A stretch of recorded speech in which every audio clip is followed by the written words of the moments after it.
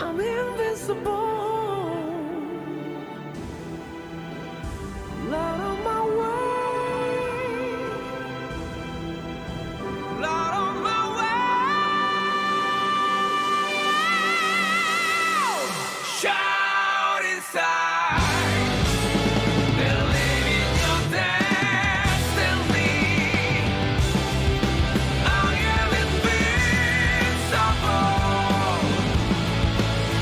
Where my dreams are, where my dreams are.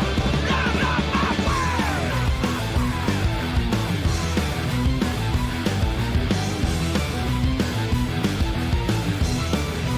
더 강하게.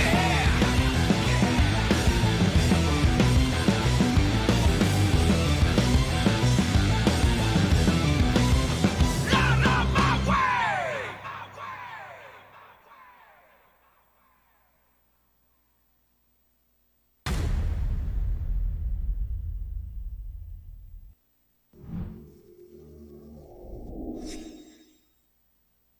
공식 이런 해설론은 처음인데 100점 만점에 몇 점 정도?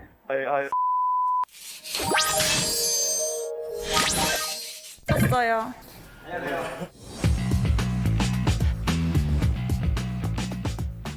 그러니까 요즘 또 이제 잘 나가고 있어가지고 제가 브이로그 찍자고 하셔가지고 6시에 일어나가지고 브이넣기 왔는데 이렇게 또 카메라들이 이렇게 보고 있으니까 조금 약간 부담스럽고 그러네요.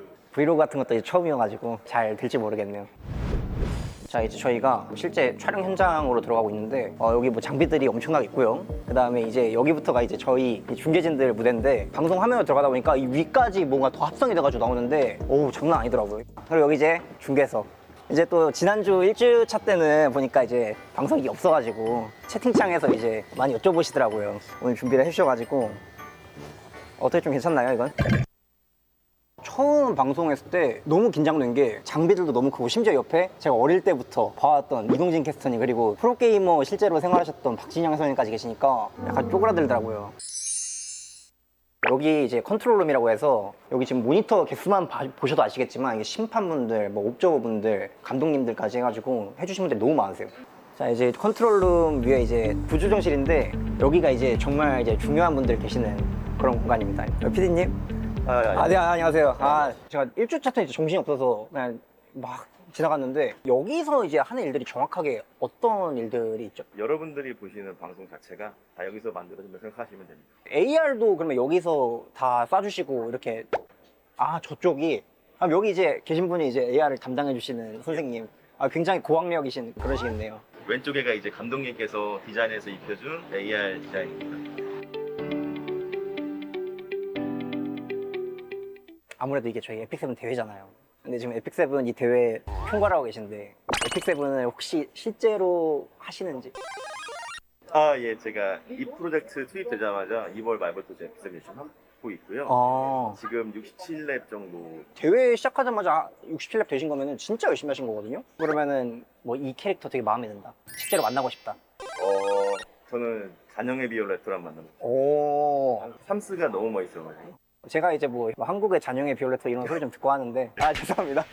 이제 제가 혹시 공식 이런 해설론은 처음인데 100점 만점에 몇 점 정도? 원래 세면님은 정말 너무 잘하셨기 때문에 원래부터. 빌드업이 되게 기신데 그래서 몇 점? 100점 드리겠습니다. 감사합니다. 저는 지난번에 차 타고 판교 한번 가본 뒤로 다시는 서울 근처를 갈 때 절대로 차 안 타는 걸로. 저 어제 개인 방송이 좀 늦게 끝나가지고 늦게까지 에픽7 하다가 1시 정도에 잤거든요. 에픽7들 밤늦게까지 했습니다. 여기까지만 말씀드리겠습니다. 안녕하세요. 안녕하세요. 안녕하세요. 에픽7의 아이돌 쌤의 어제 구독자 1만 오! 달성했습니다. 에픽7으로 기반을 다지고 네. 원 팀 아니야 너? 저희 이제 경쟁 게임 좀 잠입을 해가지고 보고요. 그리고 이제 돌아오려고. 모든 게 에픽7을 위함이다. 그렇죠. 그럼 쌤이가 에픽7 유저들하고 그 의리가 있지 그렇게 이게 양아치지 이거 지금 저 그거 보고 쌤 얘기를 하려고 그랬는데 역시 깊은 뜻이 있었구나. 그럼 당연히 야 쌤이가 그런 양아치일 것 같아? 순간 쌤 얘기라고 할 뻔했는데. 사람 아니지 그 사람 커피 탈까요? 아니야. 만다리 가지고 그 커피 사는 게 괜찮아? 너한테 어떻게 얻어먹니? 됐어요. 네, 감사합니다.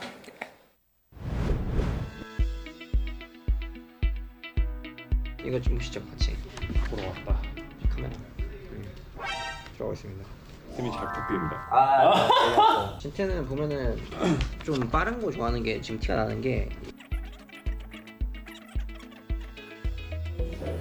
어떤 시간대를 맞추기 위한 거죠. 그렇습니다. 첫 번째 매치 밴딩을 맞아보도록 하죠. 리허설도 지금 4대의 카메라가 세대를 쫓고 있고. 오늘 약간 좀 실감을 하고 있습니다. 이번 지하철 때도 뭔가 다들 저를 쳐다보는 듯한 그런 느낌. 다들 쳐다보고. 역시 월클은 지하철을 타도 다 쳐다본다. 지하철을 안 타는 게 월클이 아닌가 생각하시는 분들은 오해예요. 지하철에 타서 일부러 시선을 즐기는 거죠. 나는 알아봐.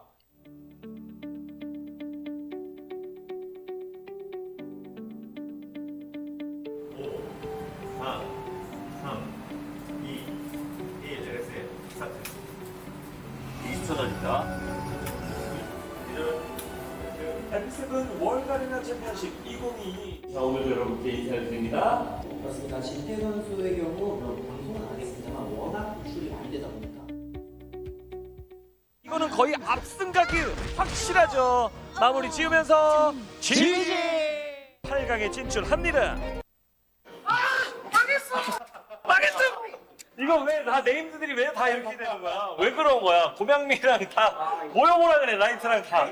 크리에이터 대전은 즐기기 위함이었나? 그러니까 저희 아무것도 아니었네요. 그만큼 요번 때가 수준이 높다. 저도 이제 본선 간 그 정도 그렇지. 실력을 걔를 이긴 너. 이렇게 갔어야 되는데 세계관 최강자로.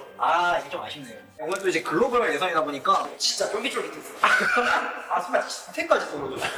결국 진짜 옛날 좀 경기 보면서 좀 실망을 해가지고 99.8% 정도. 아마 0.6% 정도 떨어질 것 같습니다. 그렇습니다. 또 많은 분들이 이거 벌써 끝났어 아쉽다 뭐 이런 말씀들 해주시는데 누구시냐고 또 한 번 물어보시면 한 분이 딱 계신데요. 그리고 이분은 이제 월클로 올라선 쌤이라고 말씀드릴 수 있고 에픽7에 충성하기로 오늘 저하고 맹세를 하셨죠.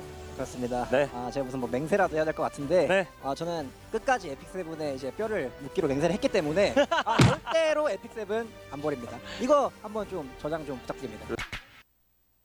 자, 오늘 글로벌 서버 예선 무대까지 전부 다 지켜봤는데요.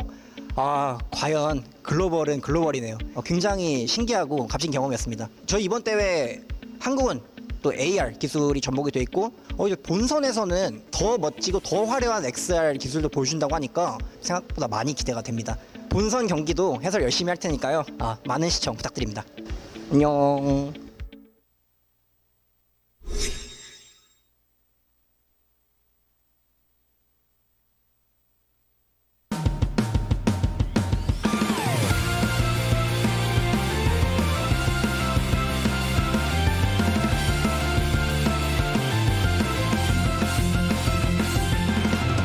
설레웠던 밤이 가고 이 시간이 흘러가면 우리의 세상이 더 아름답게 펼쳐질 거야. 내 모습이 부끄러워 감춰지길 바래왔던 모든 걸 보여줘. 바다에 일렁이는 파도 속으로 떠나자. 손을 잡고 꿈이 반짝거리는 서로의 맘속에서 반짝이는 별처럼 떠나볼래. 푸른 바다 속으로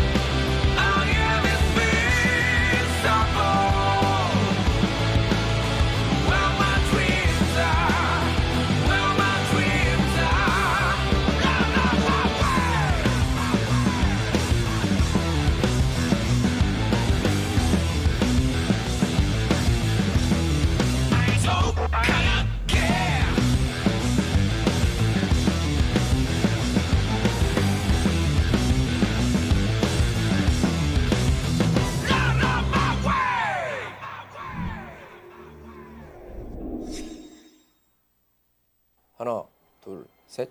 안녕하세요, YB입니다. 네, 이번에 에픽 세븐 음악에 참여하게 되었습니다. 반갑습니다. 재밌게 작업을 해서 즐거웠고요. 오랜만에 좀 강한 락을 이 게임의 어떤 색깔 때문에 만들게 되어서 아주 신나는 일이었습니다. 네. 일단은 되게 재밌게 작업했고, 그러니까 저희가 잘하는 사운드와는 조금 좀 거리가 있는 그런 사운드였는데 후반 작업할 때 좀 이것저것 많이 시도를 해봤어요. 그런 점이 되게 재밌었고 후반 작업에서 저희가 잘 하지 않는 시도들을 좀 해봤는데 결과가 좋아서 되게 만족스럽고 또 하나의 뭔가 팁을 얻은 것 같아서 되게 좋은 경험이었습니다. 곡 만들 때 이제 어떤 스타일로 만들면 좋겠을까를 제작진분들과 논의할 때 많이 강했으면 좋겠다라고 말씀해 주셨고요. 그런 어떤 토너먼트의 뭐 등장 음악 같은 그런 느낌이었으면 좋겠다. UFC 같은 거 보면서 그 등장 음악을 좀 참고를 많이 했었고 가사는 게임을 검색을 해서 봤더니 싸우는 게임이어서 내가 더 우월하다라는 걸 좀 과시할 수 있는 강한 가사를 좀 써봤습니다. 호준 씨가 얘기했던 것처럼 저희 YB의 그런 어떤 음악 성향과 가사 성향과는 사뭇 다른 그런 작업이어서 오히려 더 그게 재밌었던 것 같아요. 인빈시블까지는 아니지만 그래도 한국에서 27년 동안 밴드를 했으니까 오래 하고 있다. 잘 살고 있다. 라고까지는 얘기할 수 있을 것 같습니다. 예. 이제 게임을 하다가 질 수도 있잖아요. 졌을 때 이 음악을 듣고 다시 하자. 좀 포기하지 말자. 꼭 이기고 말 테야. 뭐 이런. 저희 YB의 몫이 이제 에픽 세븐에 관한 그 음악에 관한 이제 한 50%를 저희들의 몫이었다면 이제 유저분들이 과연 이게 어떻게 느끼면서 음악을 하게 되실지 저도 직접 게임에 참여하면서 같이 느껴보겠습니다. 기대됩니다. 네, 에픽 세븐 게임 즐겁게 하시고요. 저는 게임 중독이 좀 심했어서 사실 지금 저는 게임을 끊고 있는 상태인데 한번 저도 도전해 보겠습니다. 예, 저희가 만든 음악과 게임과 아주 매칭이 잘 되어서 게임 하실 때 아주 즐겁게 하셨으면 좋겠습니다. 네, 또 기회가 된다면 저희가 락 페스티벌에서 또 할 수도 있으니까 게임 하시다가 답답하시면 페스티벌에 오셔서 같이 싸우진 마시고 헤드뱅잉 하시다가 가셨으면 좋겠습니다. 네. Okay, I hope you guys go wild with Epic 7 and I hope our music makes a difference for you and the most important thing, enjoy. 네, 에픽 세븐 많이 사랑해 주시고요. 그리고 YB가 만들어 드린 에픽 세븐의 음악 인빈서블도 많이 사랑해 주십시오. 감사합니다.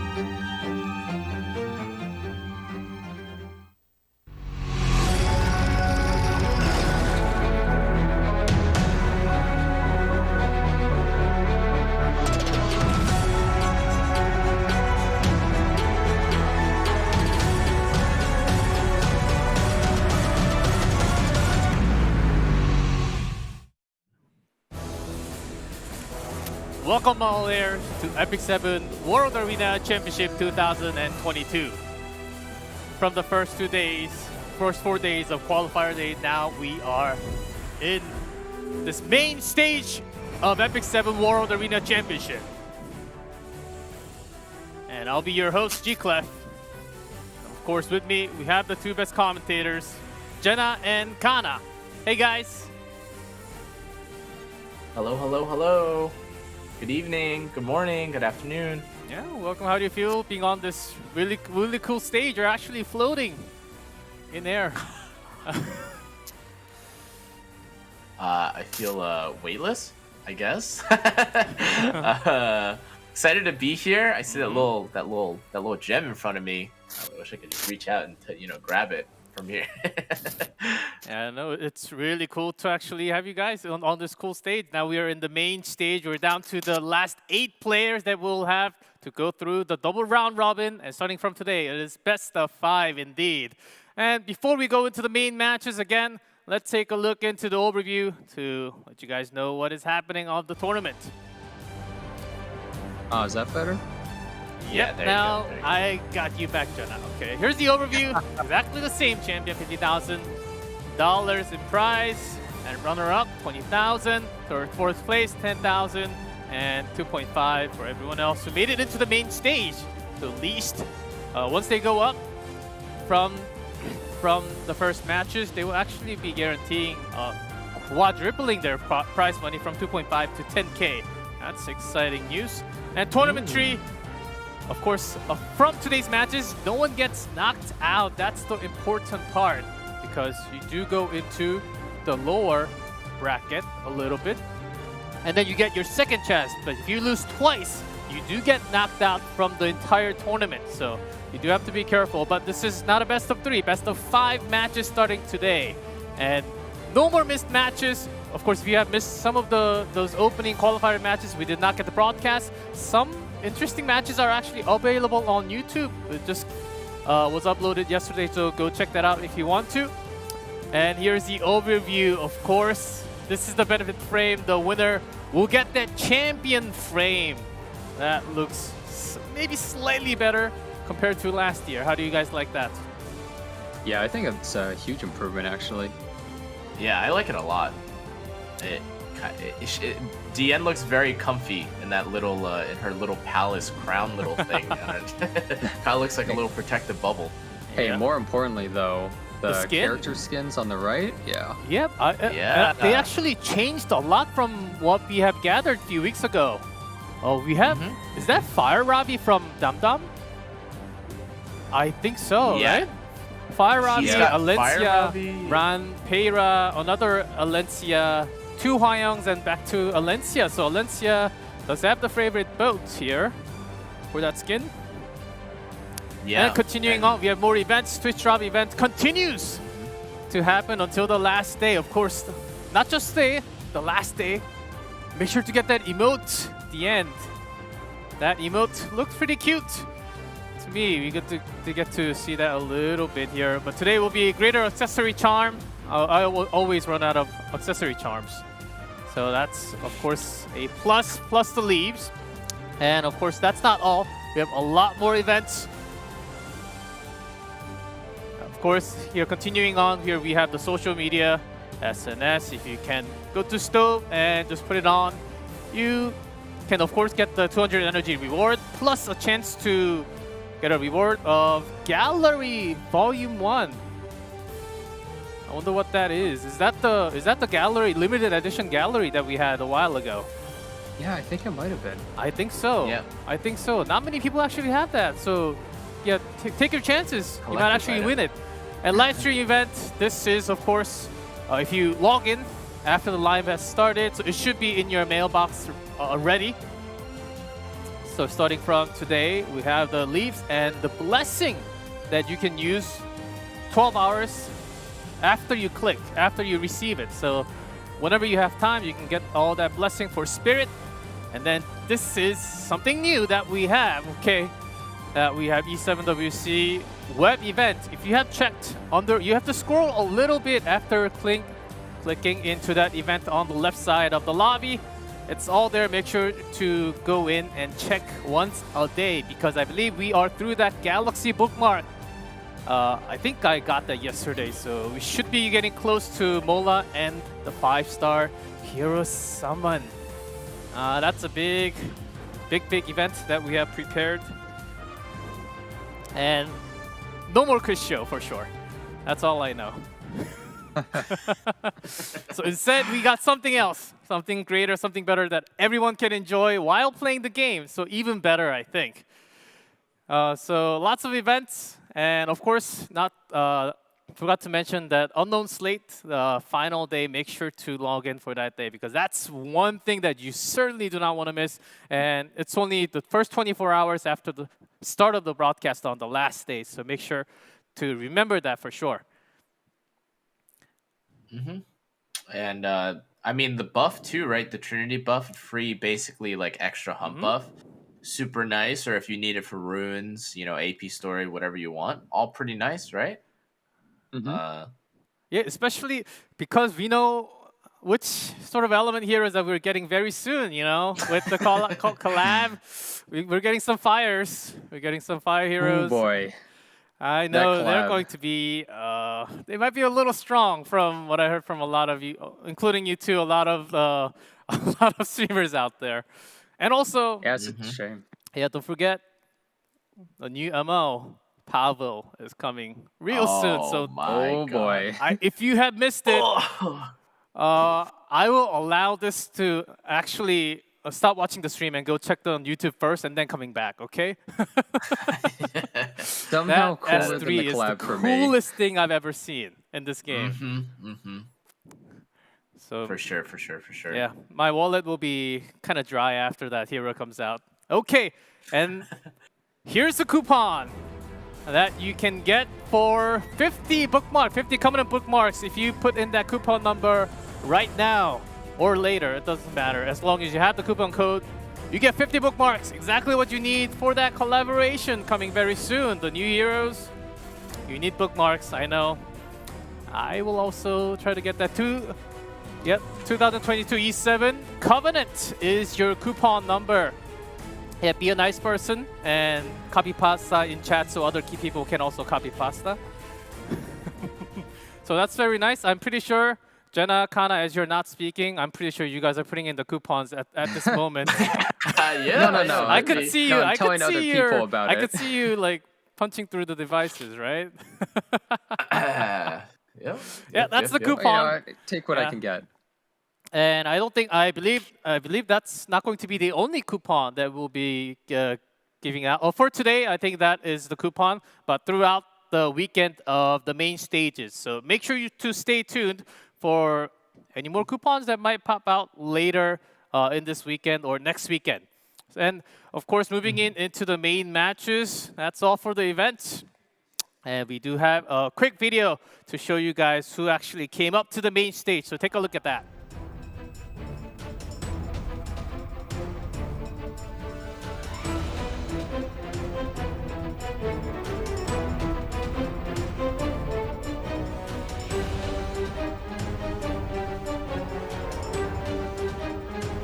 얘네가 내려오는 게 좀, 이거 설마!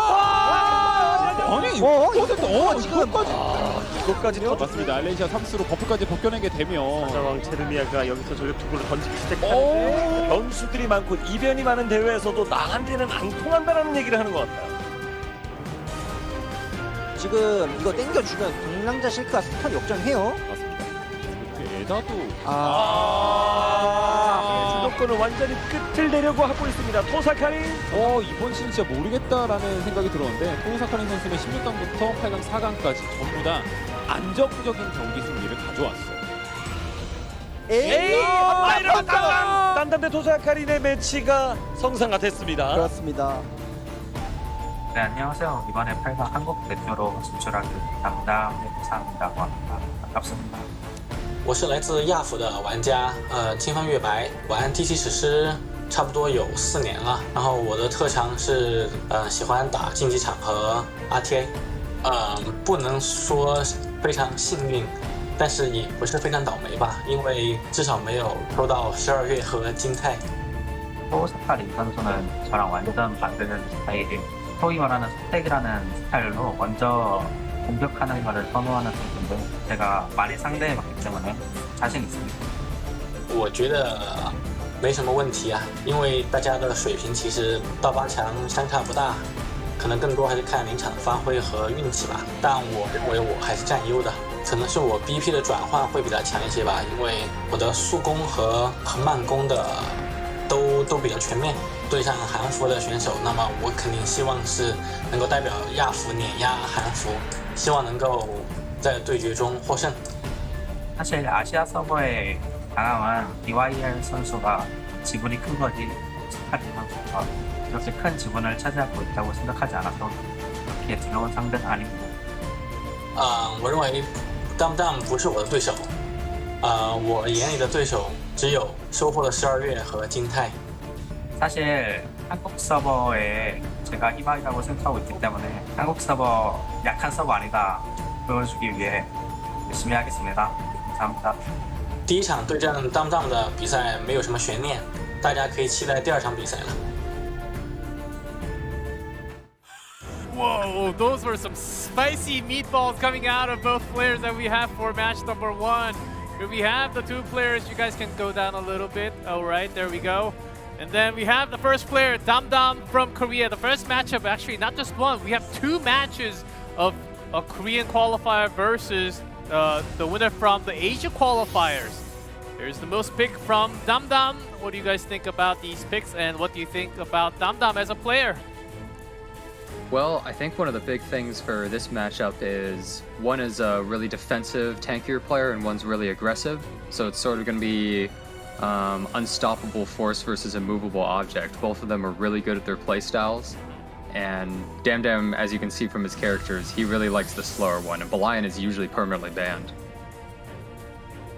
Yeah, and you can see, like, even with the pre-bans too, like, he is definitely favoring more of that tank down, slower playstyle. As you mentioned, a far cry, I think, from what most people are used to, I think, from this tournament. A lot of the Asia server players and even the, you know, JP or Europe or even global players tending to ban at least the Conqueror Lilius or the Bellion, but here we have Tohsakarin, who, as you can see, actually has pretty much the exact opposite game plan to DamDam.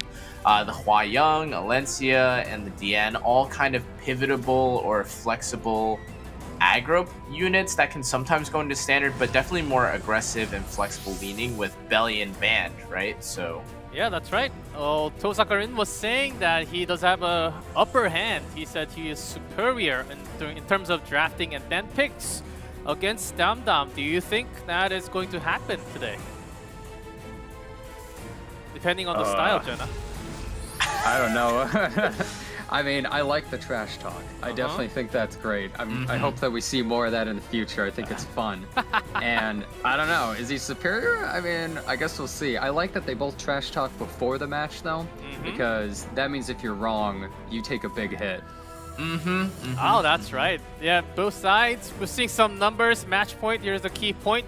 Both matches. Win rate, of course, they went through the qualifiers, so most of the players that you see today will be having a very high win rate from the qualifiers. But notice the average game time. We wanted to have the average game turns, but instead we have the average game time. Tohsakarin, much slower by 1:20 in average. Meaning that maybe he wants to go a little bit speed. Yeah. And you also see the first pick win rate is pretty big for both of the players. Yeah, that's kind of interesting, Jenna. You know, it's almost as though there's something about first pick that makes it strong. Yeah, and the average game time for Tohsakarin is much lower than DamDam's overall. And That's along right. with that first pick win rate, they're trying to end it real fast.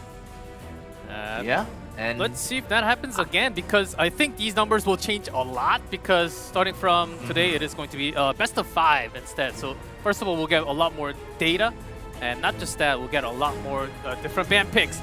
And I believe we are ready with that draft. Here's DamDam on the left side of the screen, and Tohsakarin starting with C. Lilius to start off. I'll deal with this. Ooh, and of course the Belling and Hwayoung, I think fairly standard bans for both of these players. Tohsakarin still prioritizing the Conqueror Lilius. And just to note, although Moon Bunny Dominiel is not available, all the other characters are, right? So Yes. Charlotte should be available in this. Sharoon, if I recall, should That's also right. be available. Vivian, Vivian is also allowed.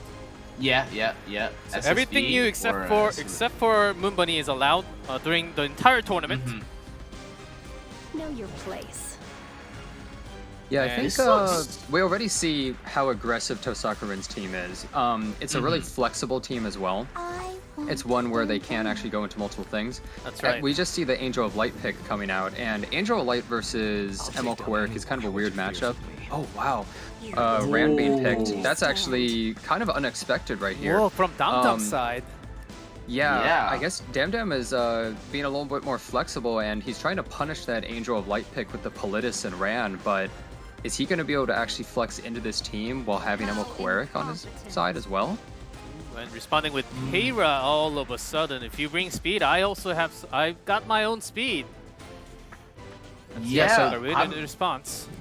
Tohsakarin decided to go for like a pretty aggressive but flexible team, but now he has to go full aggression into DamDam and try and counteract this Rand pick, I think.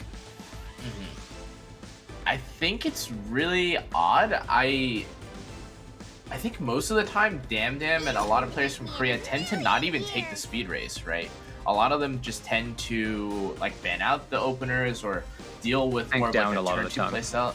Yeah, with like a different kind of response to competing with speed. But DamDam, despite having Rand as one of his most banned, is actually just picking it here. But the Rimuru last pick. Oh, Rimuru! That's an interesting pick that we have seen a couple of times, but was banned often. I'm a little bit surprised about that. So the thing is, if you look at the right side, it's actually very low damage other than Spectre Tenebria. If Spectre Tenebria is banned, it's just Designer Lilibet versus a character like Apocalypse Ravi. Yeah, and they do opt for that. So Designer Lilibet has to take out Rimuru, Politis, and Apocalypse Ravi by herself. And she has a lot of support, but she traditionally isn't really, like, she has a nice burst, but she's not a consistent damage character overall. Okay, we're ready to get in game. It is round number 1 between the two players. So you're saying, is it enough damage against a Ravi? Yeah, the problem here is, the Crimson Seed actually procced on Rimuru, interesting, is since he just takes the Ran out and gets that first turn, even if Politis does proc, I don't think he really cares too much. Yes, Kana, you were saying? Yeah. No, I was gonna say, I know that a lot of people are saying like, oh, right side doesn't have that much damage, how are you gonna kill Apocalypse Ravi? But assuming that Tohsakarin is able to kill off the main damage threats and especially get through the Mediator Tower, which is no easy feat, by the way, but assuming that he is able to do it, I do think that between Conqueror Lilius, Pera, and the Angel of Light, even, I think you can actually control this Apocalypse Ravi to death. Oh, really? So I don't think all the alarms are actually off, or I don't think we should be sounding the alarms yet. This is a Vigor potentially S3ing Dilibit here, so maybe this will be enough to take away one of the damage threats, or at least the Politis, surely, See the right? damage. Well, that's a lot. Politis survived from what I saw. Yeah, the thing is, Rimuru isn't really able to steal anything either, and I definitely will say what Connor was saying is entirely correct. A character like Emo Lilius can really lock down Apocalypse Ravi, especially since Proof of Valor is so popular right now. When they're on that, it's easy to control. Ooh, I don't know how much the dual attack matters, but in a game like this, maybe every little bit of damage that you can scrape away here does. Tohsakarin doesn't have any healing, as far as I can tell. I believe that was a portrait on Designer Lilibet here. So we'll see what he decides to do here. The Mediator Cowrick is still, he's still restricted, so he can't push up with Warhorn or anything like that. This is literally the Spear versus Shield, on left and the right. Yeah. It's really just a race against time. If a right side can take out all the important characters and start to hard control before left side is able to just kill this Designer a little bit. Like, the whole match just comes down to that, because Apocalypse Ravi if you don't have any actual damage dealers, it's possible to deplete that bar underneath her health bar, but it's going to take a lot of hits and a lot of luck. Yeah. And so here we have the immunity being brought up, and there's the I guess access to the skill 3. The designer a little bit should die It's the here target. though. This is the problem. Who does he No bring buffs back on as her. well? Ooh, we get Politis back. Yeah, and at this point, right side just doesn't really have much else they can do. Politis adds a lot of extra damage and disables them really hard on the right side. And into Apocalypse Ravi, how are you going to kill this thing? Quark being able to just easily cleanse pretty much just completely screwed over Tohsakarin in this situation. Yeah, and even with the RNL G-Clef, I don't think this is enough. I think, unfortunately, by the time that you're even done doing enough damage to the Mediator Cowrick, Apocalypse probably has her second or third skill 3 coming up. Yeah, exactly, and it's unfortunate. I guess he can. Unless you can stun her every single time. Like this, but that was with the soul he's- one, right? From Heir? Yeah. I think that the issue was in the draft with he was picking all these really strong support units like Emma Lilius and Peyra and Angel of Light, but needing a character like Designer Lilibet on his team, as soon as he picked that, he needed another hard carry for his team like Spectre Tenebria, and he just didn't pick something like that, so he was locked into such a low damage character that has utility for your team. The other thing that's honestly kind of working against, like not that it would, you know, completely change the state of the game necessarily, but something I think that's working a little bit against Tohsakarin's favor here is the fact that actually I think he has Soulburn on ML Lilius' skill 2. I'm assuming that's what he. Okay, or not. I was gonna say the restrict here are not really doing him too many favors because I know that there's some comps where if you have triple or double support with the Angel of Light, you can continuously push back the Mediator Cowrick over and over and over and over, so he can't, you know, press S3 or whatever. But I guess he's actually waiting for this turn now in order to use the provoke onto the Mediator Cowrick. Maybe. Now, I know a lot of people are looking at this match and they're just saying right side loses. Why doesn't left side just concede? Like, or like why doesn't right side just concede? Like, what are they gonna do? Well, there's a few reasons why. One, you get to think about your match a little longer, right? Like what you're gonna do in the next match. And secondly, your opponent could disconnect at any time, right? True, and even in the finals, Jenna. Yeah, even if in their Korea, opponent goes that out, could technically they're happen. still gone. They're still gone. You can still win. Anything. This is a game with there's a lot of RNG elements, and even internet and power are RNG elements when it really comes down to it. That is true. But round mode, you can actually reconnect easily and get back into the game. Unless it's down for a real long time. We've had that match once in the qualifier, so It happened. you have to think about it. You do have to think about it. So there's a lot of things to check. And also, was the post ban the correct ban that was that the right decision that I just did? I think there's a lot going on within Tohsakarin's head right now. Yeah, you could really consider what you want to do in the next match. Maybe possibly plan out your draft, because a big thing in drafting is when you think of picking a unit, you think about what your opponent is going to be picking to respond that unit. So you can almost plan out how your draft will influence their draft and then what you could do to counterpick those units as well. And so there is a lot of possible thought you can have while just kind of like running down a game like this to try and think about what you want to do in the next one to improve it. By the way, I would like to point out that, again, kind of what I mentioned before, like this Angel of Light is receiving a lot of value from being able to constantly push back the Mediator Cowrick, right? And Conqueror Lilius now has another, I believe does have her skill 2 up again in case if she wants to soul burn that onto the Mediator. He is using skill 3 here, so no debuffs for now, but with how RNL has been working with Peyra right now, there's a chance that he's able to use his skill 2 again, but... Oh, we're at Frenzy 7. We got all the way to Frenzy 7. So at this rate, we can go assuming into that- Epic 7 Championship 2023 with this game. I think the average match time is going to increase a little bit. Oh, by a lot for these two players. Wait, that 15% onto the Apocalypse Robbie actually kind of mattered a lot there. Yeah, wait a second.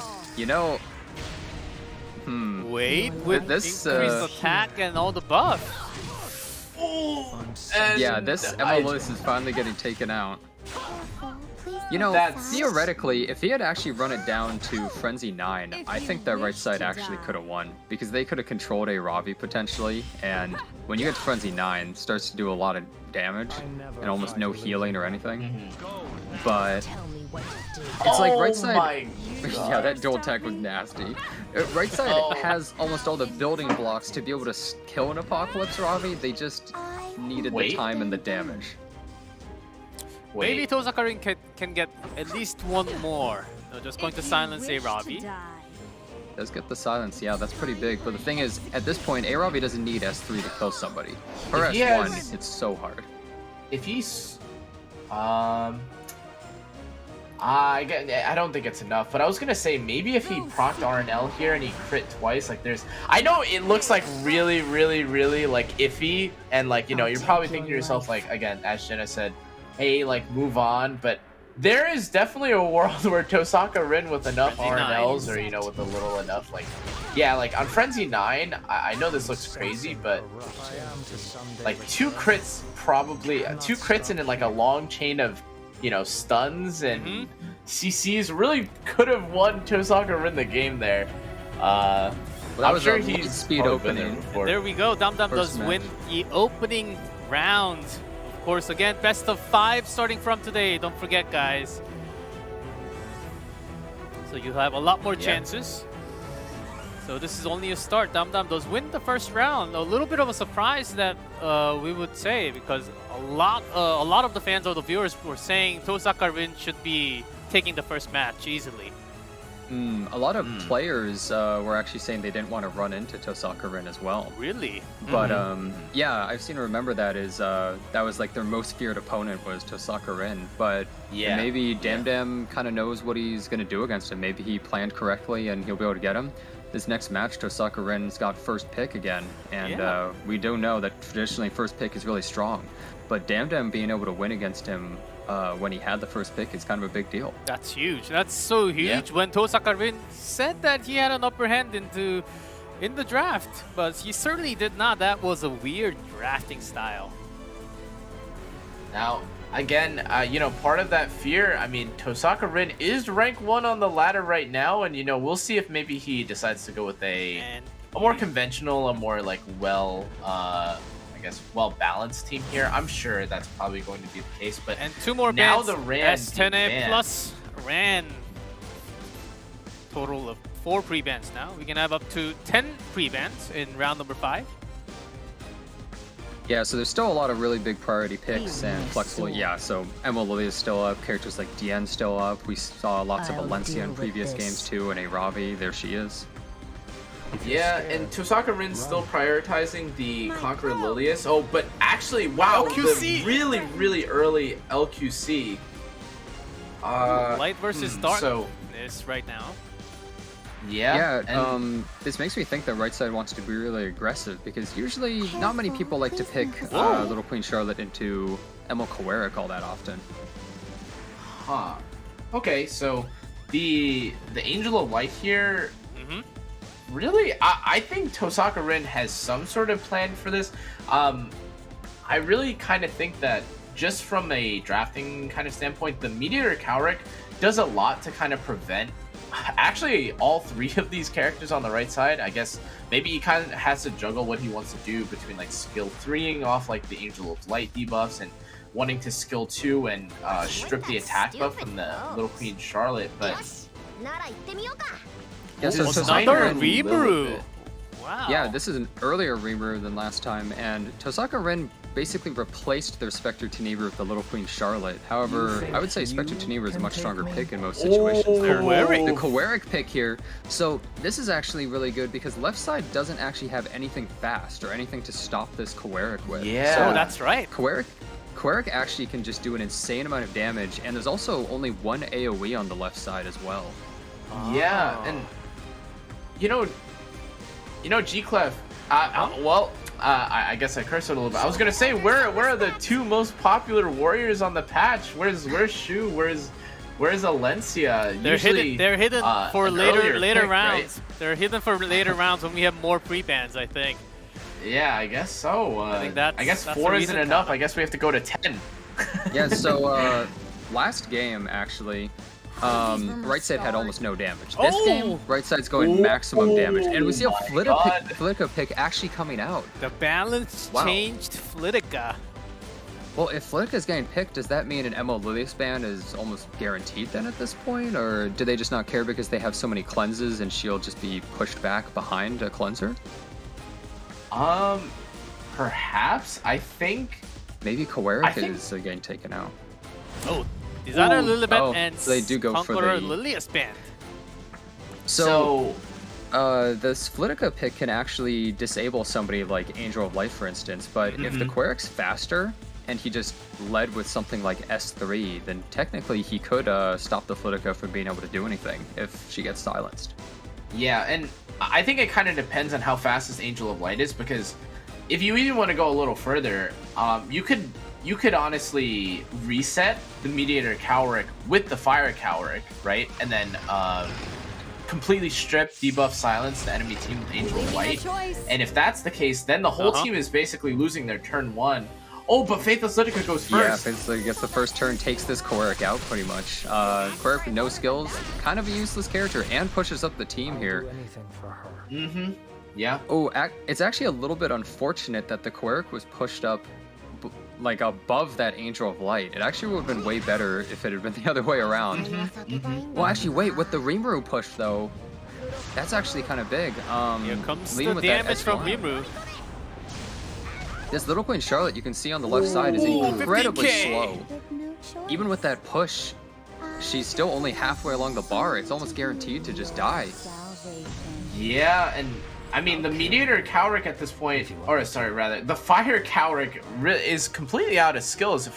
Wait, did he get reset? Am I crazy, or did I? Oh, sorry, I was reading on the You're side. crazy. Okay, yeah, I didn't. I guess I didn't We all show. knew that. That's okay. I was looking at the little UI, but I guess I didn't see it. But okay, so the Alencia does get to skill 3 here, but I think Tohsakarin is really kind of out of gas with his left side draft, or with his right side draft. I don't think he has anything else. Yeah, so this is not an injury Alencia either, so it can't really do that much to this Apocalypse Ravi. If it was injury, it could leave like a huge amount on her right here, but since it isn't, I think that Apocalypse Ravi just wears down this Alencia too quickly. With my authority as mediator. So you're saying it's just going to go in favor of DamDam from here on?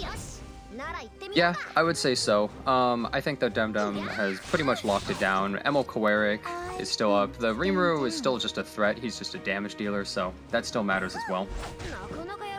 And in all the time that he has to spend taking out the Rimuru, this Apocalypse Ravi is just wearing him down too quickly, I think. Rimuru actually making a significant difference in the actual matches. We only had 20% win rate during the qualifiers.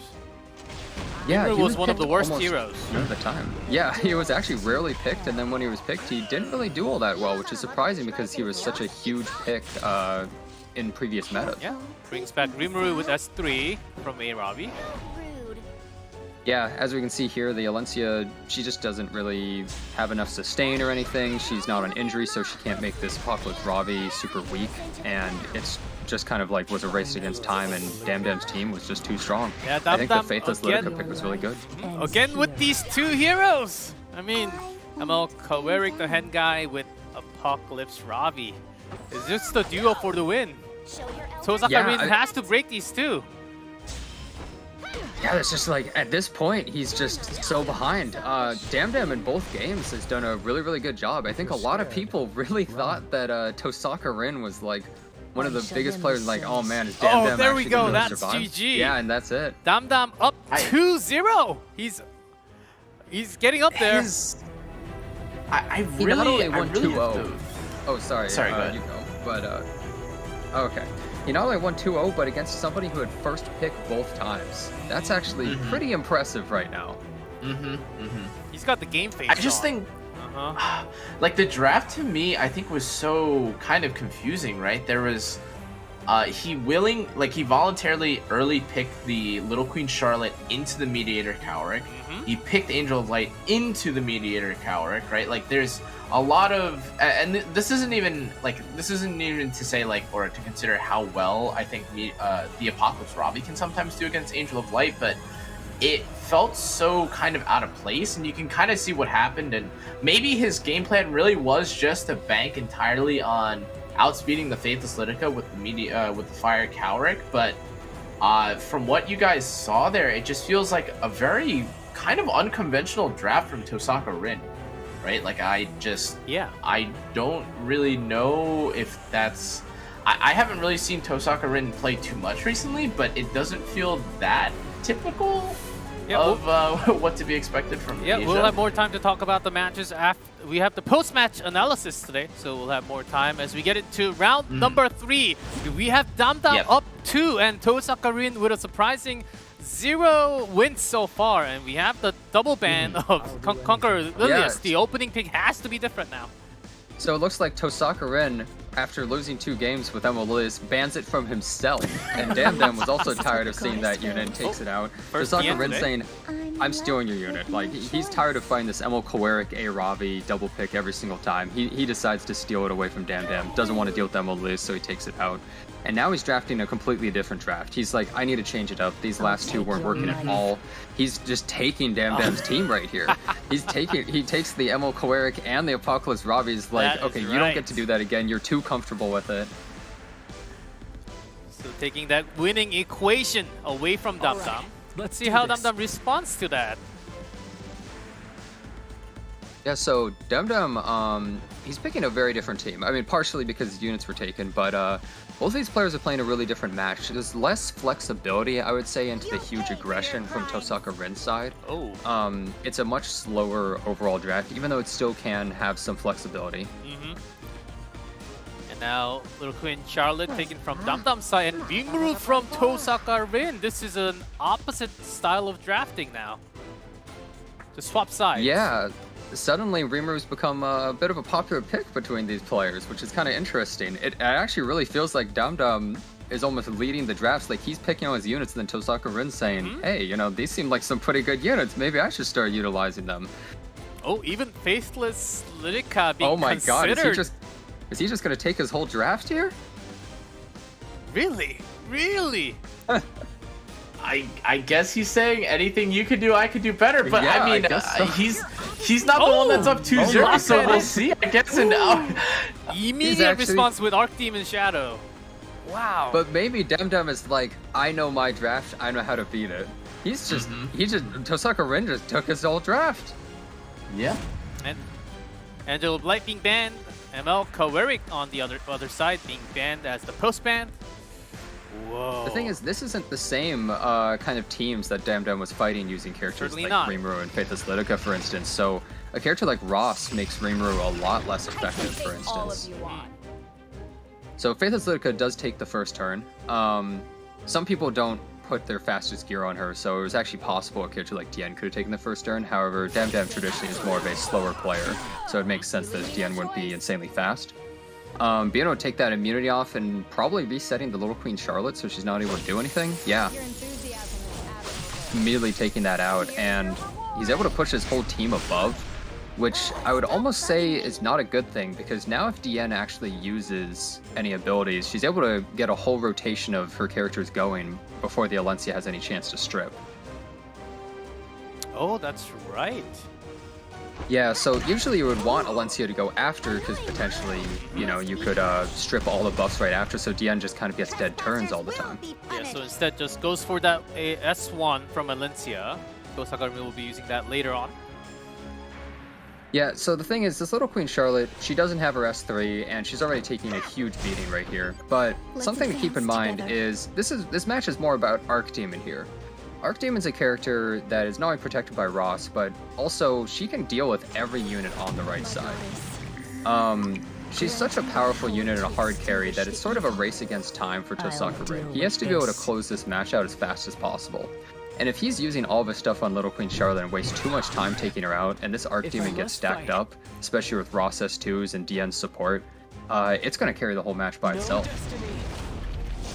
Yeah, and I wonder if Tohsakarin is actually nearly as comfortable or as versatile with I guess what we would call DamDam's strat from last game as he is stealing the well, I think it's, yeah. Oh, actually not stealing the defense buff, but he does take the anti-crit, which is equally as useful, I'd argue, against some of these like higher hitting targets, you know, like the Little Queen who wants up to 3 and stuff like that.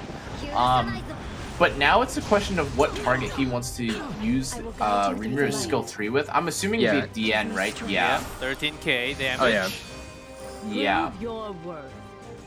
So this Arcdemon's finally getting her first stack, and if she lands a seal into some strips and some blinds, this could already just be a huge turn. There's so much possible things that could happen. So it doesn't actually land the seal or the S2. That's actually a huge deal. That really just puts the Archdemon behind. There's so much like luck and RNG just involved with every single turn of Archdemon, where a whole match can be decided. Oh my! Goes through the anti-crits. Huge damage. Oh. 22k. Is that right? What I just saw. Oh my god. Not only did Ross actually land the defense break, which I swear never happens, but actually goes through the anti-crit as well. It almost just takes out the Arabi instantly. With a unit that doesn't even have its S3 anymore, it's supposed to be kind of useless at this point. Like, that's what Brightside's hoping. Are you ready? And the Archdemon actually resists that. The Archdemon is still so tanky. Again a crit. Another crit. It doesn't do nearly as much with that defense buff, but still, just anti-crit is not working at all for Brightside. I know a lot of you guys have already put in the prediction from the game on the event section, but we might be getting closer to that 3-0 victory. We have to look a little bit more, but I will admit that in my prediction, I may have voted for the right side here. Yeah, I might be guilty of that too. Not to discount DamDam. I think DamDam is actually easily one of the best players from Korea. Like, he is so consistently high up on the ladder and just consistently strong. But I really thought Tohsakarin would be able to exploit some of the possible weaknesses he might have, but still 2 versus we see 4 in these matches. Yeah, you see, here's the thing. It looks like right side has it in the bag. Come on, it's 4 people to 2. But Archdemon can make any miracle happen. Yeah, I've seen some highlights of Archdemon 1v4. Yeah, I've lost in this position before. Yeah. I've definitely lost in this left spot side, before. you guys have probably noticed, this Archdemon is not doing anything. She is trying as hard as possible to lose this match.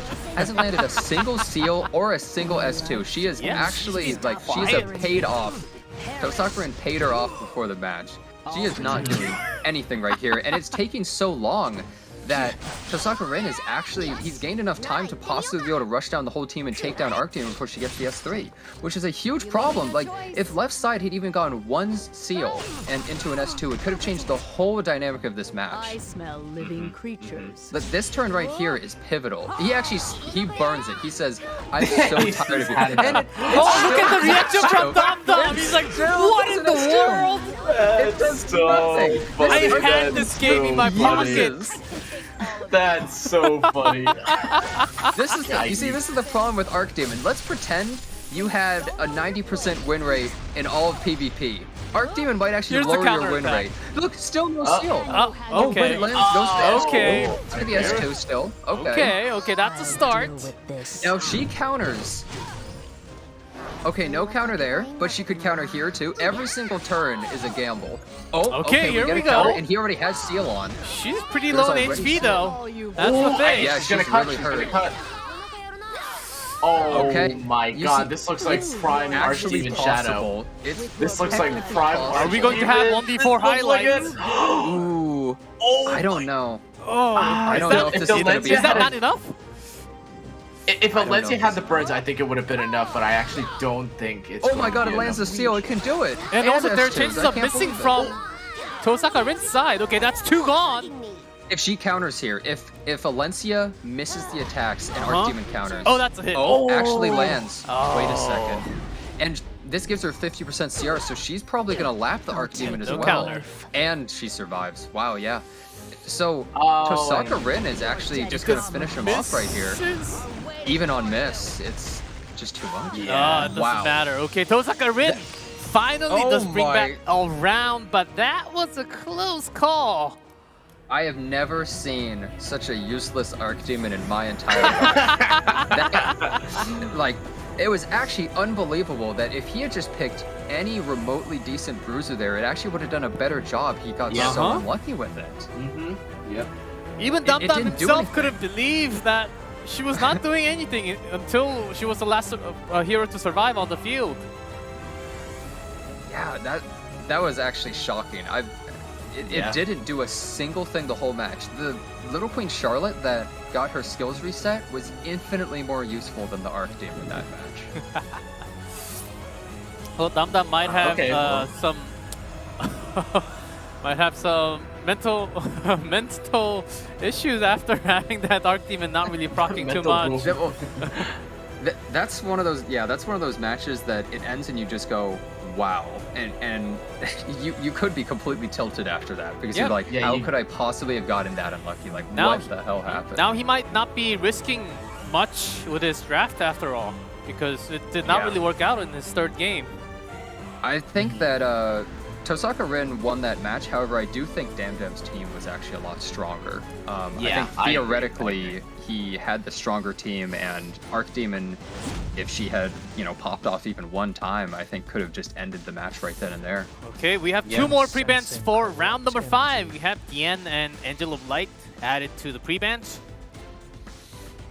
Oh, so Dian and Angel of Light both being banned does make Meteor Carrick really good, or Meteor Carrick like one of the more priority units. However, that does actually leave open the Adventurer Roz, who isn't really so afraid of being like silenced or controlled, or having his skill 2 or his rune rather, his rune passive from being prevented by like the unbuffable.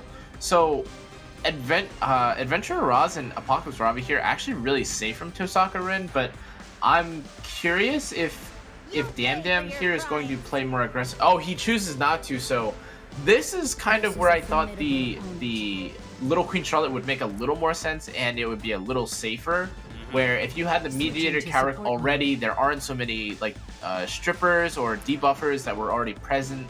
It feels, I thought it would be a little safer for him to pick it, but it looks like Tohsakarin's actually looking to aggro and pick up the pace and punish more. Yeah, the Operator Sigrid and the Amelia is great here, but I think Tohsakarin has to probably finish this out with the DPS, and they're picking so fast I can't even... DamDam responding pretty fast with Ruel and Spirit Eye Celine. I like the Spirit Eye Celine here because none of the right side units can really deal with it. And they also have Ruel. They have so much support on their team. And also having Little Queen Charlotte with MO Quarterfinal, like, right side, this A Ravi is just going to explode. So A Ravi is terrible against both of the left side DPS characters, and he opts for the Quarterfinal as his last pick. Quarterfinal seems to be the pick that Tohsakarin prepared for today, but certainly did not work in the previous game. I almost wonder if he's just banning Falls. Oh, okay, never mind. Wow! Celine ban and the Fire Quarterfinal. Wow!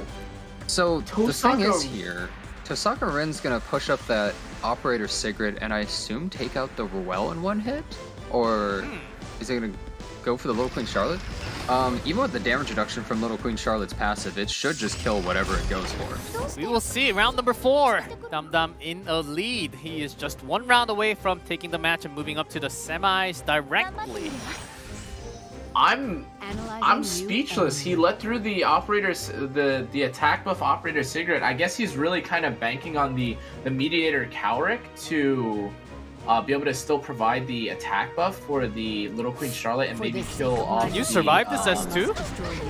Oh my, wait a second. Oh, wait a that's minute. very tanky, It just Ruel. doesn't have enough damage. He got gear gapped. Oh, even the second hit is not enough. He just spent so much on trying to take that unit out. And it's just gonna heal. It just doesn't even care. Now the shield he is gets back. the shield right after. Like, Apocalypse Ravi S3 is not gonna take it out. He's still going for it though. There's just I don't think there's any way. I think. Oh, even 995 left. Oh my! Every cooldown on his team to not even kill it, and he only uses one to heal her back to full. This roll's too tanky. That game, guys. 24,000 health.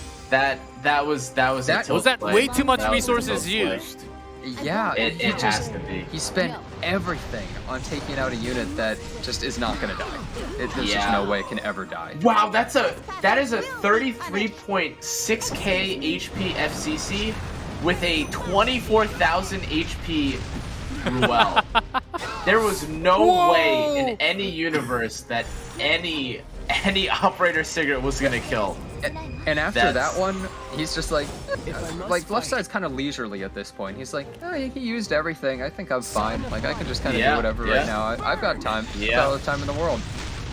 The longer the match goes, the better for left side. This Little Queen Shark gets an S3 every once in a while and just takes somebody out. Now full buff with Mediator Coweric. That's a 30,000 HP Mediator Coweric too. This is a really tanky left side. Left side. DamDam is a very tanky player, and that's why I was so surprised by the Ram pick in that first match. But it kind of just looks like he had Tohsakarin's number overall in like a lot of these matches. Like he seemed to just really know what he was doing to take him apart, and he didn't even care about the Operator Sigrid in this match. He just said, just tank it. Oh, whatever. Operator Sigrid's a character you almost always ban when the opponent picks it because usually you're so vulnerable to it. It just takes out too much of your team, gives too much of a damage advantage to the other side, but he just said, yeah, I don't care. It doesn't really do anything. So what I will say is that there are other members, I think, of the Korea server that do play somewhat similar to, like, I think we mentioned last time, a fairly popular player on the ladder named like Six Duck, who who relies a lot on this Fallen Cecilia Ruel draft with Mediator Cowrick that's like super tanky, and this is kind of like one of the built-in techs or like one of the things that people like Six Duck work to kind of ensure in their draft that all units in the draft are not like either you're not going to be able to kill them with the Operator Sigrid, or you have like a reviver, or you have someone that kind of doesn't get killed by Operator Sigrid and allows them to bypass basically that one shot from the S2 into S3. And I mean, you're kind of seeing the fruits of that kind of technology's labor, right? Like nothing's dying, and it's well. I think there's a couple of things that are a little bit odd about this match. First of all, I think that Tohsakarin is not at all playing to his strengths. I think he's a really, really aggressive player, and that's how he always plays, but he's playing such a slow match versus DamDam, and I would say DamDam is like sort of the king of slow matches. So he's kind of just playing right into his hands here. DamDam is just like, yeah, sure, let's play on my playing field. And also, I thought it was very odd that the Operator Sigrid didn't kill the Ruel. 24,000 health. That's a good amount, but usually Operator Sigrid attack buff can kill basically anything but maybe a Proof of Valor A Ravi. I'll protect you. Yeah, I have to imagine. Oh, if the Death Break lands here, maybe. Oh, but that's still low. damage. Still a lot of HP left. The thing is, Ruel can just revive. She's got one turn on her S3. Even if this Little Queen Charlotte gets taken out, DamDam doesn't care. He has all the time in the world to slowly pick apart Tohsakarin's team. He has no problems with this taking a long time. Is getting roasted this round. Yeah. This Ruel pick, you don't really see Ruel all that often nowadays, except in really specific tanky teams like this, but she's a character that anytime the meta slows down, she becomes a really prominent pick, because as long as you're not getting AoE down and your team isn't dying too quickly, and she can just focus one unit, that unit is going to be there forever. The Little Queen Charlotte doesn't have S3F for this turn, but in one more turn, if she isn't handled, that's a dead Apocalypse Ravi. I will say that the Hellcutter stacks, fortunately, I say fortunately, kind of as kind of like an afterthought, because honestly, it's not really very fortunate for what's about to happen. But like the Hellcutter stacks do kind of reset, and he is not going to get the full value of it. But I think that at this point, I don't think there's enough for Tohsakarin to be able to do to kill the Little Queen Charlotte and then deal with her being revived by Ruel. I think there's just nothing to do because it's solo damage dealer Ravi. This is the problem with Apocalypse Ravi. Even though she's such a picked unit, such a powerful unit, she's really weak versus a team that's just protect the unit and that you have to rush down. Because realistically, against like Fallen Cecilia for instance, she's not really doing that much damage to the shields. And with Emil Quirk, like there's so many defenses that she doesn't really do anything to the left side team. Like look at how many turns have been taken by the left side just not really caring about Apocalypse Ravi. As soon as that Operator Sigrid threat was taken out, he completely lost all steam. Apocalypse Ravi is just really bad into these teams. Yeah, Ravi not being banned, barely being banned during the qualifiers, I believe 8 in total, but she was picked about 49% of the entire qualifiers, so basically in half of the games, because she's never been banned. But actually having one of the highest win rate, I believe high 50%. So maybe that's a hero that you certainly do need to think in the main stage how to have a win equation against her like this. This is even just like insult to injury. He used Ruel S3 and then put up the skill nullifier, and this is the world's most protected. And that LPC. But DamDam wins against Tohsakarin. First win for Korea, and that will be a 3-1 victory. Oh, a lot of your prediction might actually be wrong on this first match. The first winner will be DamDam. Oh no. Yeah. Well, I guess somebody screwed on predictions. Good job, DamDam. He did really well in these matches, and I think he actually kind of made the matches look pretty one-sided overall. It was very decisive wins on his side, and even the match that he lost, I think he had a really good draft. Overall, he just completely trounced Tohsakarin here. What did you think about the match, Kana, overall? I don't know. It feels like this might have been the only match that, barring that one case where barring the operator Sigrid just getting gear gapped, it looked like this was the most solid draft, I feel like, of the games he had played. Every other match, like we had the match prior to this where he kind of just yoinked it from DamDam. Like he pretty much said, everything you could do, I could do better. The match before that, I thought was like one of the matches where he willingly picked like Little Queen Charlotte into the Mediator Cowrick and the Angel of Light into Mediator Cowrick. Like there was some, maybe he had like a different like idea or a vision of how some of these matches had or were going to play out, but it just felt like at every point, or at the end of every draft phase, it felt like DamDam was on the upper foot, or I guess like had an advantage. Hand, you mean? Yeah, that's.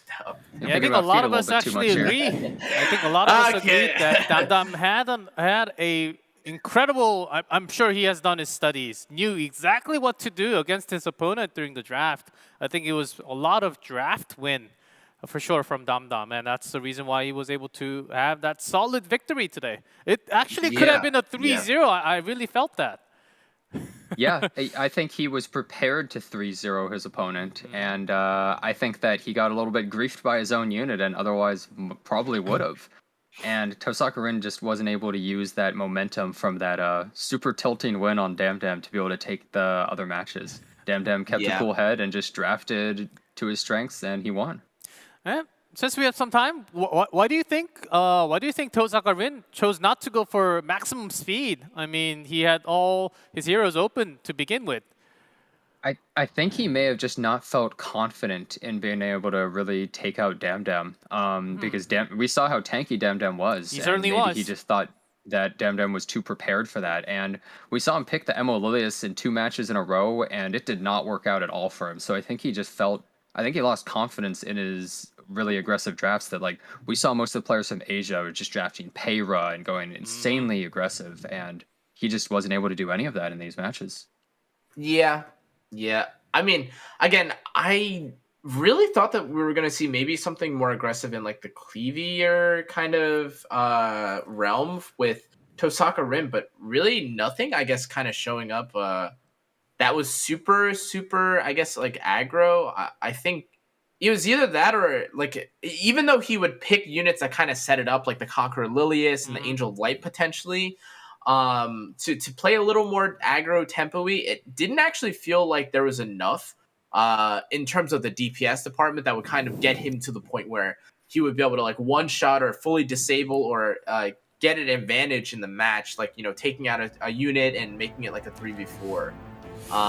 But yeah, I mean, and sorry to cut you off there. Let's go over the draft of each match. This was the first draft, I believe, and I think we're going to see all the ban picks first. Yeah, I think in this first match, as we saw, there just was no damage on the right side, right?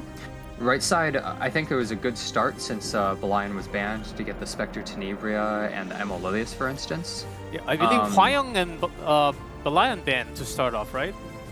Yeah, I believe so. Hwayoung is a character that would have been really huge for Tohsakarin, I think, because he needed that kind of aggression. But as DamDam is generally more of a slower player, he obviously was just like, I'm not dealing with this unit, because Hwayoung is really hard to fight if you can't like get the first turn and stop it somehow. Yep. And so just right side had no damage, and I think that the designer Lolobet pick was a little misguided here in a way, but at the same time he needed some way to deal with this Ran if he wasn't banning it, because he didn't know what the last pick was going to be. Yeah, and again, let's not understate that this first match, I definitely feel like Tohsakarin with a little bit better tuning definitely could have won that. But going into game 2, I mean, you could, I was harping on it, but really it felt so odd to be taking the Little Queen Charlotte and the LQC, or the Little Queen Charlotte and the Angel of Light into the Mediator Cowrick, like, willingly. I get that maybe he was trying to disable and push back a lot of units, or like control the Mediator Cowrick a little bit more. And then it was unfortunate that the Fire Cowrick was outspent by the Faithless Litica, but I think he was kind of put in such a weird position with this draft where there were so many debuffs early. Like the designer Lilibit was forced out, and then, I mean, the Alencia was kind of there as an afterthought, right? Not really doing much for the draft in general. So yeah, the Faithless Litica pick was pretty cool. Yeah, here's for draft number 3. Actually, we had finally a Meteor Require King ban, and Aeola ban was the post ban. And as you can see on the top, it's kind of small, but there are pre-bans on the top. Yeah, so the thing in this match is, if you just look at how it played out, and if you just look at it right here on paper, it feels like left side is too hard to deal with, because he disabled the Little Queen Charlotte, but it took him so many turns to take it out that the Archdemon traditionally would be able to ramp up, get like 1 to 2 seals, get an S2 or 2, and then just immediately be able to S3 and just roll the whole match, and that would be the end of it. He almost even killed the A-Ravi pretty early. Yep, and this was the final round between the two players. Celine ban and Cleric being banned. It seemed like DamDam really had his whole game plan, and on the other side, Tohsakarin's game plan was totally ruined after the first 2 rounds. I think the thing is that Operator Sigrid, I was shocked that it didn't actually kill the Ruel. It was on Guiding Light, so it didn't get extra kill pressure from something like, let's say, Portrait. But at the same time, I was still surprised that with attack buff, it didn't have enough damage to kill. Maybe it has a lot of speed or something, but it was really surprising that it wasn't able to kill through it. I guess the FCC had like an insane amount of health, and with the Ruel, I guess he just wasn't prepared for it. Yep, we'll have the highlight of the entire match. We can just really talk over these highlights. That was round number 1, I believe, with A-Ravi never died until Frenzy 9. Yeah, and again, I think it really like, especially when it was still the three-man core, or three-lady core, I guess, of Conqueror Lilius, Peira, and Angel of Light. People really underestimate how strong that core is, because you have so much control, pushback, shield, barrier, like skill null, silence, like all these different things that actually do a lot to help control someone like Apocalypse Robbie, who really has no way to self-cleanse yourself unless you're running Crimson Seed or you have another cleanser, right? Like if you start hitting, as you saw, this Frenzy 6, Frenzy 7, like you can, like a lot of these units become damage dealers themselves, right? Like even the Peira and the Angel of Light start ramping up the damage, and this match, I would say, is, I mean, a really unfortunate tragedy We for almost had it. Archdemon Shadow. Oh, But- that Ruel surviving that hit. I don't know Yeah, how much yeah. Archdemon costs, but he must have paid a pretty penny to have her do absolutely nothing in that match. Yeah. The craziest thing about the last match too is that for how crazy, not killing the Little Queen Charlotte, or not killing the Ruel with the Operator Cigarette was, I actually don't know for sure if Tohsakarin would have even won, assuming he killed the Ruel, because he would have still given attack buff to Little Queen Charlotte, and then there is a chance that he would have just one-shot the Apocalypse Robbie on the enemy team, right? And then maybe the splash damage actually ends up one-shotting the Operator Cigarette. So, I mean, obviously, like, hindsight bias is 2020. You don't pick the Operator Cigarette into a player like DamDam again, but it's unfortunate, because I think that, again, like, props to DamDam. I think his drafts are really strong, but Tohsakarin, I guess, maybe a little, I guess, seeing things just differently, or perceiving like how the matches are going to go a lot differently than DamDam, right? I think that if that had killed in the final match, I think he would have had it, because she also would have gone to S3 right after. Keep in mind, that's a lot of extra damage. And I think he could have pushed it just with how long that match took. Yeah. But yeah, it was shocking that it didn't work. Yep. Shocking that Tohsakarin did lose from a lot of your prediction, but still he's not knocked out. He'll be going down to the losers bracket for another chance to actually survive and come up to the later stages of the tournament.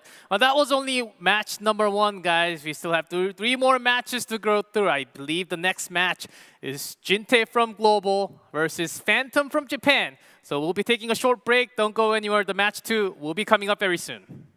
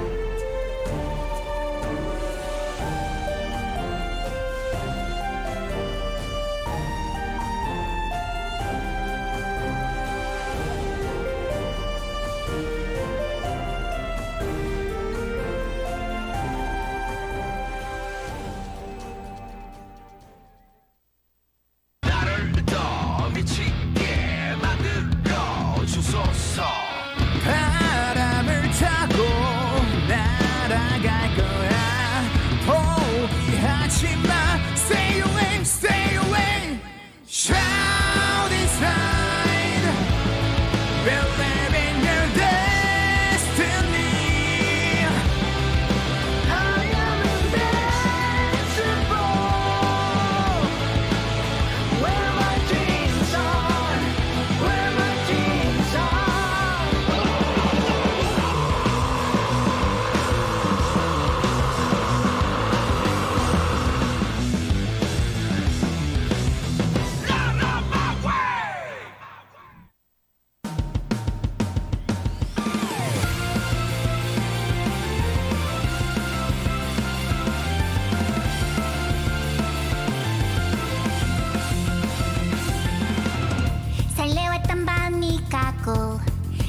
시간이 흘러가면 우리의 세상이 더 아름답게 펼쳐질 거야.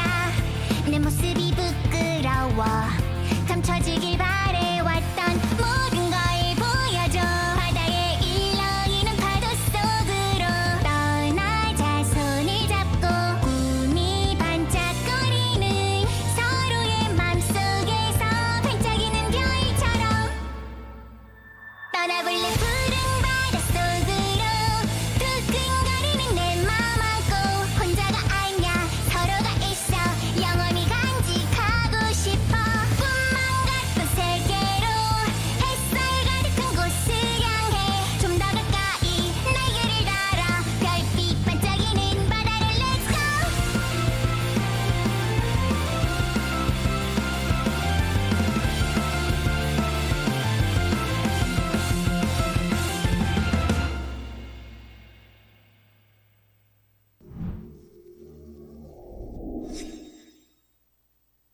나를 더 미치게 만들어 주소서.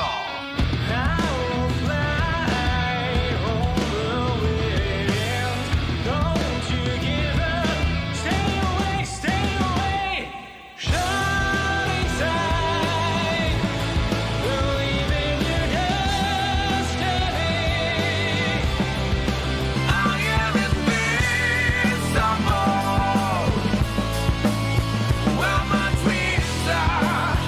Well, my dreams are. Run on my way.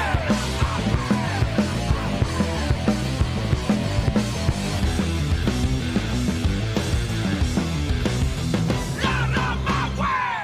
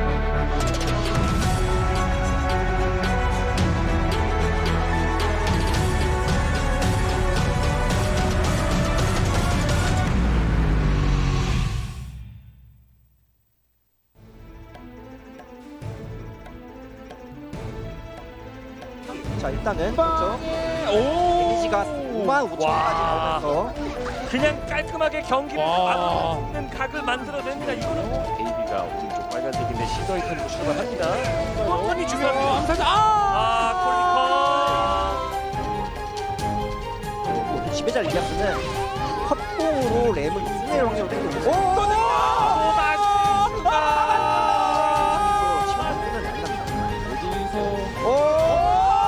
아래쪽으로 팬텀이 일본 대표로 진출하게 됩니다. My name is Jintae and I'm from the global server. So a lot of people say that I have probably the best chance to win. If you can vote for me, that will be good. But I will try to not let my fans down. 大家好，我是来自日服的银社的幻影。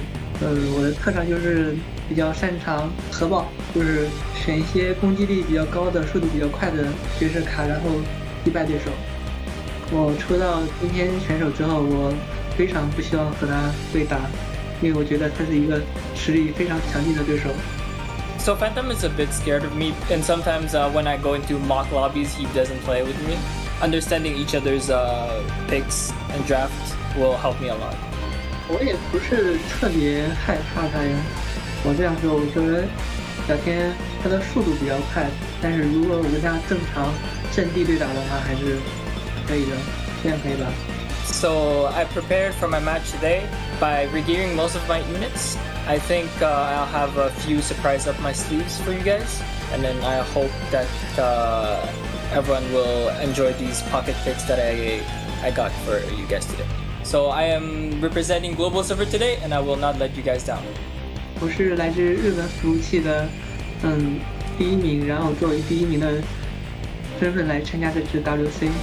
我的决心就是打好每一场比赛，就是每一场比赛都用心战斗吧，就是竭尽全力以赴，就这样。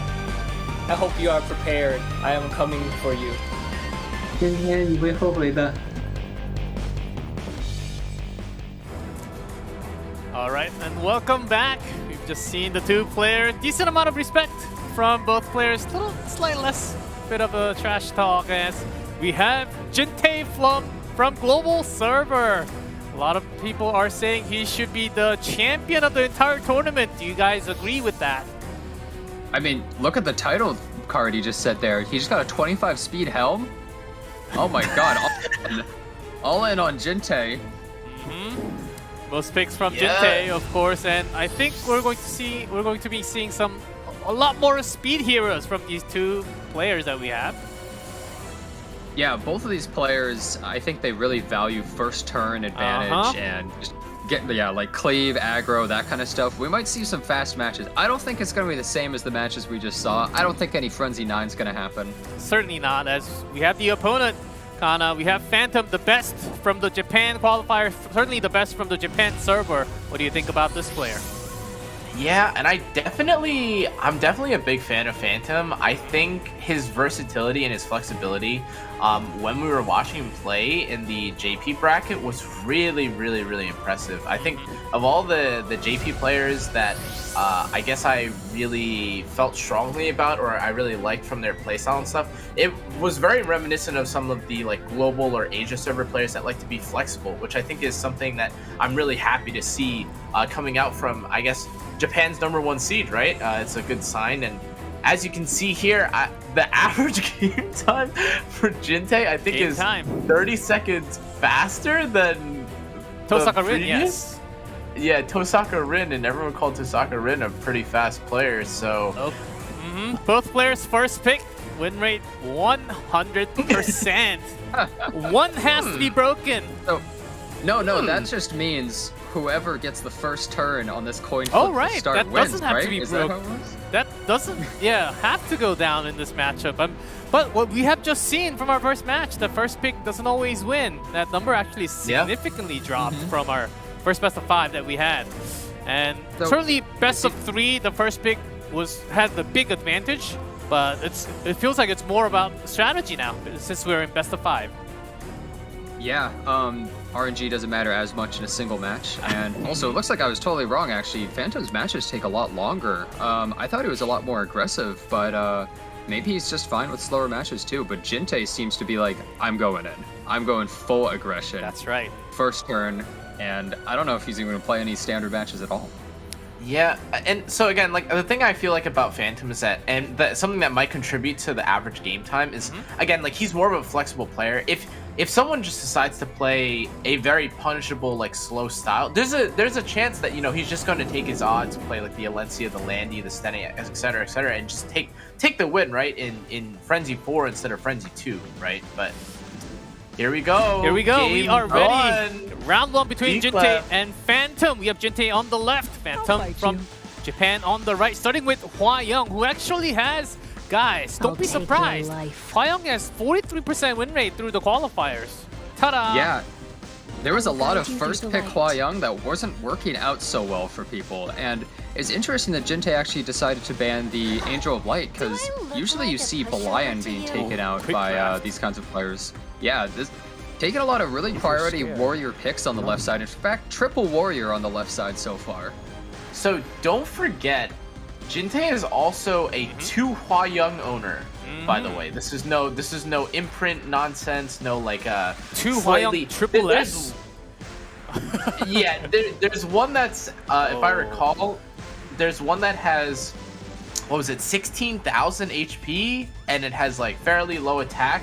But then there's another that has like 13,000 or 14,000 HP and has like 7.2, 7.5k attack.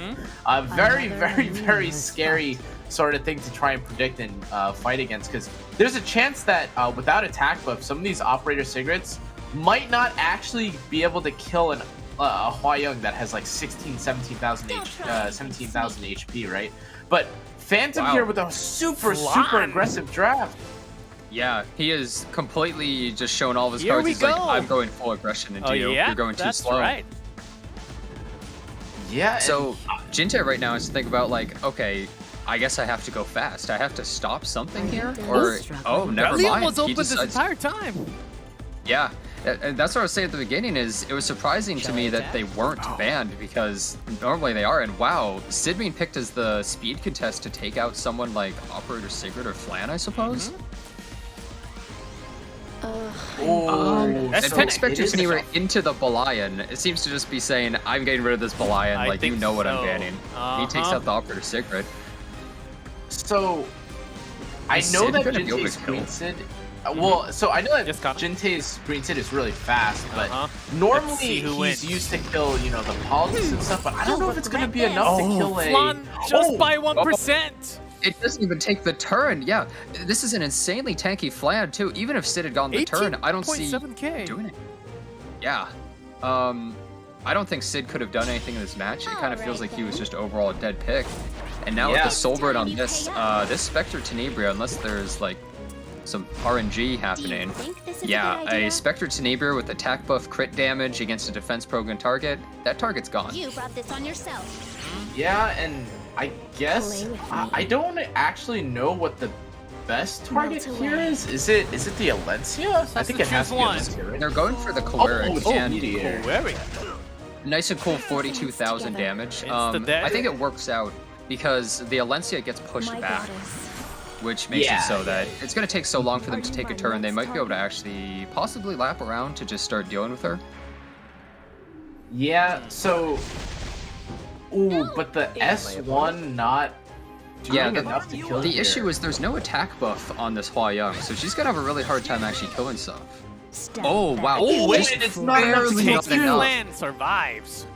Actually so close. That's Sid's damage. It's kind of crazy that a Sid that fast can hit that hard. I think the Flan must not have that much defense, seeing as she has 18,000 health, and wow, the Alencia instantly taking more than half her health bar. Wow, I think a lot of people didn't really see the match going in this vein. You would normally think that Jintae would be the one with the team that Right Side has, but it looks like Right Side said, I'm going to beat you at your own game, and I'm going to go really aggressive in this one. I believe this is what the and so there is a bit of I guess, what would you say? Left side is stabilizing a little bit. There is the defense buff. Now, obviously, I'm not sure if that's enough because there is still the Apocalypse Ravi. There's a Soulburn, Spectre Tenebria here. Okay, never mind. That's pretty good amount of damage. Yeah, okay, maybe there's no stabilizing here. Spectre Tenebria with attack buff is a little bit too much to handle for a team that has no defensive capabilities. And since this is a Proof of Valor A Ravi, there's no attack buff or anything on the Hwa-young. It's just not possible to kill. Survives, and that will be it. GG called, and Phantom does win the first round. Bit of a surprise that we have here already in our second match. Yeah, I think as soon as I saw the draft be so aggressive from Phantom's side and Jintae wasn't really able to match it, it kind of felt like he was locked down in that circumstance. He picked the Belian, And, you know, it had to be banned for the Spectre Tenebria, but the thing is, the Sid, he just didn't really have a character that could contest the right side there that he had available, I guess. I feel like Sid almost, we saw, kill the Flan instantly, but he just didn't have the right choice. What is happening on our opening day? This is somewhat outrageous. Jintae is certainly not happy with that first round result. Kana? And not to harp on it, but Jenna, you saw even if the Sid had taken the first turn, he didn't kill the Flan. Right? So even if Sid had taken, like, you can, are you going to skill 3 into the, are you going to use your skill 3 on APOC? Probably not. Can't kill the Flan. Spectre Tenebria is hidden. I mean, I guess you could have maybe tried to go for Amelia, but, or, sorry, the DN, but surely the DN is nearly, if not more tanky than the Flan there. So it actually just felt like the Green Sid, just pretty much a bluff pick or an attempted force ban, but I'm sure that's not going to be the case for this next game. Let's see if it happens positive. again in our next round here that we have. I'm sure Jintae will be taking first. And we have Opsig ban and a Hwayoung ban added to the pre-bans. Wow, so I would almost say Phantom won the ban in a way, because the fact that he banned Operator Secret probably means that he wanted to pick Hwayoung again at the beginning of the draft. I would think that Jintae would want to play insanely aggressive after seeing that last match, rather than going slow again. And his first pick of DN leaves his draft very open, where he can go really aggressive or he can go slow. Same with Phantom's side, I would say. Yeah, and so the DN here now taken by Jintae, I think is definitely more leaning in the aggressive, but he actually does decide to pivot down into a somewhat, I would say, a bit slower of a pace. Alencia has kind of transitioned into being more of a flexible pick where you can actually pick her into more aggressive drafts. You're not entirely locked into only playing standard with her, especially when you pair her with the DN, who I think DN is probably the E7 World Championships version of like the most like neutral, aggressive, standard cleave option as an opener. But it's really going to come down to what Phantom wants to do here in terms of a response. The Ran is still available. Payra 2, though I'm not sure if he would go with it. But the Bellion on 3. Yeah, so looks like both of them are kind of just slowing down their drafts here. First shoe of the day. The shoe. All right, we saw in previous matches, Shu is the new age Charles. She can make miracles happen. The moment you attack anybody on that team, you start sweating because she can just pop off and take you out. Now, I will say she's not the best into a character like Alencia. And Jintae's team is pretty controlled right here, where he has the DN, the Alencia Ross. It's really great setup for the rest of a team. And it doesn't have a lot of weaknesses that the right side can exploit currently. Fear is how the Remnant Violet, though. Oh man, Jintae is leaving his fate in God's hands right here. Anything can happen. So as a reminder too, double-edged Discrescent is also in. Oh my god! What is this degenerate team from the left side? Well, you know, again, I think it's good. A great pick. I think it works because Shu and Balayan are not good at all into Violet. Oh my god. Oh, wow. Dien Solitaria of the Snow, post bans, and we're looking for chances, and Jintae brought double the chance. I really don't know how I felt. I don't know how I feel about this Shu on 4. I really think maybe something like a Landy or something a little bit more neutral would have been nicer, because now you have to deal with a really weird... I think Landy would have been a little too risky into the Alencia and everything. I guess just like a... But he did really leave himself open, I guess, to Violet, Remnant Violet. I mean, the thing is, it's almost like a gentleman's kind of agreement. You're just like, you wouldn't pick both Violets, right? And Jintae just says, no, I'm doing it. So I did just see it. It is the double-edged Discrescent artifact on the Remnant Violet there. So there is going to be, you know, Violet 1 and Violet 2, thing 1, thing 2, basically here on the left side, and I guess we'll see. It's really going to come down to how well this Bellion is, right? I would say it's really going to come down to, is Violet going to get hit? Either, right? Let's be real here. If Violet gets unlucky at a pivotal moment, he could instantly get taken out by someone like Apocalypse Ravi. As for Remnant Violet, who knows? That guy, Remnant Violet is a clown. He sometimes carries matches so hard, sometimes does nothing. There's a counter. We're starting. Your life See some ends counters here. already. There's a lot of cleave on the on Phantom's side, so that's certainly what Jintae is looking for. Yeah, since Belian is actually a liability in this match, she's constantly feeding both of those violets, and that's kind of a huge issue. It makes it so that he doesn't really have to go for Belian at all. Oh, I guess he is going to, but I figure he may as well just keep taking those hits, and if his Remnant Violet gets a few threes, yeah, ignores anti-crit too. Ooh, so this is the first opportunity where it might be really, if the debuffs or the provokes or nothing lands on the on either of the violets. Wow, Belian's almost gone already, guys. Yeah, we already just almost took her out instantly. I feel like huge. Yeah, I feel almost like he should save him though. Yeah, that defense buff is still up. Ooh, And he's just trying to take it out immediately. Did that crit though? I think that may have been an anti-crit. It doesn't look like it did That's enough. okay. Never mind. We get started. Oh Okay. my god, That this just Remnant happened. Violet value.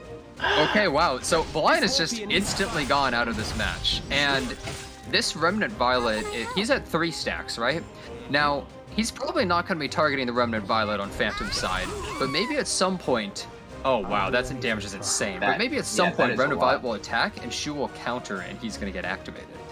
Yeah. So that's the one thing too. So long as Phantom's able to hit someone that isn't Violet, and you know Shu's still on the board, and you know Jintae has to fight against the Shu. There's a chance that the counter damage will just start to add up on the Violet, and maybe with a lucky skill 1 from the Apocalypse Ravi it can kill, but. Oh, he's just going for the S3 to finish off this Ross. Yeah, back Bellion revived for it. But the thing is, like, how useful is she right here? If you can get that Not S1 plus. Wait, if she does the second S1 hit? Oh, wait. there we go. That was without the it soul, missed right? Again? Oh, that's not man. good though. It's not good. It's not good. Yeah, that was actually really bad. That's the thing. This line is, I said it before, she's kind of a liability. She's just feeding these new units. That's huge damage again from Remnant Violet this time. And he just takes her out again. Goodbye. That was Now actually better for Alencia Jintae that Bellion came back alive.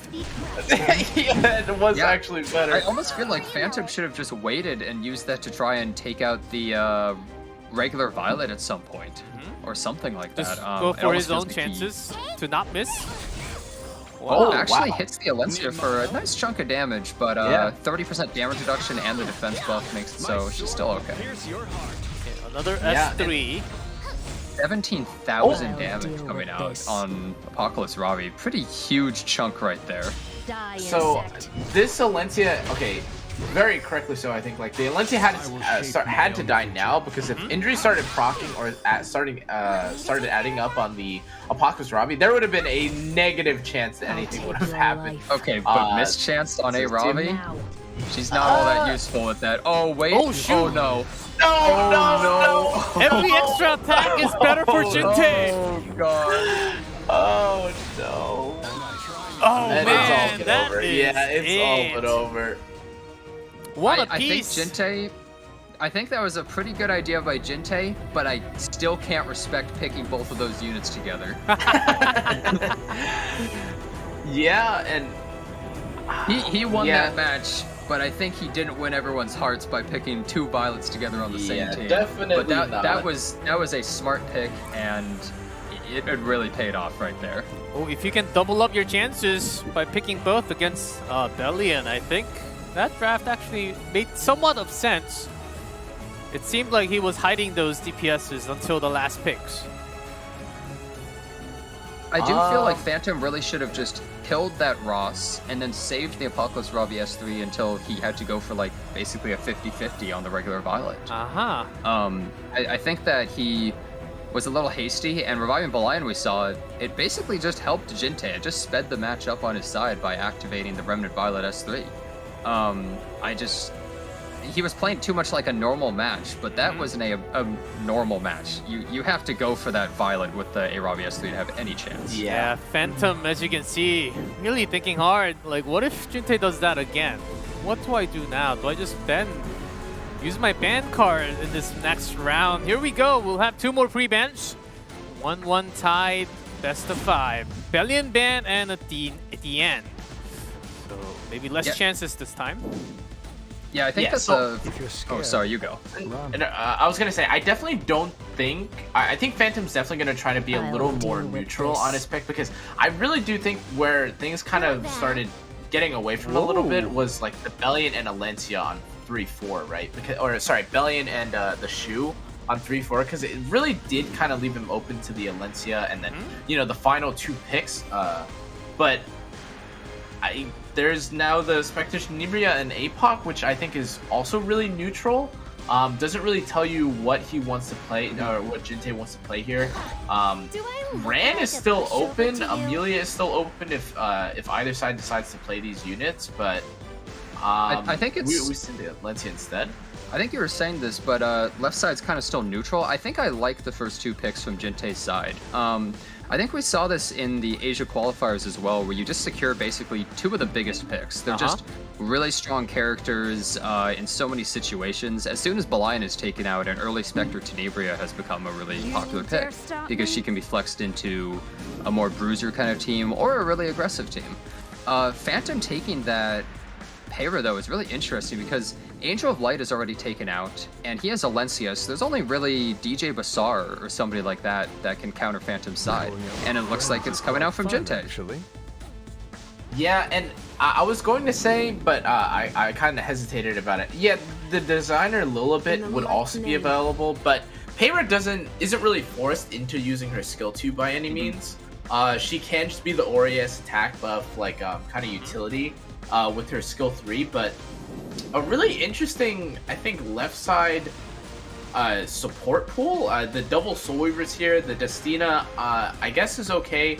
I guess in those like kind of extended matches, but this is kind of what I was thinking. What happens if there's the fairly safe Landy pick here? Unlike I will say that like against the Landy or the Alencia from last game, it probably wouldn't have been as safe. But I was looking to see if there would maybe be a Landy. I'm a little confused by right Carrot. side's draft. I'm actually confused because if you ban the Landy, can just Alencia alone really handle the left team? They have 2 cleanses as well. I'm not really convinced it can. That's right. It has a lot of protection. Ban one of the DPS. Very likely Jintae will go for that ban. That ban has been completed, and now that was right. The Destina ban and a Landy ban or the post bench. Yeah, so left side not only has a cleanse for Heir, but also has the S2 on DJ Rasar, which just completely kills Heir. So Heir is kind of almost a dead unit right here. And Ross's dual attack with Alencia really isn't that strong. I think Jintae, it feels like he has the stronger draft, but maybe I'm wrong. Here we go, round number 3, starting with Heir having 50% win rate through the qualifiers. Generally what we've seen from Heir is you have to go really aggressive. Jenna, did you just see that HP on the Heir?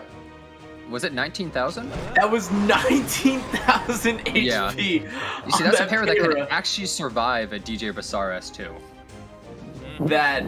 That's a little high. That's a bit high. You know what's kind of interesting is they actually put the Heir in the back as well to protect them with Ross. Whoa, that's right. Alencia actually up on top. So basically, they're really valuing this Heir in this match, and they want her for a long time because they're like, this is an extended long match. I need my Heir to survive. But is this Alencia really going to be able to put out enough damage to actually take out the left side? Spectre Tenebria is completely safe. She's hanging out. It's a really tanky one you can see as well, 11,000 health, which usually means that the Spectre Tenebria doesn't have as much damage, but this is Jintae we're talking about. So he, a lot of the time, will have the damage and the tankiness at the same time. Yep, and that's a lot of burns on the right side, as I can see. This Yeah, it's Alencia really isn't taking much damage either, to be honest. I know she has the defense buff and all. Oh, actually but, gets the stun, which is a 40% chance on her S1 if she doesn't have the stealth, I believe. Yeah. This Alencia is taking a lot of damage. Yeah, but the one thing I will say is that even after being unloaded with the carrot, with like the carrot burns, she's still like really healthy. I guess Spectre is going to be able to. Yeah, she has health, but the thing is, she's not able to push enough damage really to capitalize on the fact that she's still alive. Like, Jintae might not be instantly killing her, but look at this. It's all adding up, and the moment that this Alencia is taken out, yeah. He has 3 damage-dealing units versus 1 character that just can't push the damage to take him out, and right side looks like they're in a lot of trouble here. This Heir pick, not doing Let's do this. Even with the defense buff and attack buff, the damage is certainly stacking compared to the left side. What can Phantom do? Just S2 soul burn? That is it. Heir's actually the highest attack here, too. Yeah, those bring highest attack for teammates. Yeah, so Jintae just kind of says at this point, he's like, I don't even need this. Like, who cares if DJ Bassard dies here? I don't even need to bring him back. I'm just going to push the damage, because the moment I take this Alencia out, you're done. That's what he's decided. And, I mean, I think that's a good idea here. He just needs to push his advantage. Ooh, the Spectre Tenebra actually getting really low. That was a lot of damage. Heir actually has her S2 in, I think, like, one more turn, and if she crits the Spectre Tenebra, it would die. You think that's enough? Does Heir does that? Does Heir do that much damage? Okay. Because she used it at the very beginning of the match, and it actually took out a sizable chunk, and now she has attack buff. I think it would kill. Ooh, does Mediator Cowrick have S2 up? Yes, he does. Yeah, wait a second. Did this match slightly turn around? Yeah, I 2 think. on 2. Yeah, there's a decreased attack onto a Robbie. I think there actually is a chance that with enough like kind of cycling around. I hate to bring us back into one of those matches again, guys, where you know we're praying for 3 support to solo APOG Robbie plus maybe. 1, but this is kind of looking like one of. That's a big help. So I think I was actually wrong before. I think the S3 on Apocalypse Robbie may have actually been a huge mistake because he wasn't able to kill the Alencia right after. He used the S3, but then he couldn't finish it, and now he's kind of just getting controlled and taking too much damage. Yeah, and like you said before, Jenna, this isn't a lifesteal Spectre Tenebria. Obviously, at the start of the match, Spectre Tenebria doesn't get the same resistances as she does now because of all the deaths. But there is a world where with enough, the Arnell is definitely gonna help. Wait, there's no attack buff on her, but would it be able to kill this Spectre Tenebria? S2 seems to be just going for. He's waiting. Okay, so I think he is just gonna hold it. I think he's waiting for an attack buff from either the MO Quarter or you know, your valves around. And keep in mind, look, this A Robbie has no bar. He can hit this Apocalypse Robbie, and she doesn't get a push or a heal. She's actually just got to take a full honest turn. Ooh, getting. Oh my God, the Pyro is not only vulnerable, but the Ross is just gone now. And, you know, now that we're at Frenzy 4, I think without attack buff, actually, this Pyro might be able to kill the Spectre Tenebria. We'll see. But the real question is going to be is if the Pyro can survive the Apocalypse Robbie and the carrots, right? Let's see how much damage this does. Crit. Crits too. 2,800. And she's dead! Just completely cleans up. And is able to get the S3. Oh my God. Wait. And Koeric's lapping around. This Apocalypse Rock. Oh my God. And he gets the Arnell. Hey, what about Carrot, guys? Carrot's still there. Do we care about Carrot? I don't think Koeric cares about Carrot at all. And neither does. Wait a second. I think Koeric could solo the Carrot if it ever came down to it. And even with the S, there isn't even a skill 3. I think this pair is safe. Oh my God. No bar. I thought no for bar. sure Jintae. Oh, Wait, resistance. What? Resistance. 15% it, but this A Robbie is taken out, and now it's just Carrot versus Boneblades. I don't think it matters though. If she misses this Pyro too, there's just no way he's ever gonna kill it. And he misses. I don't think that Jintae's carrot can actually win this match. Okay, this that's isn't a the carrot. okay. Another RNL. Jintae is suffering on top. We can see on the camera. Yeah, This Peira is just running laps around him. I know she lost a little bit of priority because people saw the DJB and a lot of people were using designer a little bit and stuff like that. But this Peira unit is still good, guys. Yeah. Look at all these solos. Hey, I didn't see this match playing out this way at all. It seems like him protecting the Peira in the back for so long and everything was actually really worth it. Yeah. That Desert Jewel Basar was all resistance and speed and no tankiness, and once he got taken out, he just got controlled. He had no sustain on the left side, and he just got controlled by the Peira, kind of. And wow, I'm actually shocked with how this turned out. And there's really nothing that this carrot can do either, right? Because, she wants to be able to burn the Meteoric Howard, but the Meteoric Howard has his skill 3, S2, and like the barriers and all that to either mitigate the burns or be immune to the burns. So I don't know if there's even a universe where this carrot can do anything. Attack down now too? Yeah, you see the problem also is this is the newer Frenzy where she doesn't get a shield the size of her entire health bar as you get into Frenzy. Oh, that burn! The thing is, does that matter? Koeric might be a support character, but he's also a god tier DPS for Yeah, some he's a reason. warrior, for sure. Yeah, he is the best damage dealing full support character in the entire game. He looks that's like a also knight, tank. but he's not. Yeah, but he's everything in one. He's the full package. Koeric does need to kind of get the show on the road though, because if he doesn't... It's almost Frenzy 9. Oh, because these are going to start They're hurting. both getting some Who would shields win? back. An ML5 that costs $700 or a 3-star? 3-star. Oh, but that did a lot. Oh, the burn Next is hit Wade. might be it. Okay, here we go. Surgeon Carrot. Is one burn enough to kill? What's he gonna... Oh. Gets one burn. Oh my god, it might actually be with the enough. hit? I think he kills. Wait. I think he... Let's see the... Oh, that's enough for Jintae to win! Oh my... That was so close. That one Damn. burn, it was so... Jintae has probably taken a huge sigh of relief that, oh, thank God my carrot was able to actually do that. If he had missed one more hit on that Peira, it was over. Because he needed those burn killer right then and there. Yeah, the And, elemental wow. disadvantage. That's I also a think if- thing. I think if he had lost that match, I think that would have been such a horribly tilting match to lose. Just slowly getting controlled down until you lose. That it could have just completely shattered his mental, honestly. Now, I this think is a winning game for that was main big him. stage. That was... Yeah. Phantom is kind of certainly a disappointed. nice game. Oh, Jintae's got a dog now. Yeah, even playing with his even dog. his puppy cheering him It's up, saying, exciting. yeah, cheering for RNG a little bit here. Got DOG. Dude, compared to Phantom, just deep in thought, perplexed. Yeah, Phantom Like, is very reflecting on pensive. what just happened. That was really good. That was so back and forth. I thought Jintae had that from the start. Just the moment you take out Alencia, you got this. But he just took too long to take it out, and then Phantom started hard controlling him, and wow.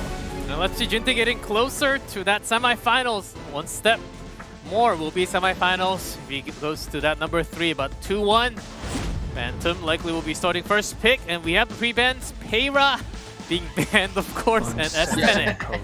Jintae is like, I'm not dealing with that again. Get this the hell away from me. And That setting was way I'll too take crazy. your life. Yeah, and Phantom likewise was like, that Spectre Tenebra was a total pain, and he got rid of that thing.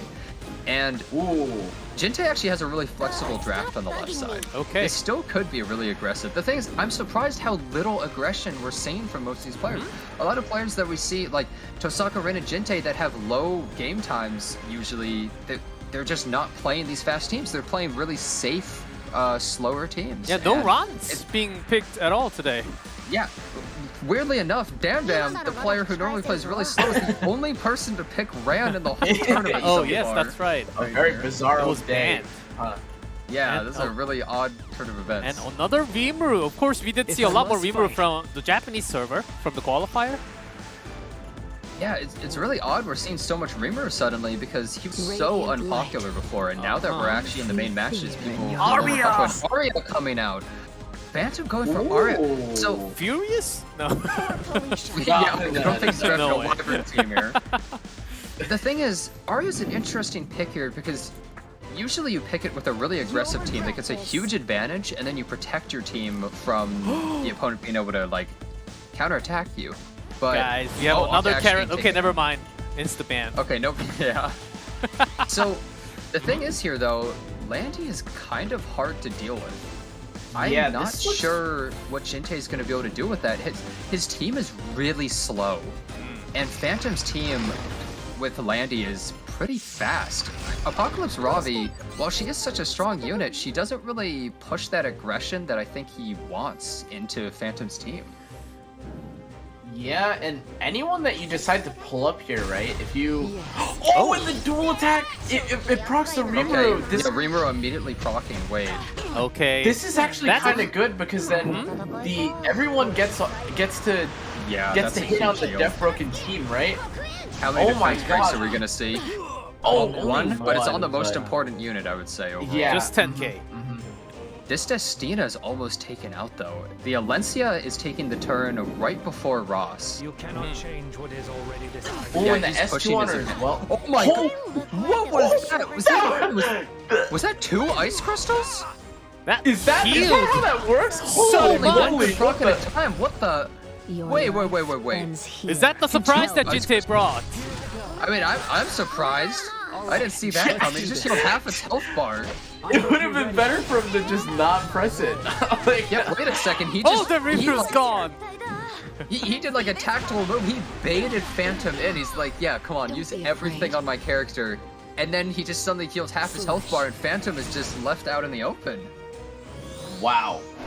That's presumably 2 of a limited artifact. That was like some sort of like Art of War kind of stuff. Like, Yes. he just drew him in, and Phantom got baited hard. Dude, these players, Yeah, they and the- prepared really hard for the main stage. Yeah, I Now- don't think I've ever seen a double ice crystal. I think that right now Jintae is like, I sure hope Landy doesn't go invisible, though. Yeah, I think Landy is still doing, I think, fairly okay here. You do have to get through the Mediator Cowrick and the Alencia, who are, I mean, this is a 29 KHP Mediator It's not Cowrick. Yeah, it's definitely not going to be easy for Jintae to break through this, and I think maybe in this or next turn, Alencia, this team should be dead, right? Okay, that was an insane. that Oh my is a lot of Double damage ice on the crystal is left. gonna save you from that. I think Jintae really needed that Landy to get the 30% chance of not stealthing. This is the exact thing Yeah. we're talking about. Is attack buff Landy? We saw she has 12,000 health. That means she has a lot of damage. This Landy is just gonna completely burn him down, and Apocalypse Ravi can't even touch them unless they get lucky. And he has 0 reach to knock her out of stealth. So Destina here is pressing the S3 to heal the whole team, but I wonder if it might have been better for him to try and guarantee the kill onto the Amelia there, but maybe not. Akana, do you see that little thing? What's that little thing on Landy? It says stealth for 1 more turn. Oh, what's that? Well, like that might turn into 0, or it could turn into 2. Oh no! Okay, Landy's the target now. What Jintae is looking for right here. Master curse! Yeah, but Jenna! this pops I asked him, I'm S3. sorry. Jenna! Oh god. Allow me to purify. The thing Oh. is, this Apocalypse Ravi has S3 up, and down is big, but is this just gonna kill? Oh, On Landy. no, it would be a heartbreak. Oh, It's a 13,680. And you see, that's the problem with... Oh, And that's my. GG. Jintae moves up into the semifinals with a 3-1 score. I'm gonna be perfectly honest. I think if Jintae didn't get that Landy going out of invisibility, Pretty sure I he think won. he probably would have lost. Yeah, pretty sure Phantom would have won there if that was the case. Well, Okay, we saw that Landy's damage, and it almost just completely floored his entire team. That match honestly could have gone either way. I think that Phantom had the advantage there, for sure. But yeah. there's always that chance. Griefing Light strikes again. Seems like the goddess of chances was smiling towards Jintae slightly more in this matchup, as he did go for lots of risk, I want to say. Yeah, this double that double Soul Weaver draft with like solo Apocalypse Ravi really does not seem like something you can run into the Landy. The thing is, like, you just have no way of doing with Landy, and the double Soul Weaver draft, like, you can do that kind of thing, but you need a hard carry like Landy. Apocalypse Ravi is not really a solo carry. You run someone like Spectre, Tenebria, Landy, somebody like that, and I mean, hey, if Landy doesn't stealth though, doesn't really matter what you drafted. Yeah, that's correct. And it's so unfortunate because, you know, I really wanted to see a Game 4 or a Game 5. I think that would have been the most exciting I kind of thing. wanted to see a Game 5. Yeah, I think everyone wanted to see Game 5 after all that craziness. That third match was really good between the two. And I was hoping to see another real nail biter like that. And the match we just saw right there, I mean, it was pretty back and forth too. At first, it just looked like, oh my god, Phantom just wasted so much. His Remu's gone. But then we saw the Landy's damage. We're like, okay, well, what's Jintae gonna do? And then Jintae just goes pop and just takes it out. Yep. Yep, and then Researcher Carrot was also a pretty big MVP in that previous game. I think this match was like a whole package, right? Like we got to see double Violet, some action from Researcher Carrot, and some really cool gear for a setting from Peira that was banned in the final game. So I think we have a lot to talk about for the analysis. Yeah, we saw a lot of variety. Those are some really good matches. Certainly, I would say certainly the best match so far within the entire tournament. I liked it a lot. I mean, and so again, something that I think is, I think people are or something we're already seeing happen again and time again is that with this Peira and with the strength of support characters in the pool, right? You see the Mediator Cowrick, the DN and stuff. Well, less so in this game. I think this was a really clean, probably Phantom's cleanest game. Oh yeah, but like definitely. maybe just like a draft oversight from Jintae with Phantom being able to ban the Bellion instead of the last pick from him. But like I think the supports are really showing their strength, right? Like these are not just characters that, you know, you heal one time and it's kind of over. Like the stat line, or like how you play with a lot of these supports really does dictate basically like win or lose for some of these matches. You know, the Ruel we saw in like another match, or like in like the last series, meaning a lot. In this match, like the DN and like the Flan really kind of putting in the work, and even in the later matches or the later phases of the match, right? Like not just like the initial like startup with like the Soul Burn or like the S2 or whatever, but even going further as to like to prevent like, you know, the Apocalypse Robbery or their other carries from dying, and you know, preventing Sid here preventing Sid from getting the second S3 was pretty huge too. But in game 2, that was round 1. Man, this was game 3, dirty. rather. Jintae drafted a dirty team, and it was good. He saw the weakness that, he saw the weakness that Apocalypse Ravi can only really deal with a Violet with the S3, and they have to hit. And because she's a really slow character, isn't able to easily fight them. And then Belian and Shu, they can't deal with Violet at all. And into Remnant Violet, Shu is, you know, a 30-70 chance of even connecting. And that Belian is just a liability that he just completely exploited Phantom's team there. Now, theoretically, it could have gone all wrong and he could have just gone insanely unlucky and maybe the Vies just get hit and die. But I think he actually had a pretty clean draft. Yeah. Seems like we're seeing some counters against this pick called Bellion, which was being banned all the time during the qualifiers. But certainly there are some counters, not just these two. I think with Bellion and a few others, this was a slightly lower risk and bigger return for Jintae's side. But I mean, you could tell why Bellion is okay. Aside from Bellion's obvious prevention of souls from being generated, you can kind of tell why you would want to ban someone like Bellion. Like, look at the units that you need to pick to counter Bellion, like quote unquote deal with Bellion. You're praying for a Remnant Violet to dodge and you know, proc his S2 passive into S3. Some people just don't want to run that gamble, right?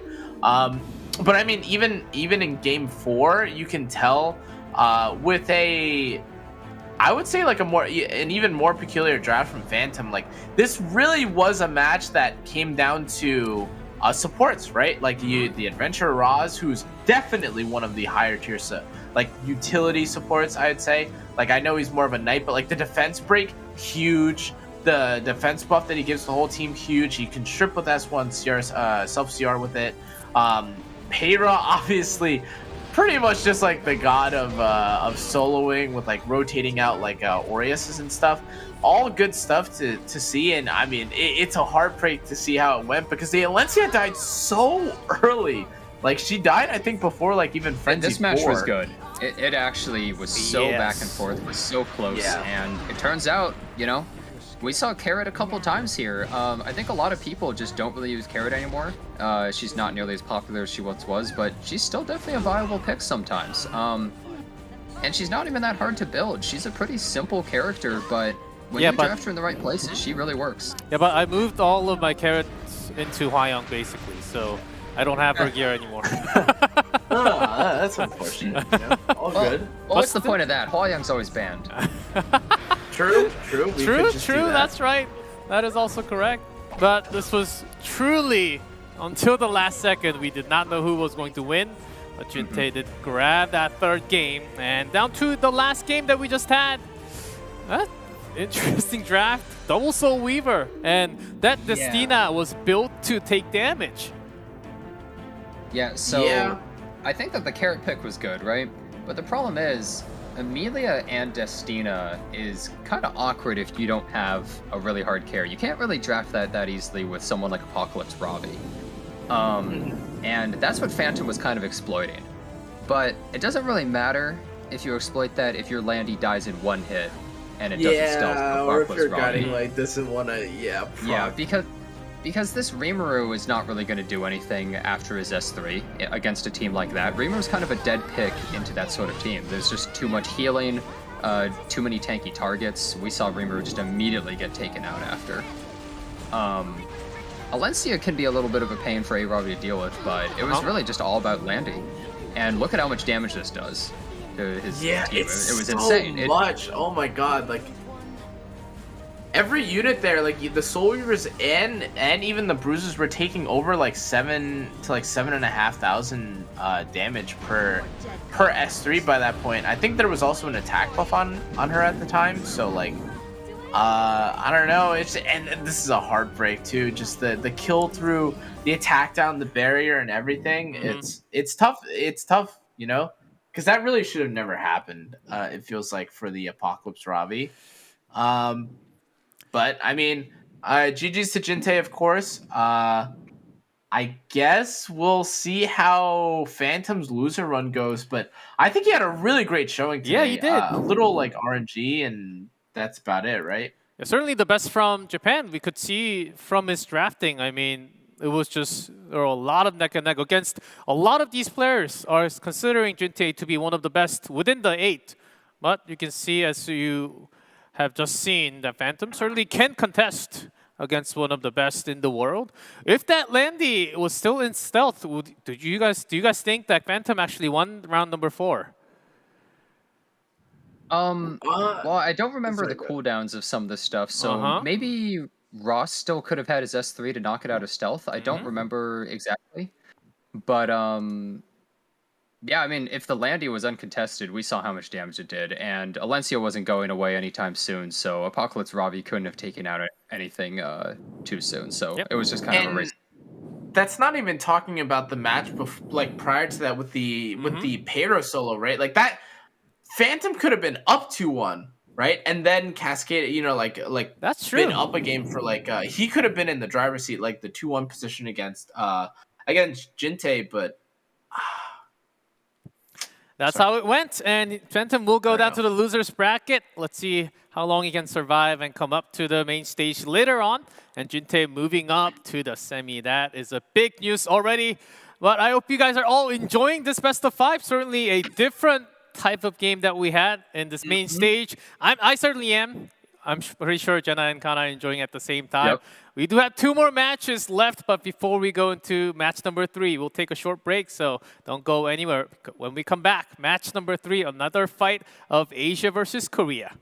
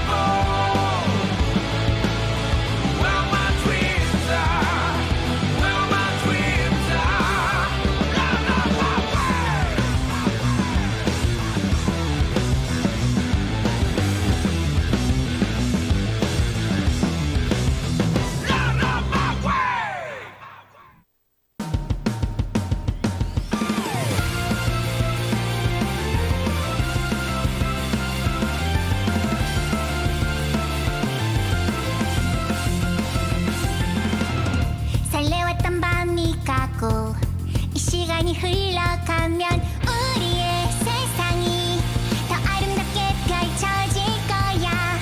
내 모습이 부끄러워 감춰주길 바래왔던 모든 걸 보여줘. 바다에 일렁이는 파도 속으로 떠나자. 손을 잡고 꿈이 반짝거리는 서로의 맘속에서 반짝이는 별처럼 떠나볼래. 푸른 바닷속으로 두근거리는 내 맘 안고 혼자가 아니야 서로가 있어 영원히 간직하고 싶어. 꿈만 같던 세계로 햇살 가득한 곳을 향해 좀 더 가까이 날개를 달아 별빛 반짝이는 바다를 Let's go.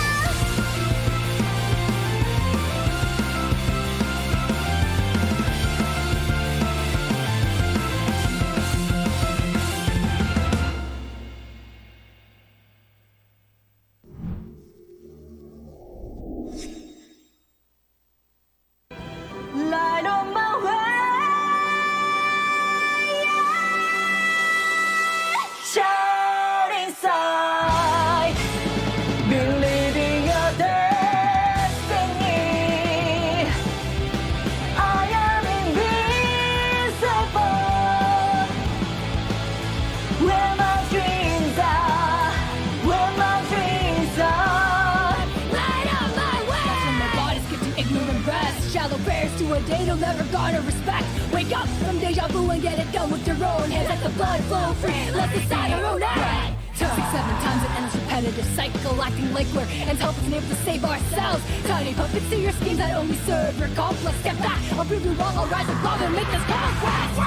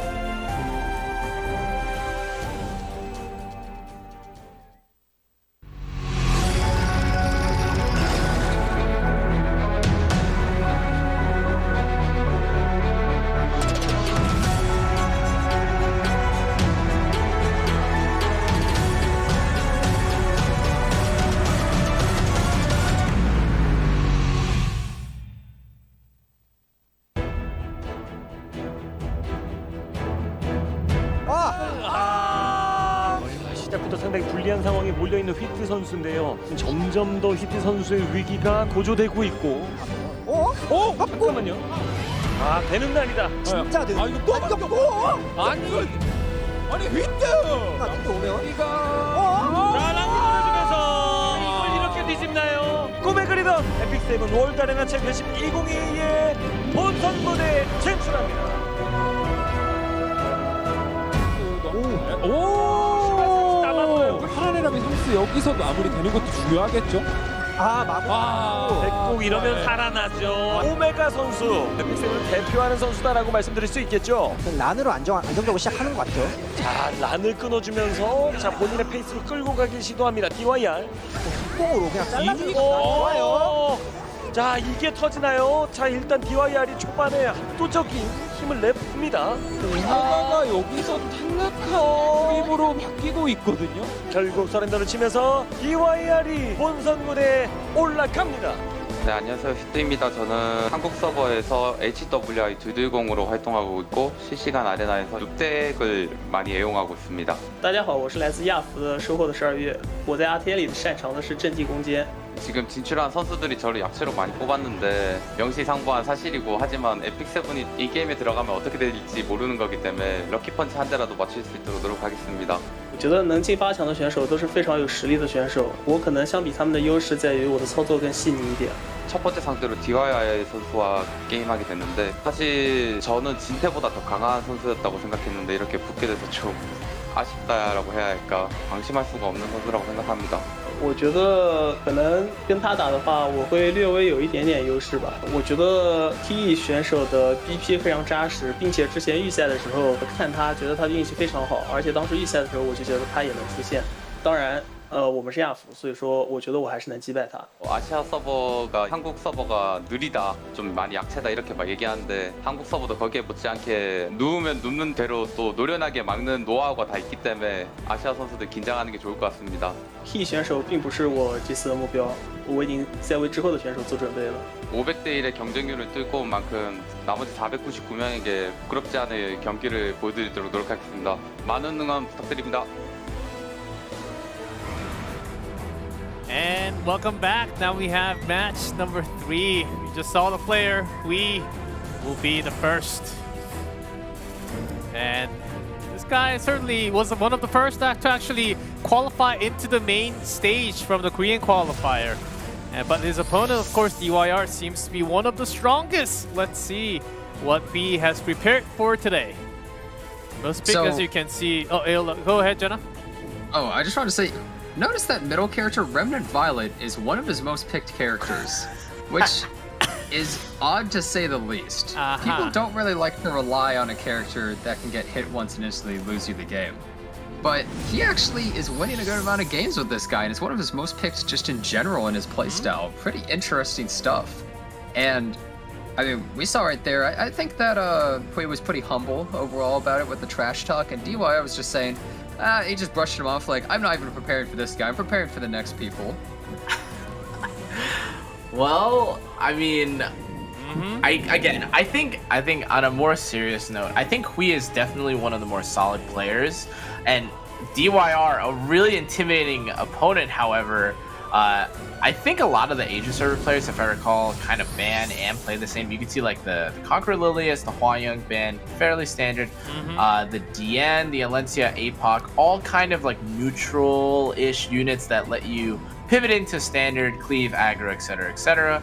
But to kind of like commentate, like, or to kind of address this matchup between Hui and DYR, I definitely think that this is going to be one of the closer matches if I had to predict. Hui is definitely no slouch, and although DYR like kind of swept through his bracket of the Asia bracket, I definitely feel like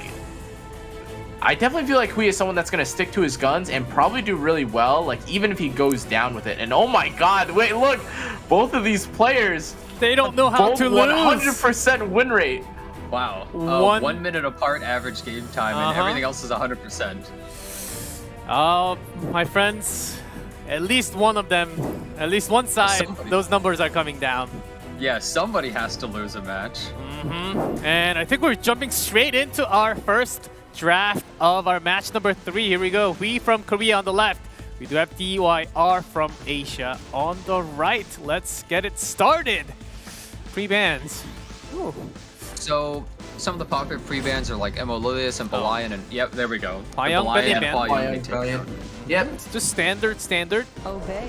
And first pick Emo Lilius. So far, this is pretty normal, I would say. It seems like most players from the Asia region, if their first pick, they ban the Balayan, I would say. And Hui, you know, since he plays a slower team generally, he's taken out that Hua-Young. Definitely doesn't want to deal with it.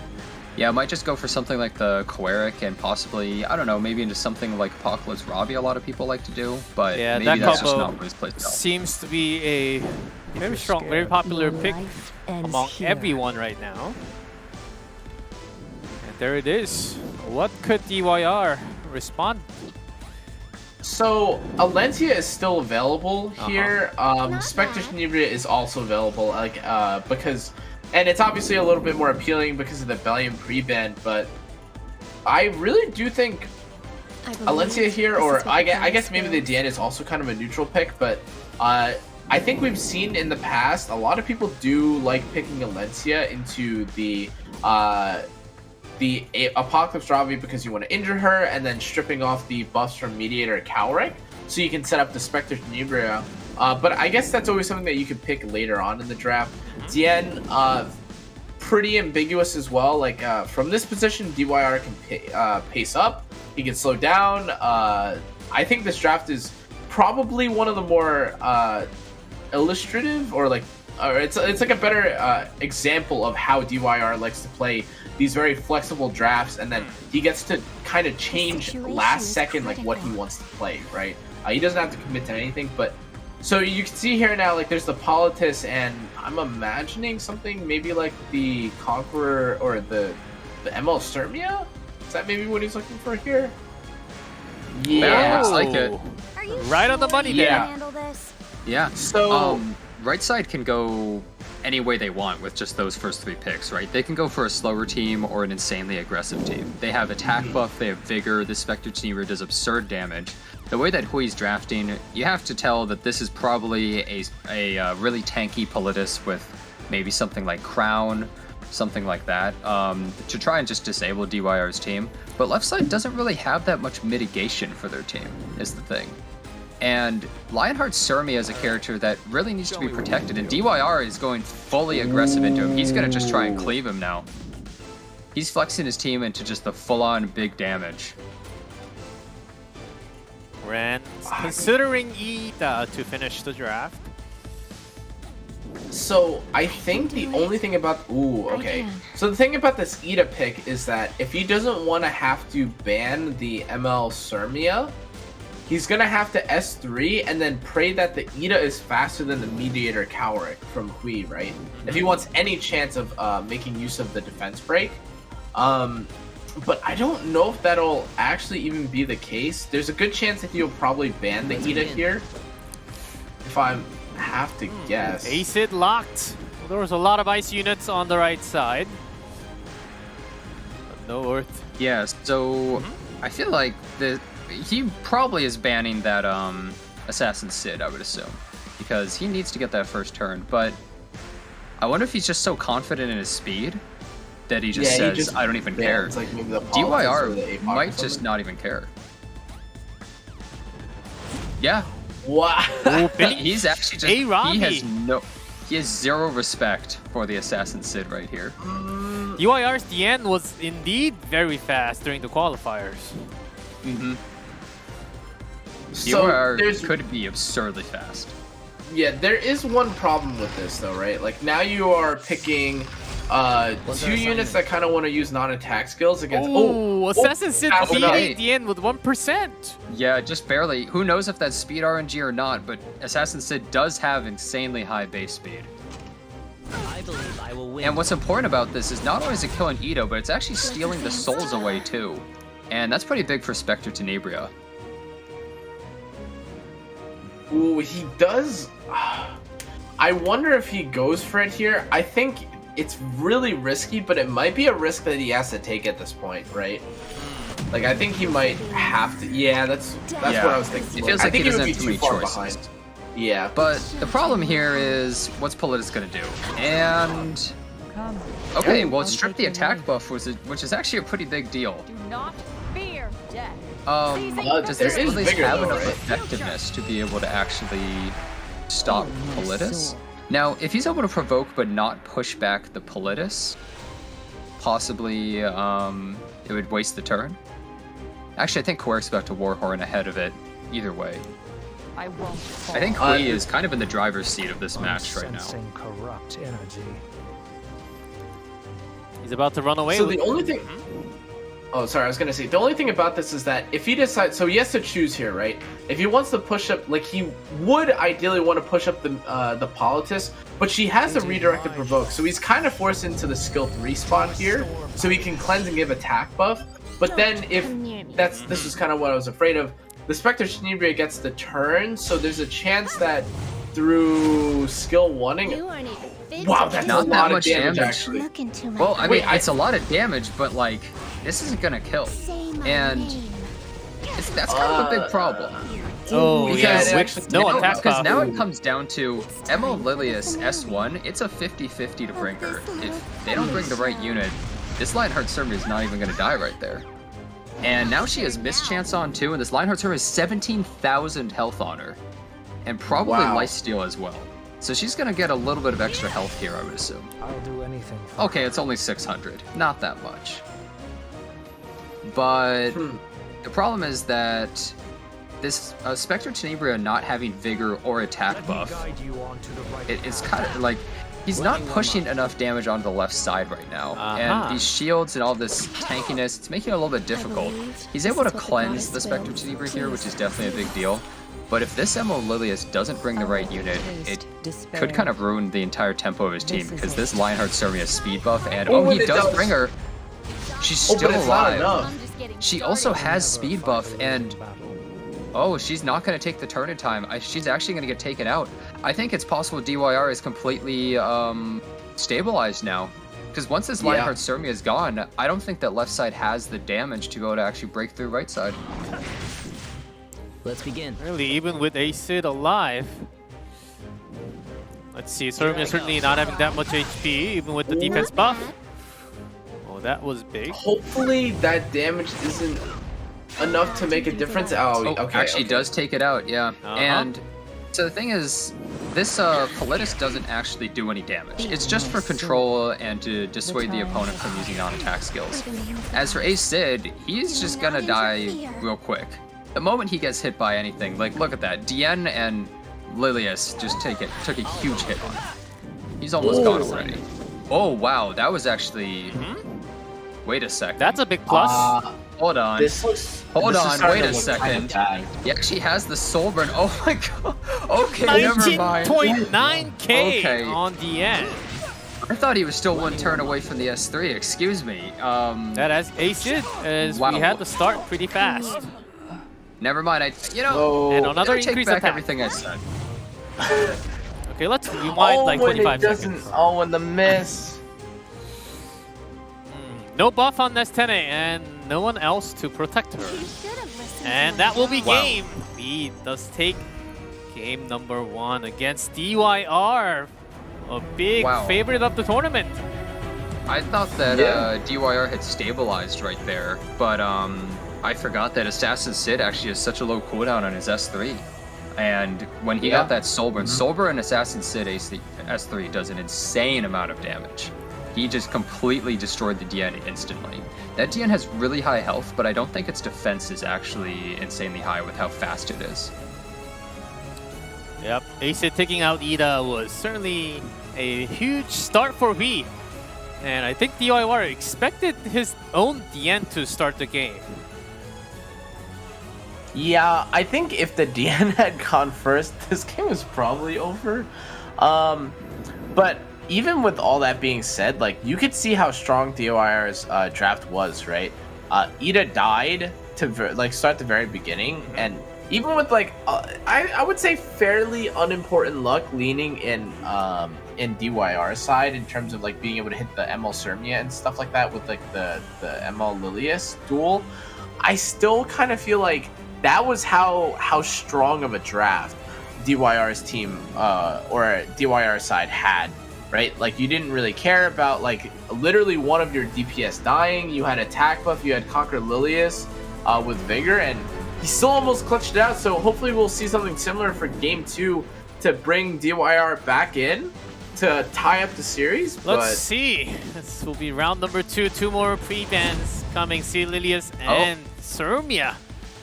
Yeah, so Hui sort of taking out that Analyst because he just doesn't want to fight it, but DYR was hoping to be able to pick Analyst again, I think. So that's why he pre-banned that ML Surmia, and he just decides to go for the ML Queric first pick.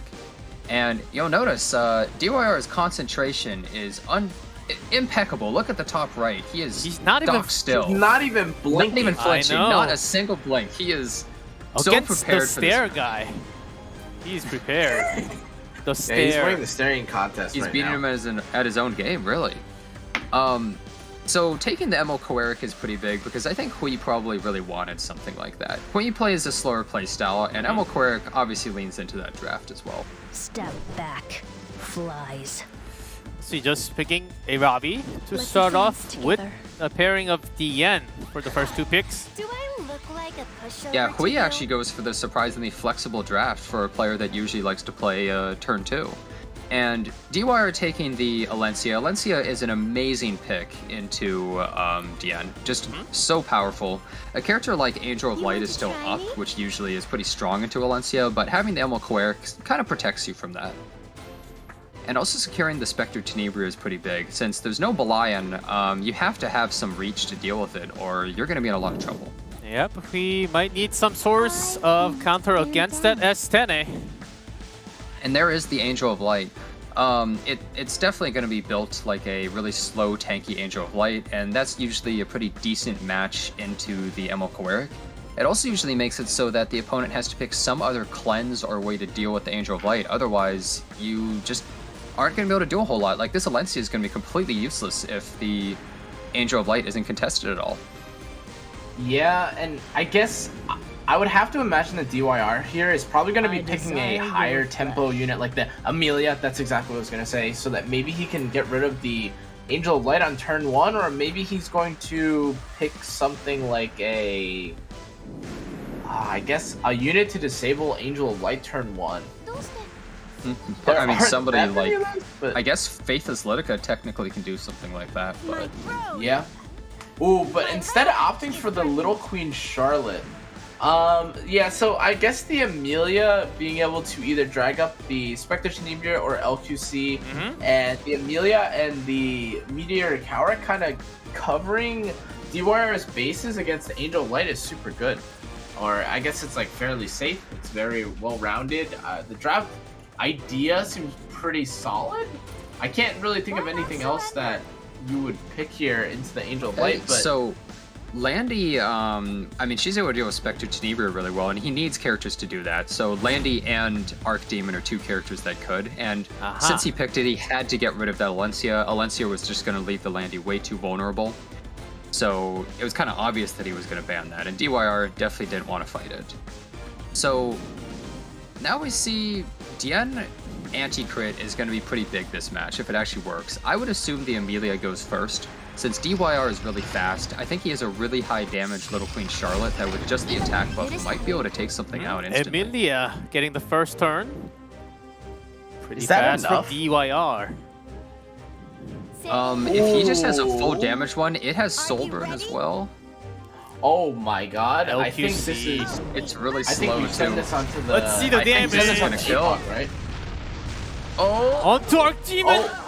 Oh and my that's god! gone! It's just gone. It's completely gone. There's no way of... And now he Oh, gets the there's second one way hit. of coming, having her back in.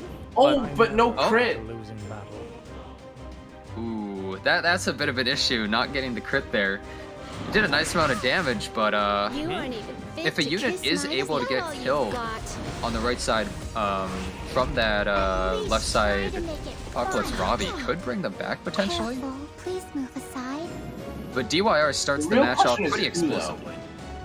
Like, who would you try and send that on I think to? the Amelia is probably the squishiest unit on the right side, I believe just with this how is what the fast it goddess is. wills. But I guess we'll have to see. This DN has 20,000 health, which you normally don't really see on this Grant me unit. the power to extinguish the evil. And it's Your also on Rod of life Amaryllis. ends here. He might just start going on the Amelia here. Yeah, he sees like, this is the unit I have to kill. There's no other unit that's going to die. But at the same time, if he spends so much time trying to take the Amelia out, this Little Queen Charlotte and Spectre Tenebria, they're just going to be Yeah, they're waiting in the murdering wings. this side. You see, that's Hellcutter 7. Yeah, the moment this Little Queen Charlotte gets another bomb, if the anti-crit doesn't work, that unit is going to take a huge hit. Run. Allow me to purify. And what's the timers on the cooldown? So it looks like Little Queen Charlotte is one turn away from using another S3. Since they soul burned, they got that extra turn and ran down the cooldown again. Kind of like a Huaya. Ooh, so now there aren't enough souls in case if... Well, I guess it doesn't really matter. This turn is basically being passed, but the Mediator does have skill 3 up, if I recall, right? I don't think he's used anything, so the cleansing shouldn't be a problem, and then it is Hellcutter LQC with attack buff Spectre Tenebria. I think all should be well. Yeah, I think that DYR has it relatively locked down. I think what Hui's trying to do right there is he was trying to push up the Little Queen Charlotte so that she would maybe waste her turn before the Emokoric S3, but it didn't really turn out that way. Yeah, and then... Yeah, now this attack buff Little Queen Charlotte's about to take a turn on a no defenses Apocalypse Robbie. And that Hellcutter stack was stacking up, certainly. Yeah, we're at 14 right now. It's gonna hit for... It's gonna be quite a bit of damage. Maybe like 40,000 damage or something on this Apocalypse Robbie at this point. Well, the Hellcutter is gonna reset if I recall though, right? So he's not gonna... Wait, oh wait, he still hasn't taken that turn. Yeah, Never mind. Oh, so he had it up. Oh, 18,000 on S1. Oh my god. Alright, casually hit one and 18k. Okay, wow. Yeah, He's in I don't think he deep really trouble. needs the S3. What can he really do with low HP Robbie only? Don't come near me. Yeah, pushing up the Spectre Tenebria, now it's just over. And gets the duel for good measure, why not? I would say this was a pretty decisive win from DYR. Yeah, I think so too. I think Hui locked himself in the draft a little bit much because either you push up the Spectre Tenebria and it can take out something like Angel of Light, or you push up the Little Queen Charlotte and it just kills the Archdemon. So it felt like no matter what he did, he was getting punished. Yep, here's DYR. Of course, we do have his camp. And another pensive thinker. Yeah, apparently. He looks so confident in the top right. He does. And now we have a series, 1-1 tied. And so both players have lost a match now. Yes, they did. Certainly that 100% is broken on both sides. Losing Archie Shadow early on from V's side, it was not a good start. LQC can certainly deliver the damage when you're paired up with Amelia buff. Yeah, he just nuked him. Plain and simple. That Little Queen Charlotte was really slow, but it had 16,000 health, and it also just takes out an Archdemon in one hit. It's a pretty good Little Queen Charlotte. And I mean, it looks like we're going to the next match. Yep, get ready. This DYR is certainly coming back in the series. Here we go, guys. And the two pre-bans for round number 3 are... Well, since these are best of 5s, we get a lot more bans, so we might start seeing some weird stuff. If this goes 2-2, then we're going to start seeing a really weird match in Game 5. I'm surprised even against this many Asian players, and we're still not seeing Rand ban. Yeah, we're not seeing many Rand picks. The only one really was DamDam, and we see Peyra and Angel of Light getting taken out, so now we have 6 characters out of the pool, and 3 of them are damage dealers, 3 of them are supports, but there's still a lot of really priority picks up, like Alencia and Emil Kowaric. Show your elders some respect. So Alencia first pick. First pick. Mediator is still up 2. So is Dien. And A-Robbie. And Estene. So I think that Hui was actually first picking the Alencia because he says, you can take Emil Kowaric or Dien. You're probably not going to take both, and I'll take the other one. I will guide you so he wanted to prioritize the Alencia. Okay. Still picking Dien. Yeah, so I think an Emil Kowaric probably would be taken by the left side, since something like Angel of Light is banned. You'll notice the moment that Angel of Light is taken out of a game, people can pick so many other units. Like, they feel so much more comfortable picking units. Here we go, Rand. Okay, wait. From Hui? Wait, does Hui... Okay, wait. There's two I'm things waiting. that this could possibly be. Okay. One, I've seen some 20,000 health Proof of Valor Rans being picked. Where you What? trick your opponent. Yes, that is an actual thing. I've actually fought them too. And we know that his Politis is a tanky Politis, unless he has a second Politis. So right now, DYR has to think like, is this the tanky Politis, or is he actually cleaving me? Like, he actually isn't sure what Hui is doing technically. Shall I test my knowledge? Oh, stage Boss. wall. Being picked up a little early. Usually that's a 5th pick. DYR is going really hard anti-cleave right now, and is it possible that Hui is actually tricking him? You never know until we actually go into the game. That's the tricky part. I wonder, like, I'm actually really curious because I don't know if Hui is one of the people that started adopting that weird tanky Ran. It's on RNL as well for just as many turns as possible to be able to lap around to get an extra S3. You want to try That's very me? interesting. With another hero, S10A, being picked up by Hui. Yeah, the thing is, this still could be cleave or not. Like, Yeah, his draft there's is like so literally ambiguous. no committal at all. Yeah, you Both can't sides tell. are.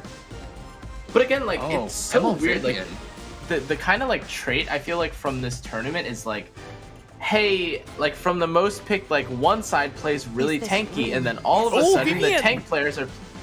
Ooh, Sage Vivian. We're actually, so she wasn't allowed in the previous matches, I believe, but in this one she is. Yeah, not from the Carrot, qualifiers, but main matches, she certainly is available. And Researcher Carrot to respond from DYR. This is a heck of a draft, guys. Okay, wow. I think that Carrot has to be banned. Carrot is a hard counter to someone like Emil Vivian, and there's no cleanses on the left side, so it's going to be strong against Valencia, it's going to be strong against Spectre Tenebria. That's right. It's kind of dangerous. Valencia ban and Carrot ban. Oh. So, I'm still curious, like, is this a tanky? I hope it's a tanky brand. That would just be so interesting to see in this tournament. Yeah, it's a lot of damage from Hui, but not as much HP as I recall these heroes. But on DYR, it's sort of balanced out. Lots of debuff, some sleep, lots of buff from DN. So, go. Let's see who starts. I was gonna say the Ran, even if the Ran. Ran, it's a slow 89%. It's pretty slow. It's a really slow Ran. No. So it is slow, and you'll notice too. It does have the immunity, so it really is the degenerate. Yeah, like, it's slow, really slow tanky Ran. So it's gonna strip the buffs right here that Dian just put on as well. Oh well, I guess Politis actually. Yeah, even takes the before turn that. first. Yeah. Yeah, so Hui did actually go for a really slow tanky team. So the Spectre Tenebria is actually more protected than it looks, because Politis and Ran and Vivian are all going to take a little bit to kill. There's no reason to hold so interestingly enough, there like, Hui wasn't able to press S2 with Politis there, because if he did, Resistance. And it is Proof of Valor. It's a 22,000 health Proof of Valor Ran right here. It is a full tank.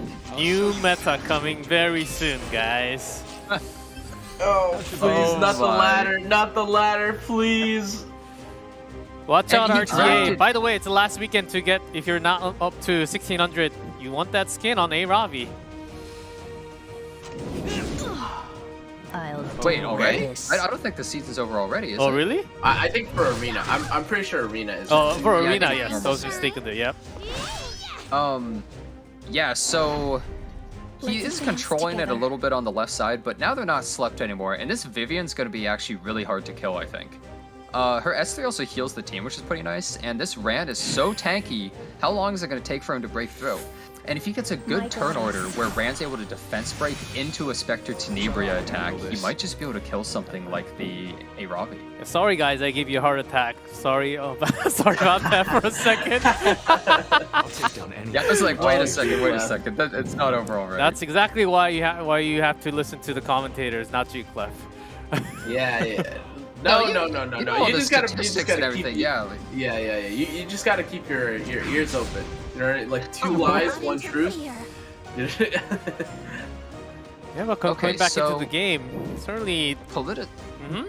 Yeah, the Politis is almost taken out, but she's actually probably the easiest to kill out of everybody on this team on the left side. There may be no mitigation on the left side, but they're just really bulky. And right side doesn't actually have a huge amount of damage. It's kind of up to this Sage to probably get as many sleeps as possible and just disable the team, I would say. Designer a little bit has defense buff. How much is this going to do to the Spectre? Oh, on Portrait. And she just takes it out. Oh my god. That's a lot more damage than we thought. Yeah, the defense for the Portrait, there was no Aureus or anything for the left side, and the Spectre Tenebria just was not built tanky enough to survive. It actually just took it out. And even though Vivian's not dying, she took a huge chunk there. She's just slowly gonna get burned down. She has the S3 up here.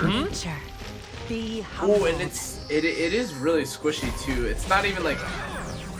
Did you catch what? Oh, it is lifesteal, however. So wait, if Sage does not land asleep, and if Ran had his S3 up, technically he could S3 defense break into a Vivian soul burn, and it could possibly just clean up the whole team. But he needed like a perfect turn order there for that to happen. Step back, flies. Maybe you should have had an ER ring on the Ran, huh? Yeah, I mean, if it was a tanky effect resist Ran, maybe it could have worked.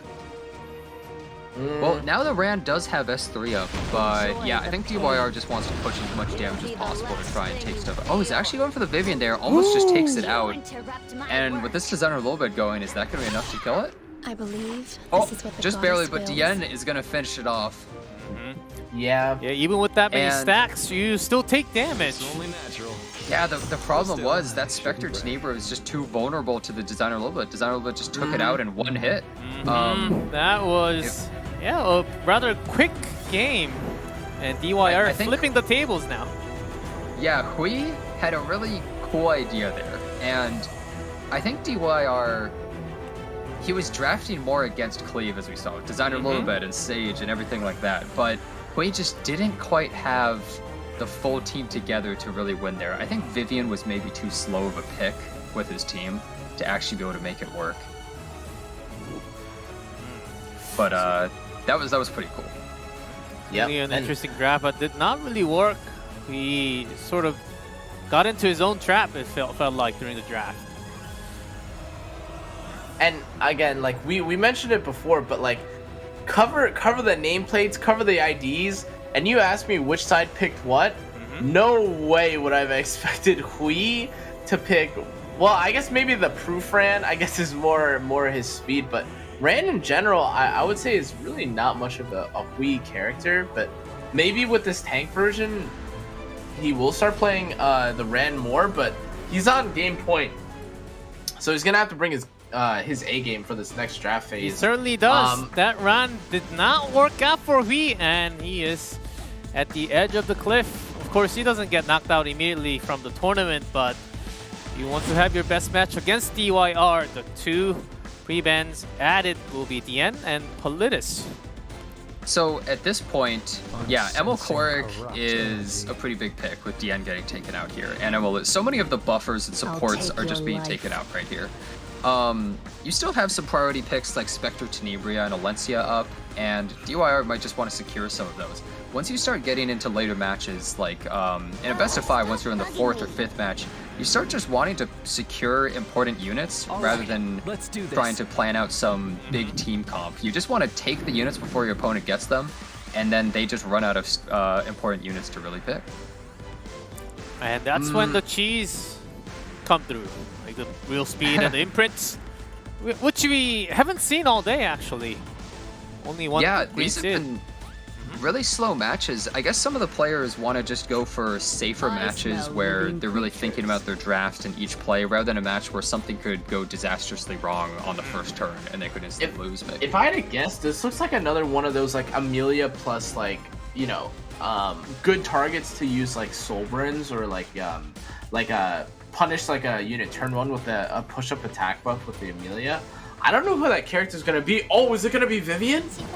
Let me show you how to. Never mind. Okay, come on. Vivian into an Archdemon pick? You're crazy. You're out of your mind. A lot more Little Queen Charlotte today. Yeah, so DYR is going with it again, but this time there is some mitigation on the left side. So Hui he kind of has the trifecta team right here. So having Emil, Koeric, Ross, and Archdemon is a really frustrating team to fight a lot of the time. It's really he's just going full protection team. His last pick just has to be another hard carry, somebody like Spectre Tenebria, for instance, and he just has a really, really tanky wall in front of whatever his carry is. Yeah, Can and again, survive even though he does LQC? have that wall, it is Most Amelia plus Pitero LQC as it is, right? is floating at the moment. There's Will he go for it? There's no way that Spectre Tenebria is not just a better pick than Remnant Violet here, right? You say no way, and we have 3 seconds. Oh, come on. There's no way it's not And just we have Ryland again! Oh my... I don't know about this, guys. He picks that in half of all of his matches, but isn't Spectre Tenebria just a stronger pick here? Oh my god, and look, he's forced to ban that. Solitaria of the Snow. But the thing is, Remnant Violet, he does a good amount of damage, and he's probably just going to one-tap something like the Amelia really well. And since he has Ross's S2, he gets that extra tempo for his team, but I just found that to be a really odd pick overall here. Since Emil Koeric is banned, he actually has 2 threats for Hui's side. I think that DYR is probably still going to push up the Little Queen Charlotte and go straight into the Archdemon. Yeah, yeah, but I'm not really sure if it's going to kill with the Ross there. We'll have to see. Let's see, because DYR can certainly again be kicking with a blast from LQC. Here we go. The time is up from the draft. We're into game number 4. Starting with Amelia again. Yeah, so Amelia just takes the first turn immediately, and one big problem I see here is this Remnant Violet, he's going to be taking a lot of damage for free, and the amount of AoE right side has just from the Little Queen Charlotte causing the huge explosion into Alencia S3. I don't know if Royal's actually going to be able to really heal enough to be able to deal with this. Since he had to ban Solitaria instead of the Little Queen Charlotte. Oh my god. Oh my god. Anything but that, please, man. That's a little bit of a problem. Oh, is it? I'm not. Oh, did the game break? Okay, never mind. Oh. Wow, that's what you get if you go for the risk. Sometimes it works, Yeah, sometimes I mean, it doesn't. If it had not been hit, it still would have taken an insane amount of damage, but it probably wouldn't have died. Oh, and he gets a cheeky little duel, but it doesn't really do much. If anything, I think it actually healed the Ross in total. So I guess he's like, okay, Rylet, round 2. Come on, buddy. You can do it this time, right? Alright, here we go. Surely he won't be hit again. He doesn't Whatever revive Jenna with said the- today didn't the really buff yet, happen. though. Oh. Yeah. We'll see. I would, since he picks Remnant Violet so much, I would assume that it's a very strong Remnant Violet, and I would think that it's S3, since it's a fast Amelia, might be able to just straight up take it out. Ooh, Archdemon really unlucky. Again, we've seen Archdemons kind of just griefing their teams a lot recently, and it not sealing and starting to build up that bar is kind of a big deal. Maybe feeling a little safe with Ross protection. How long do you think you can last? Yeah, and there's no like belly, there's no injury that you're kind of playing towards like this eventual with an eventual win con. Like what you're just waiting for is like, okay, how many turns until LQC gets a number like another S3, right? And then the match is just pretty much over from there. Should we get started? I do kind of honestly feel like we are just biding our time here. Oh, but that's big defense break. Oh, it didn't kill and it didn't blind 750 though. HP left. Now what if they hit Remnant Violet? I should just stop. What's that? Oh my god! Oh, finally some shadow action. I'm sorry, I'm just thinking of the worst thing possible that could happen each time, and it just keeps happening. Come on, Jenna. Be optimistic today. It's hard when I see Remnant Violet on any side. I have bad experience with them. The thing is, the mischance is really big here because it's kind of like he has evasion. Okay, finally, there's a miss. Oh, but okay, a duel. this. It builds up 2 bar right there.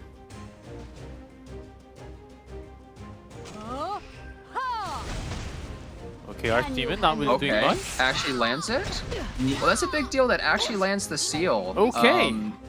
And is now at full bar. That's actually a big deal. Okay, she's able to remove that stuff, but let's see, what does this Ruel actually have up? She still has her S2, and if she uses it on the Remnant Violet, I don't think this Little Queen Charlotte actually wants to try to go for them. The problem, though, is that if you use it on them and the A Ravi actually S3s into him and hits, he's just gone again, and they're gonna res somebody. So I wonder if that's actually the best target. Like, is it better to do that, or is he just gonna die anyways and you should have used it on somebody like Ross? Yeah, and it's the blind buff is really damning here, right? Because like you have all the Hellcutter stacks built up in. Whoa, yeah, still going for kinda. Rylet there. Oh And boy. this S3. Oh boy. It misses. Oh my god. And he goes into the S3. That's so huge. He has the 20% chance to dodge from his artifact, and it pays off big here.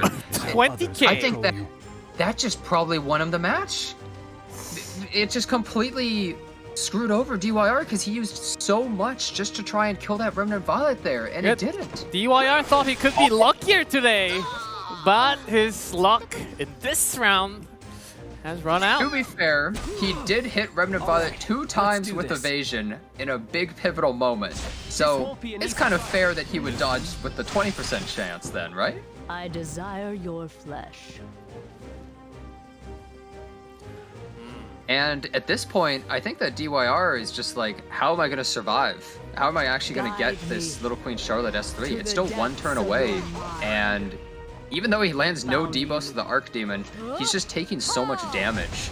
And this Remnant Violet, once he goes around again, he's almost just going to straight up kill Amelia. No strip, but I guess it just doesn't matter, right? Like Yeah, I think at this point it probably is an open and shut case, right? Because we also look at the Ruel there, right? And she's 1 turn away from revive too. So even if Little Queen Charlotte does kill somebody, they're probably just gonna come back. So what can he really do at this point? Little Queen Charlotte now has attack buff, but she's about to be the only one left once this Remnant Violet kills the Amelia. Okay, and he's going. Okay. Okay, another miss. I think that was the right play, but I just don't think that there was there wasn't much odds of that working. No proc. I'll protect you. So Ross does have S2, so that Amelia's gone. I hope you're ready. Yep. Exactly. As you said. And at this point, I don't think she can do it. Ruel has her skills up. I think it's pretty locked down. I think that Hui dodging that Apocalypse Ravi S3 kind of just ended the match. He baited in everything. Can you imagine if there wasn't defense buff here, and he just soul burned into the Remnant Violet, and then he just. He's gonna do it. I think he's gonna do it. I think it would also be pretty. He has to go all in. He has no choice, but at the same time, I think it's probably too far gone. So he goes in there, he takes it out, and then that's yeah, that's a good chunk of damage still. There's no Remnant way, Violet. Get it. 30% chance. You say Take no it way. out. Oh. Okay. Oh, I wanted to see it, but it didn't really matter anyways. Ruel could have just revived somebody, and it was just too far gone. So it looks like Hui actually had the plot armor there at the end. Even though he got really unlucky and his Remnant Violet got hit so many times, he dodged when it mattered most, and he took it. And Jenna, G-Clip, it's game 5! First game 5, we'll have 10 we finally reached pre-bans one. potentially. Yeah, up to 10 pre-bans, and wow, I mean, let's see what they actually start drafting. Are we going to see an Emil Kowarik pre-ban, or a Lencia, or some of these characters that are just being picked every single match, Apocalypse Ravi? It's funny, Apocalypse Ravi never gets banned. And I always see people in chat say stuff like, why aren't they banning Apocalypse Ravi? She's in every match. Like, what are they doing? Like, why is she always there? The thing is, a lot of the time, you can't afford to ban that character because she isn't really the glue holding the whole team together. You're trying to get rid of these other pivotal picks that you don't want to play against. And Apocalypse Ravi is always there, but she's not usually the thing that is dictating every single match. People draft their teams and add her in, but they're not drafting their teams around her most of the time. Yeah. So you'd rather get rid of something like Angel of Light that prevents you from picking so many units. All right. Robbie's certainly unique, but here we go into the final game of best of 5, waiting for 2 more prevents to have all 10. All right. Lots of hero already banned. Now, if we talk about a funky draft, this will be certainly one. Oh, Alencia Arcane Arch even banned. So when you think of the damage dealers left, what's crazy is Spectre Tenebria is still up. And I can't believe that she's actually lasted this long. She's such an important pick. And another thing is Landy is still up, and most of Landy's counters are gone. There's no Angel of Light, Balayan, Emo Lilius, Alencia. Like, some of these characters become a lot more viable with some of these bans. And DYR just goes to the Apocalypse Drive first pick. You know, you can flex it into so many teams. It's just a safe pick. And left side might just want to secure some of these important supports like Ross and maybe Emil Koeric and just try to scope out DYR's draft. With the Alencia ban, I think it might actually be time for maybe a Ran? Oh, I think it's possible DYR might want to do something like that. He might want to go really aggressive to try and close out the final match. Because like one of the reasons why Ran APOC is weaker now is because you can respond to it with the Alencia, but with no Alencia, that's what I'm saying. Yep. So yep, there it is. It makes a lot of sense because most of the standard characters are taken out, but a lot of the cleave characters are still around. Now, Politis being pre-banned definitely makes it so something like Designer Lilibet is way more desirable here.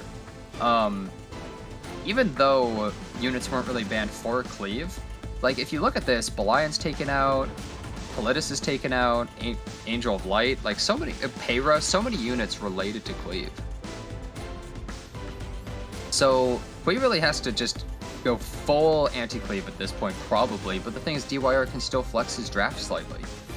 And... oh, what was that? Nope, will that be...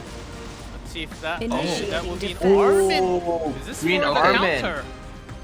Wow, so left side hard committing to that, has 2 defense scaling units, and is DYR just gonna keep going with the full-on cleave into the Armin? And is DYR he really going has to bring up the speed, bring up the tempo? Yeah, it looks like he's really Oh, considering no it. way, He's really thinking about it, but I don't know if he can actually afford something like Summertime Assyria. Is he going to? Thinking about the fire heroes. Yeah, he's really looking at them. I think this is a difficult situation because Armin is such a ticking time bomb. You can hit anyone on their team and then Armin just stuns you. Okay, so he's actually doing this so that Armin becomes a bit of a liability for Hui. Because Armin counters so often, but with Rowan on the field, it's just going to be healing him. There were some players from the qualifiers who actually won with Armin. Okay, He's Violet using his magic from against him. DYR! Oh my... Okay, I've got he's my like... own Remnant Violet. Okay, let's see what happens.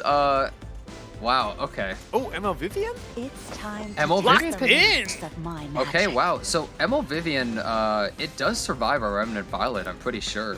And especially, Armin gives a huge amount of damage mitigation from single attacks, and then he also has the Aureus. That left side is actually ridiculously bulky overall.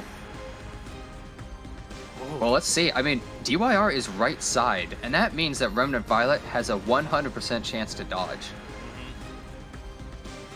Well, this certainly is an interesting draft with 10 pre-bans. Now the post-bans, A, Ross, and Rowena ban. So, yeah, so Ross is taken out right here, but Armin still gives, what, 30% damage reduction from single attacks? So that's still a pretty big deal, and he has the cleanses for Ran, so left side still looking pretty bulky.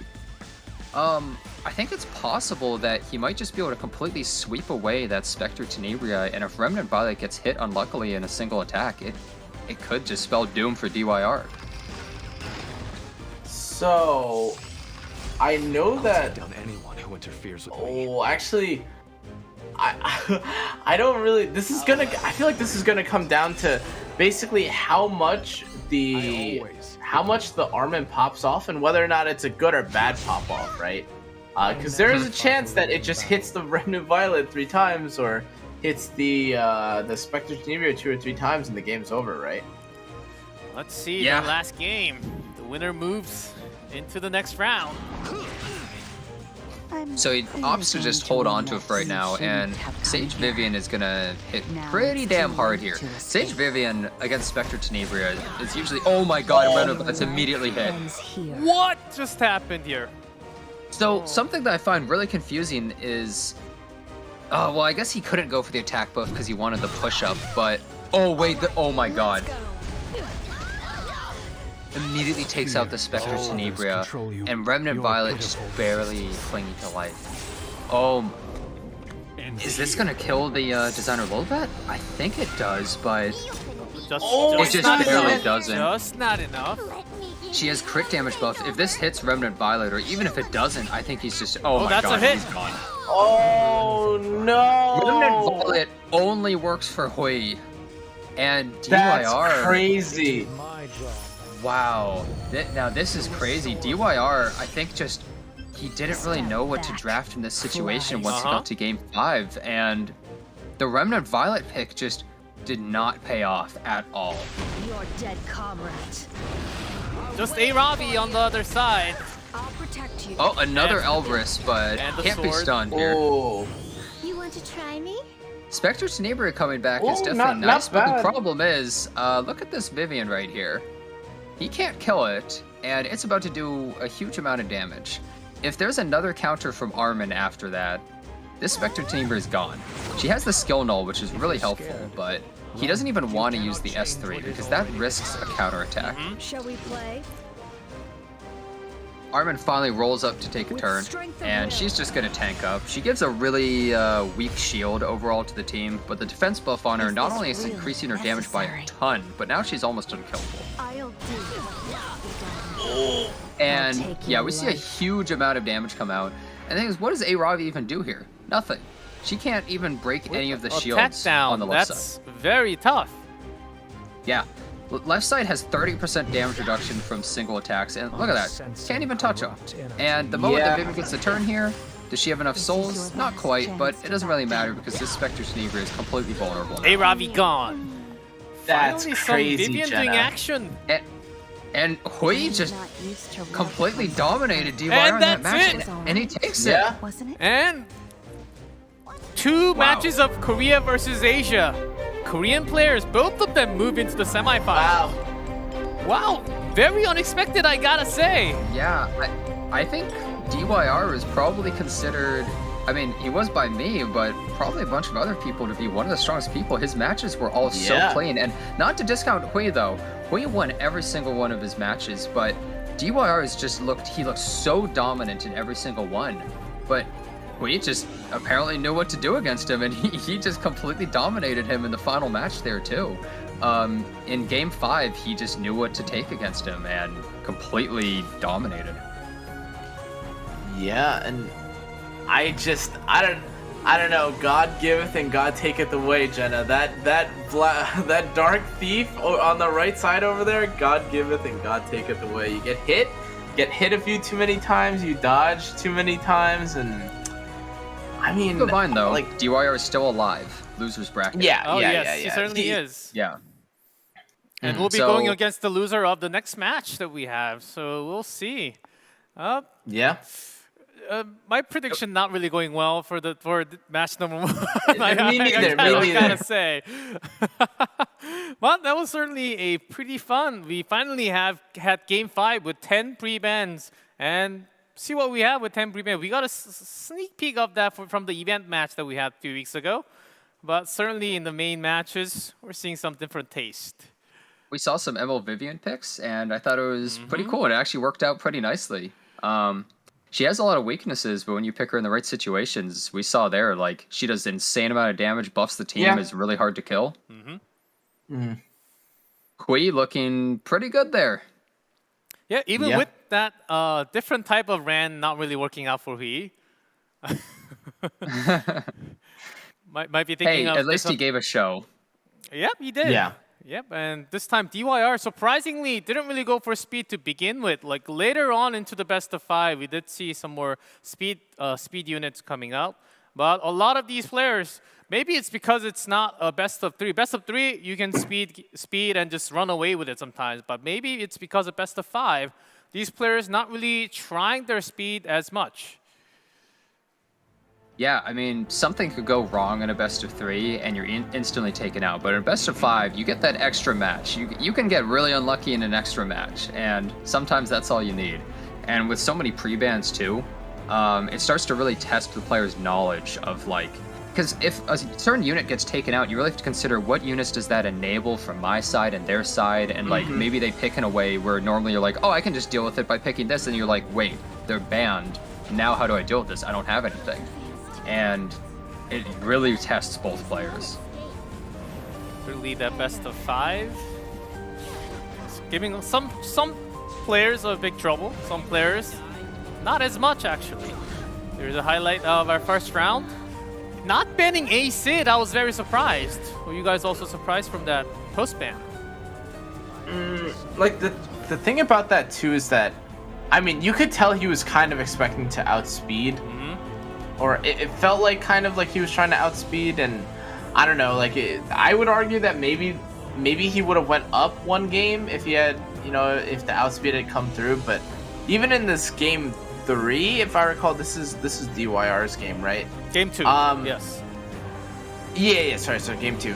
I feel like in this sort of match, like I'm a really big fan of the way that DYR likes to play these matches out, where you're not fighting against a mediator Cowrick, you're not worrying too much about like the enemy opponents or anything. Like it's a very traditional like LQC like drag up into bomb, right? Like it always feels like when you watch DYR, and I mean we're gonna see him again, but it always feels like when you watch DYR, you understand like how his draft, like what he's thinking in terms of like how he wants to, like what his win cons are, like how he wants to win the matches. It's not just like, oh, I picked like strong units and like let's just pray to God that like my units synergize well together. Like it seems very like methodical and like very well thought out. And I don't know, I guess today we got it, but I mean, when's the loser bracket? Does the loser bracket start tomorrow? I think it does, right? Is it? I think it begins tomorrow, but I'm not 100% sure on that one. Yeah, DYR, I think we'll see him again tomorrow. DYR right? better wear his shirt tomorrow. He printed out a E7 World Cup winner T-shirt, I believe, when he wore it in one of the interviews. Yeah. He better make sure that wasn't just made for no reason, right? He definitely is confident, but he's in the losers bracket now, and he has to go through a lot of fights. He has to go through the gauntlet at this point. Yeah, and again, I mean, this game 3 was also so funny. Like this was the Proof of Valor Ram game, right? Like, you know, interesting tech, and I don't know. It's always exciting to see those sort of things come through, and I mean, it's unfortunate because it didn't win, but also like, I don't know. Yeah, this is the thing about best of 5, that you can bring these pocket picks or these type of different, you can actually have 1 more try, 2 more tries of something different, and if it doesn't work out, you can always go back to your regular style of drafting and still come up with a win in this best of 5. I think that's the real take on this format. Yeah, I think one big thing is a lot of Asia players, when we saw their bracket, they were really aggressive, going like super fast, killing really quickly, fast matches. But they're really slowing down and going much more standard against the Korea players, and Korea generally plays a lot slower, so I feel almost like they're playing into their hands here. And both of the Korea players taking out both of the Asia players in these matches. I would never have bet the opening to today to look like this, Jenna. My predictions are in shambles, actually. Yeah, and me too. I really have to hand it to the players. They're doing really well in these matches. And Remnant Violet actually won 2 matches for Hui right there, back to back, on both sides. Yeah, we saw right here that Remnant Violet was just getting completely dumpstered, and he still was working. Hui seems to know exactly how to use this guy, and it's a character that most people don't like to rely on. This was a huge deal. Yeah. And that just completely ended the match. I think it's fair because Remnant Violet did get hit 2 times while he had evasion. So it's fair that he would dodge once with no evasion, right? It all evens out. Sure. I'm no statistics major, but Oh, is that how it works? Oh, okay. it feels fair to me. And this was the draft for the last game that we had with 10 bans. And Armin, that was certainly a pocket pick that we do not see every day. So I think that DYR basically just had to commit to a Cleave setup, and it sucks to do into that team. Basically, Armin is a character, like, you just don't want to fight it. It's miserable to fight that character, because you know the moment you do any attack, you could just instantly lose the game. You're walking on a tightrope.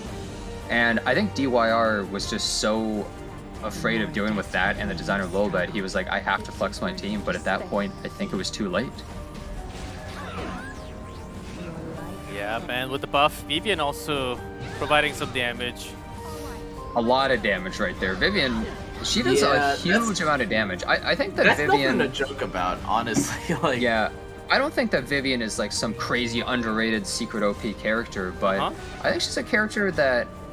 She's a decent character that a lot of people just don't really think about, and everyone just says, whatever, like, no point in getting her. But when you use her in the right situation, she's really good into characters like Apocalypse Ravi, for instance. And if you can actually keep immunity on her, if you can protect her from debuffs and stuff, she can easily take out Spectre Tenebria as well. And Kui was able to utilize her in a couple of matches, and Remnant Violet. He seems to really know how to protect these priority units on his side and get them to show their full potential. Yeah, that was a final game. Oh, certainly the best of 5 is being well handled by some players, not being as well handled by some players. And I believe the code is also available in chat, but just for you guys, if you have missed 2022 E7 Covenant for Covenant bookmarks, 50 bookmarks actually. So you might want to like stuff it in for next week and the week after. I think I'm putting that in right after the broadcast. Yeah. Hey, if you're trying to get triple S Edward, you're gonna need 50 extra bookmarks. You're gonna need everything you can get. Edward? Yeah, you are. Easiest triple S I've ever seen in my life. Really worth? I think it actually might be, you know? You know, I was gonna triple S Roy, but then once I saw his skill set, I was like, okay, triple S Edward. Okay, I'll be waiting for that stream. Pavel, huh? And Pavel triple S. Well, wait for Pavel. Okay. And also, you can watch that stream. We're getting unknown slate, so you don't have to get all triple S, by the way. So that's true.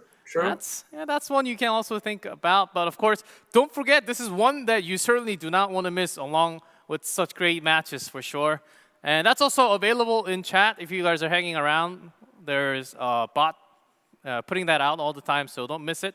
Copy pasta. If it's not working, I don't know what's happening to your account, but it should be working because it worked for a lot of everyone else. Yep, that was match number 3. No one's knocked out today because once you lose, you do go to the losers bracket, but we already have some winners going into the semifinals. And just wait for one more match because we have our final match. It will be another global, now this time versus Europe. And that's coming up very soon. So we'll take a short break before we go into that.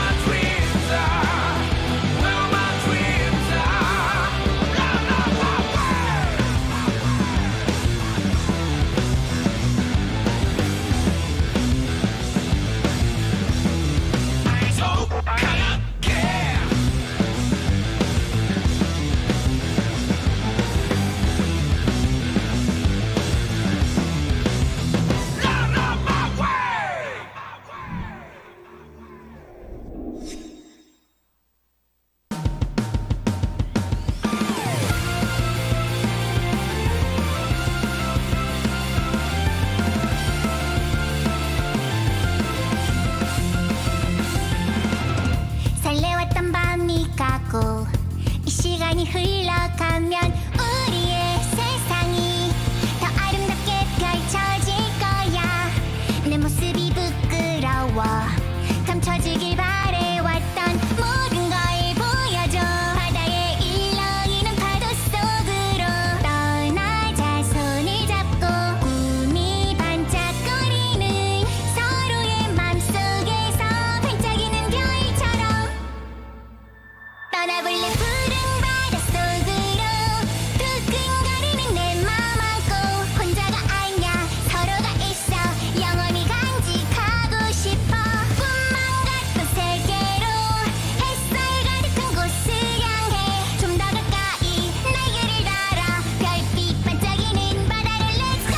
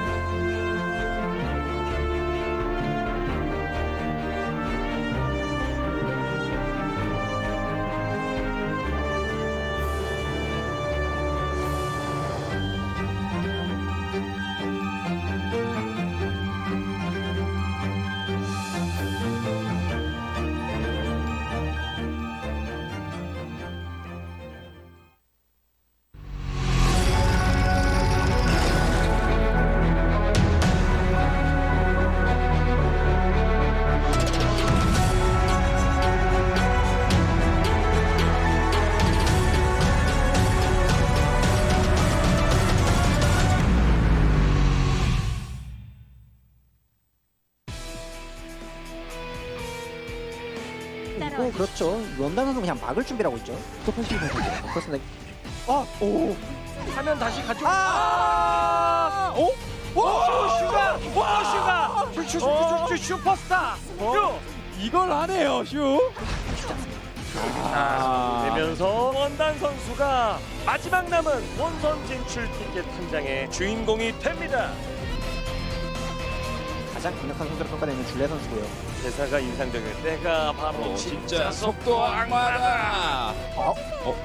최천사 안젤리카가 선턴. 이거 어떻게 된 거예요? 선턴을 줄레가 잡으면 종결자 찰스의 턴으로 출발합니다. 50%. 됩니다. 줄레가 유럽 지역의 대표로 선발이 됩니다. 大家好，我是来自国际服的云端。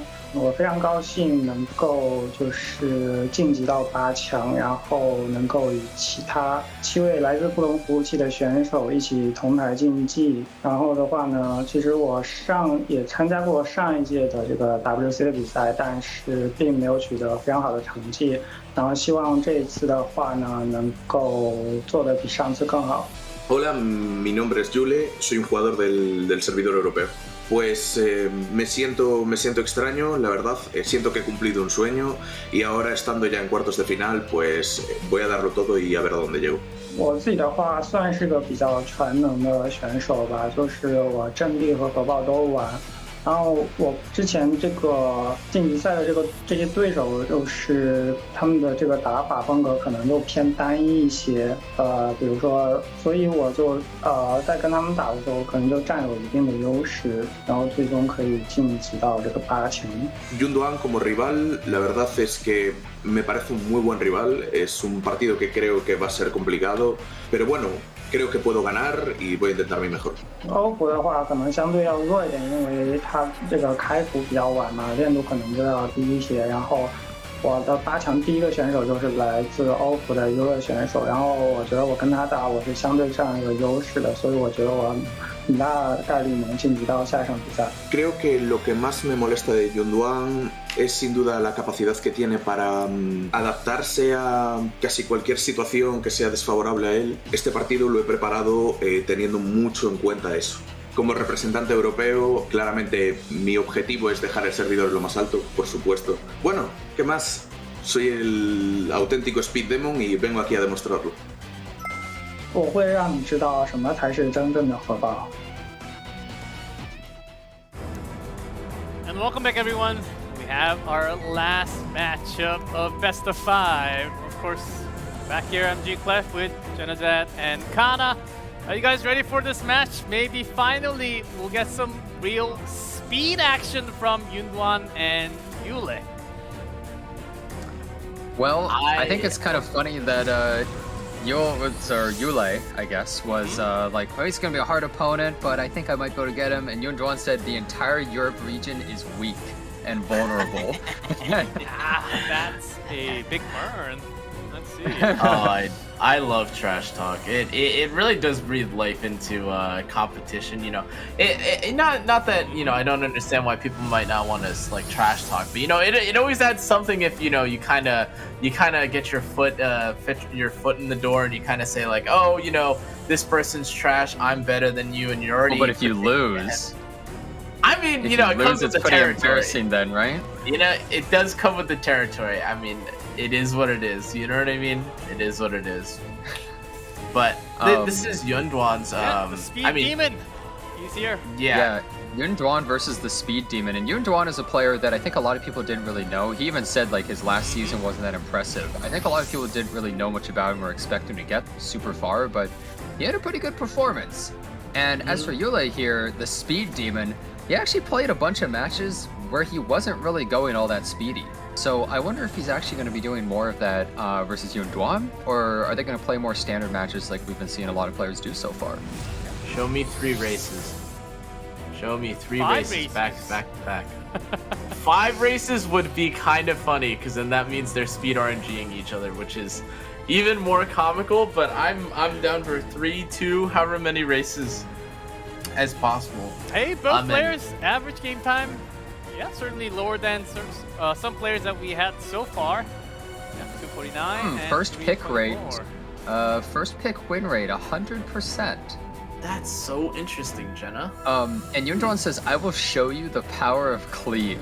So he even has a lower average game time than Yule here.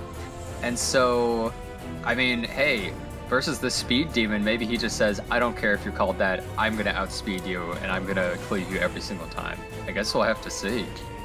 Yeah, there's always a real tension between the servers, and Yule seems to be the best from Europe. Yeah, and YunDuan, he trashed on the whole region. So those were big words. Let's see if he can actually show up to his words. We are ready for our first draft of match number 4. Here we go. YunDuan from Global on the left, and Yule from Europe on the right. So we might still see like Balayan band. First band or something, or Hua-Young, or just common bands, right? We had lots it's probably of those. Not going to be anything super specific. And yep, Balayan and Emilius makes sense. Hua-Young is still up, which is definitely a big pick. Yeah, I feel like this is more of an I'll APOC deal with this. prioritizing kind of set of opponents though, or like set of players. I think both of them are probably going to take APOC as soon as it's available. I'd probably also expect a DN +1 here. It's not. It's. I mean, I should be clear. This is basically just the quote unquote like standard or like the status quo, or I guess whatever you want to call it for most aggro into Cleave players. Yeah, you see the Hua-Young DN. They're picking flexible drafts. They don't want to just immediately go into a cleave or standard match. You want to pick something that you can flex into a lot of other characters. We saw this in most of the other matches as well, is you have to hide your cards. And once more pre-bans start going and you get farther into the best of 5, it'll change. But okay, cleave incoming. Yep, it makes sense. Because A-Ravi's best friend ran, where, yep, and he's pretty much just hard committing to Cleave right here. He's just saying, I'm going in. Oh, wait for it, guys. We finally have some speed war. And so now, Yule can be looking at a Sid and Silk here. That's what we saw a lot of players do in the qualifiers, is that's the huge response to Ran. And so, assuming he has those built, which he probably does if he is the Speed Demon, as he calls himself, right? Then I would expect something along those lines if he's truly trying to contest. But he's really thinking about it. He really has to consider, like, is this what I'm going for? And is YunDuan prepared for this? Is it actually bad for me to go all in like that? Is he trapping me? Ooh, is that it? Oh, and it is the green. It is the Sid coming out. Surely Wanderer is a Yep. Yep. Here Best we go. friends. They're always holding hands. You always see one and then the other every single time. It's a great counter war, we've here we seen go. to Ran. Yep. Imprints And finally coming in. Jenna? yeah, we're gonna have to see some imprints from YunDuan if he is actually gonna commit to this right here. We have a couple more, right? Yeah. Oh, there's a lot of imprints left over, right? Yep. Watcher Shuri is one of the really big ones. We have stuff like Vildred, regular Shuri, Mursa, Surin. But YunDuan really has to consider how he wants to go about his draft. What was that, Kona? Sorry, I was gonna say the one thing about when you take the Wanderer Silk, it's a little different because there's already the Hua-Young here, and there's still value out of the skill too. But when you have Wanderer Silk, you do kind of want to prioritize like Vildred, because Green Sid's S1, if you drag Green Sid, for instance, right, with the Wanderer Silk, it actually really sucks. Like, speaking from experience with the Speed Sid, if you S2 with Speed Sid into like even like an Ida or a Watcher Shuri, you actually don't do enough damage to kill any of the squishy units. So you really do need like a stronger unit like Lan. But so YunDuan talked a big game about showing Cleave, but he backed off once Yule picked the Sid and Silk. He realized, like, you know, I don't think that I can actually contest that. I'm gonna slow it down and I'm gonna tank up. Unless, what if this was actually a tank Ran and Politis? There's no way. There's just no way. Sid cannot get a kill. That would be the most unbelievable twist of events. I don't think it's possible. Well, it's the ban. Politis ban and a Sid ban, actually. Maybe it's not the tanky Ran that we just talked about. Yeah, so we don't know how tanky how fast this Ran is, but with Silk being on the right side, there's definitely a pretty big chance that it could have enough speed on maybe this DN that she would take the first turn. But we'll have to see. Let's get in very soon. Yes, Kana? So, speaking also as someone that plays kind of like this protect the one carry where like you push up a unit over and over and over, and that's kind of what Yule is playing here, right? With the attack buff, the Flan, the Wanderer Silk, like getting dual attacks and all this. Oh my god, he outsped. Wow. Okay. That's actually a pretty big deal because now there's immunity on the whole team. Flan can't do any sort of defense break or anything. Are you ready? Oh, so that means that there's Silver Rain on the Landy, but I was gonna say, like, how exactly are you gonna bust through the FCC, the APOC, and how do you reach this Landy? Yeah. I don't really see how Yule can actually break through it at all. Like, sure, Landy's not gonna be able to kill Hua-Young super fast, but she doesn't have to. She has all the time in the world. Bam! I'll blow And I think that YunDuan going for that slower ending to his draft, because he still had things like Apocalypse Ravi, really made it so that Yule, he just doesn't have enough, because he has Silk for the speed imprint, but she's not really going to do all that much. She can't kill anything right here. Hua-Young is the only unit that can do damage, but she still has cooldowns, even if they are short. The crit damage buff doesn't really matter from Flan. Even if a defense break comes out, it doesn't really matter. Like, basically, Flan does nothing for this Hua-Young other than give attack buff, but Dian already can do that. But full buff Hua-Young. Yeah, if only that crit damage with something. Yeah, it's just, you can't even kill the FCC. And now Landy's coming around with only 11,000 health. You know that it has a lot of damage, and it's got attack buff. Let's see how much. Through the shield. You know, that was a good amount. Almost killed their whole team, basically, other than Hua-Young. And FGC S3 coming in soon. And that crit almost taking out the DN actually, but Ran rolls around and finishes it off. So this is what a lot of people call a fake Ran, where it doesn't actually do any damage and it's on Silver Rain. But that attack buff given to the Landy made her do so much damage. Yeah. The Ran, since it's built faster and we saw it got the first... Oh, wow. It can be built so much faster since it's not getting any damage. Yep, it looks certainly having a lower win rate now. That response, the draft response from YunDuan was just perfect with at the outspeed of Ran to start off.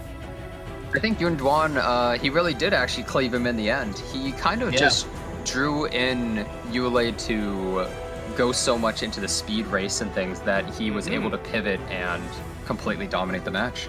I think he did a really good job with that, and after that, Yule might be a little more afraid to pick the Sid Silk into something like Ran. Yeah, and so again, I was trying to mention a little bit about like this pairing of Wanderer Silk plus like a nice target that has like a strong skill 1 with Hua-Young.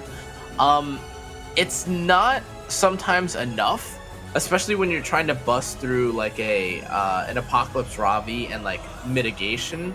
So I don't know how I feel about the early Hua-Young if you're gonna commit into like maybe pivoting like up like faster or slower or something like that.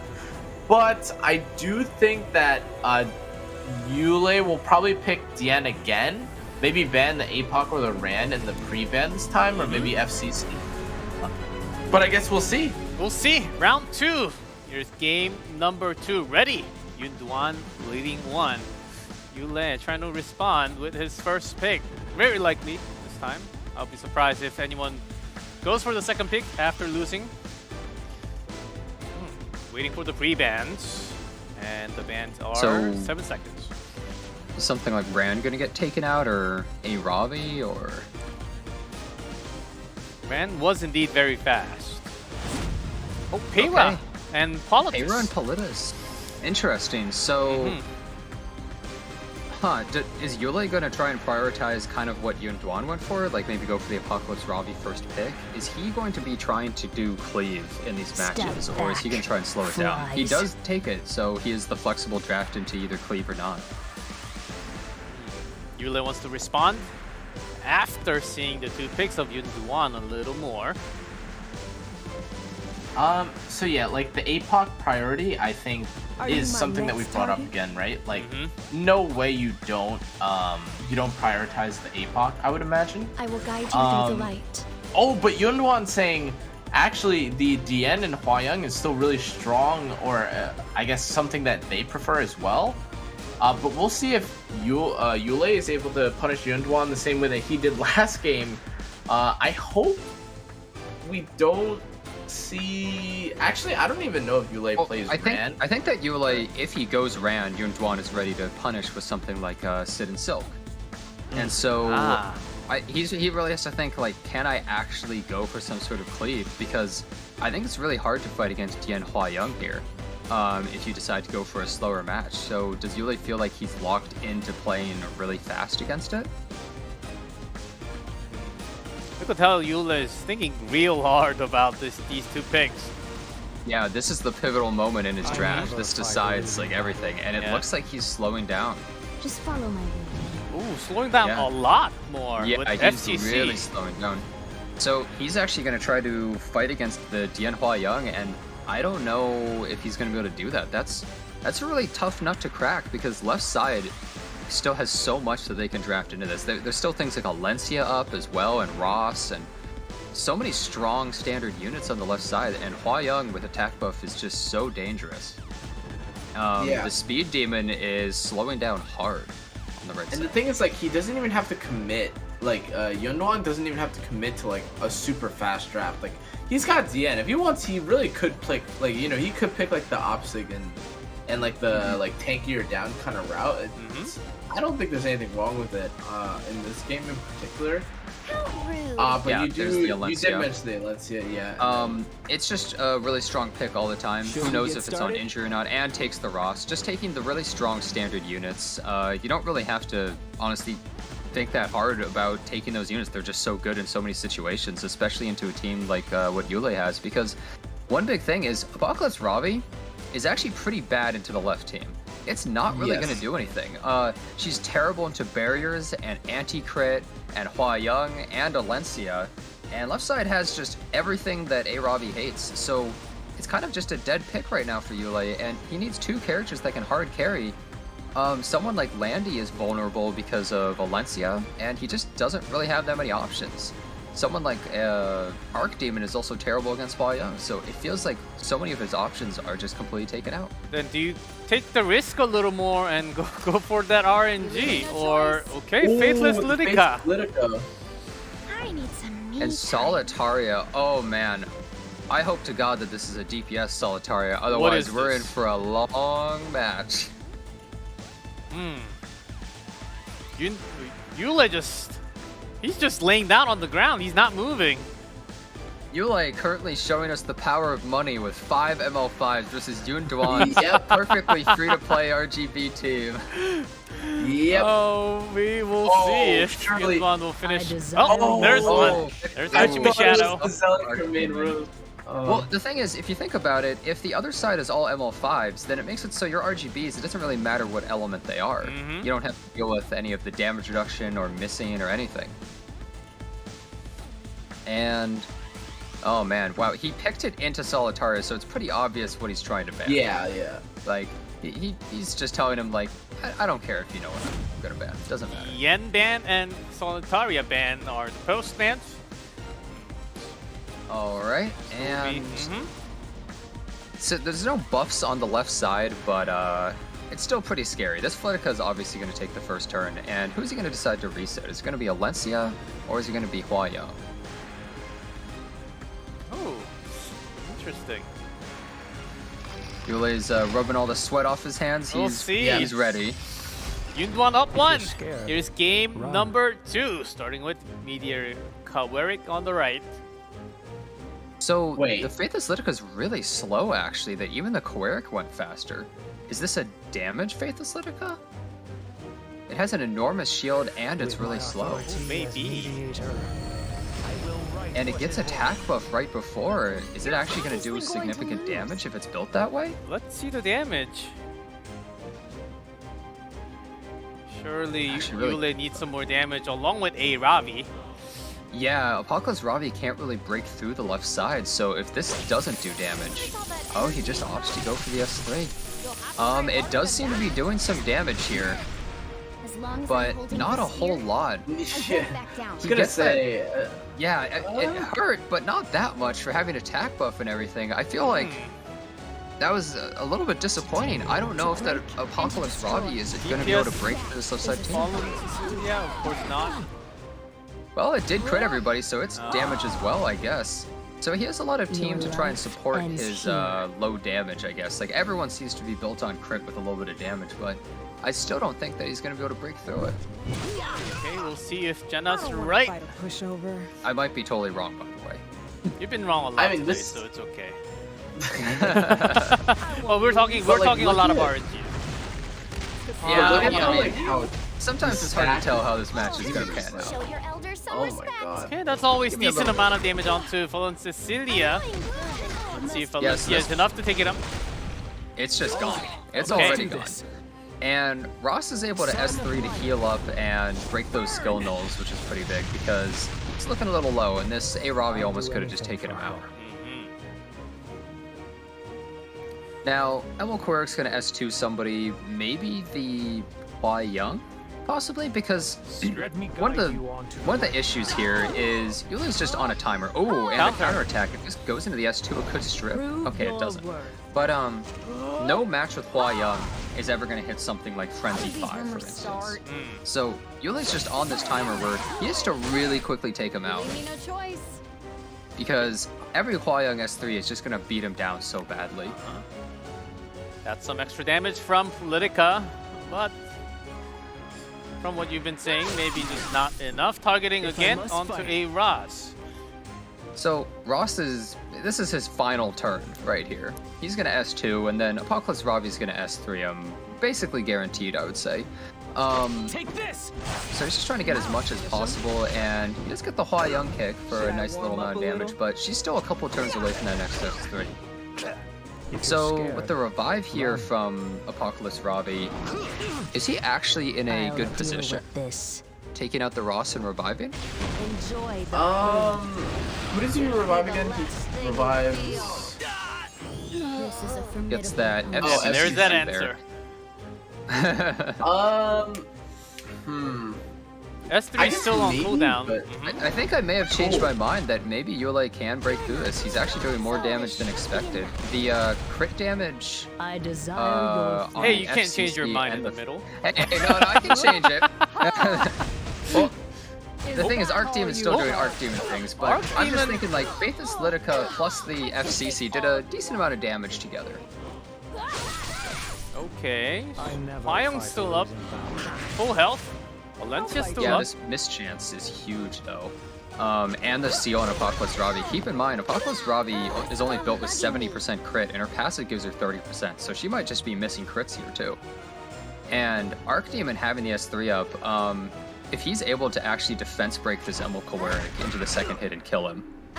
Oh. Yeah, he had his S3 up to protect the Arc Demon. And that's kind of a huge deal. With Arc Demon having her S3 up, there's no immunity on the right side. There's no way to deal with it. And Arc Demon's sealed. And she misses the crit. Every bad thing all at once just happened at the same time, and now Arc Demon gets to pop off. And I don't think that... Well, it only landed one burn. That was a pretty lame pop off, but I think that Apocalypse Robbie is in a lot of trouble here. Here's some extra damage from Arc Demon's Shadow. Litica gone, only a Robbie left. And she gets kicked from this turn, but... YunDuan getting closer to stepping up into the next round.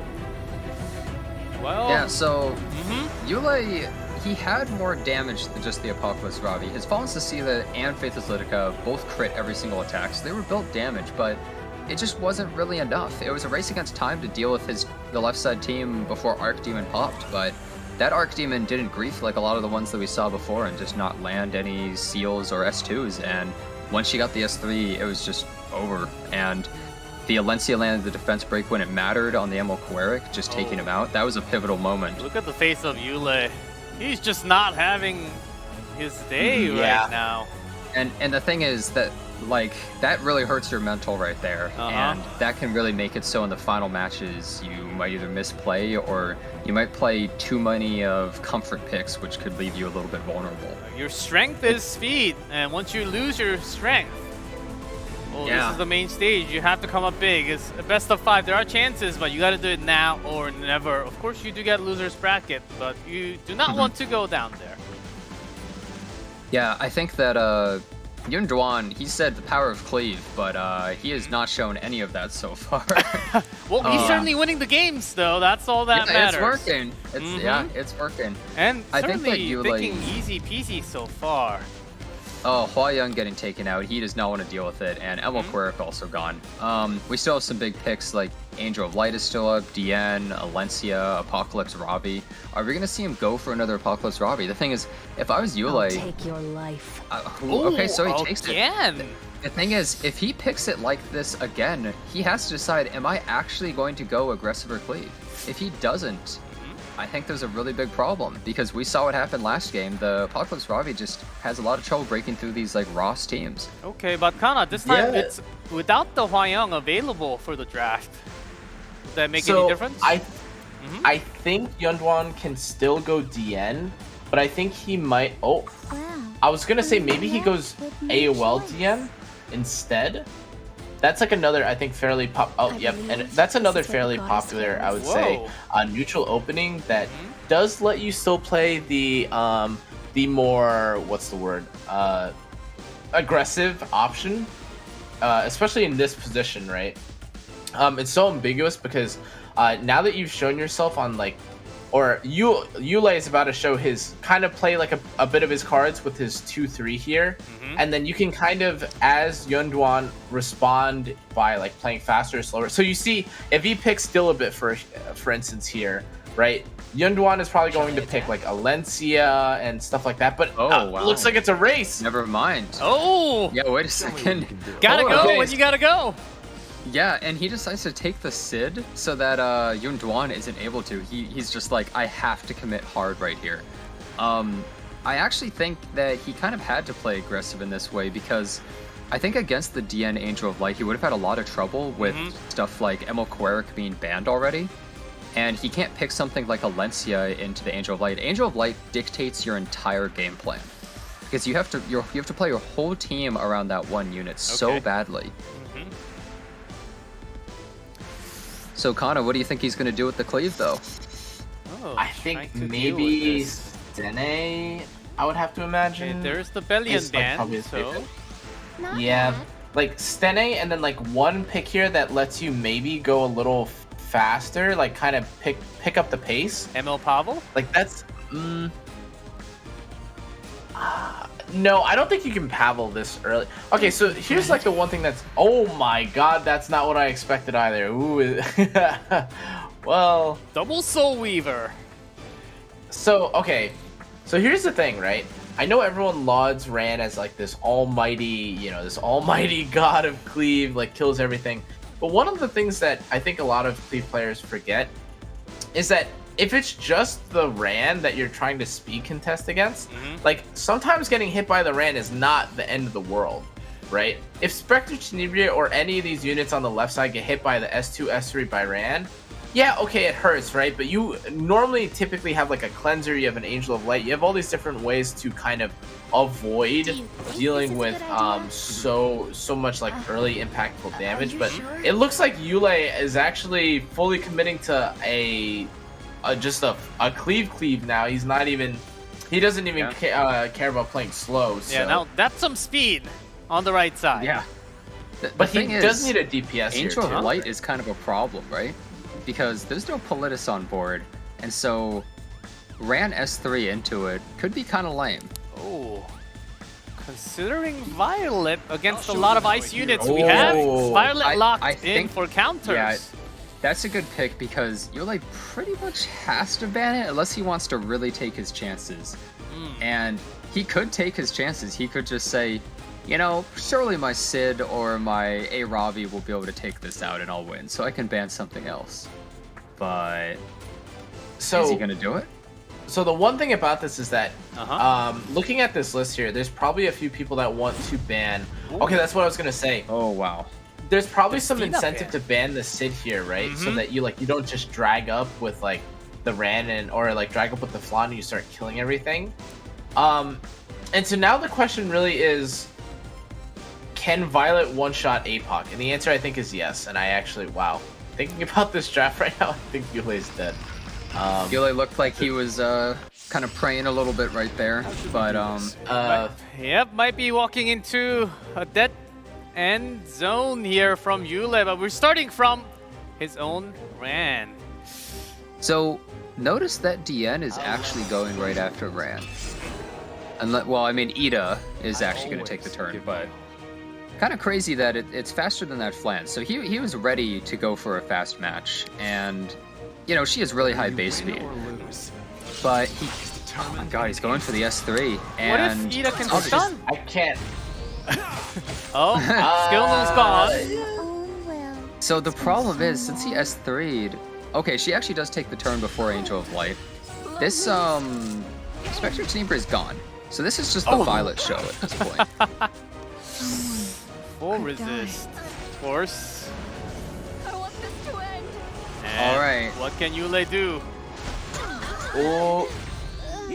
Alright. Yeah, let's see what happens. It just this whole match Violet, that's just one. down Skill 3.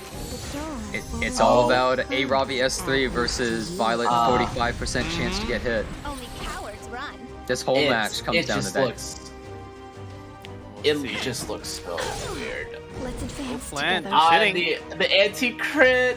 It's almost a 50-50 chance. There is an equal chance almost for both player to win. YunDuan has only, you know, a smaller advantage, right? Okay, actually, never mind. Wait, he is anti-crit. I forgot about that. Okay, never mind. Yeah. Things are looking a little bad for Yule. Yeah, I don't... Full stack. I have seen more unlikely Just- things happen in this game daily.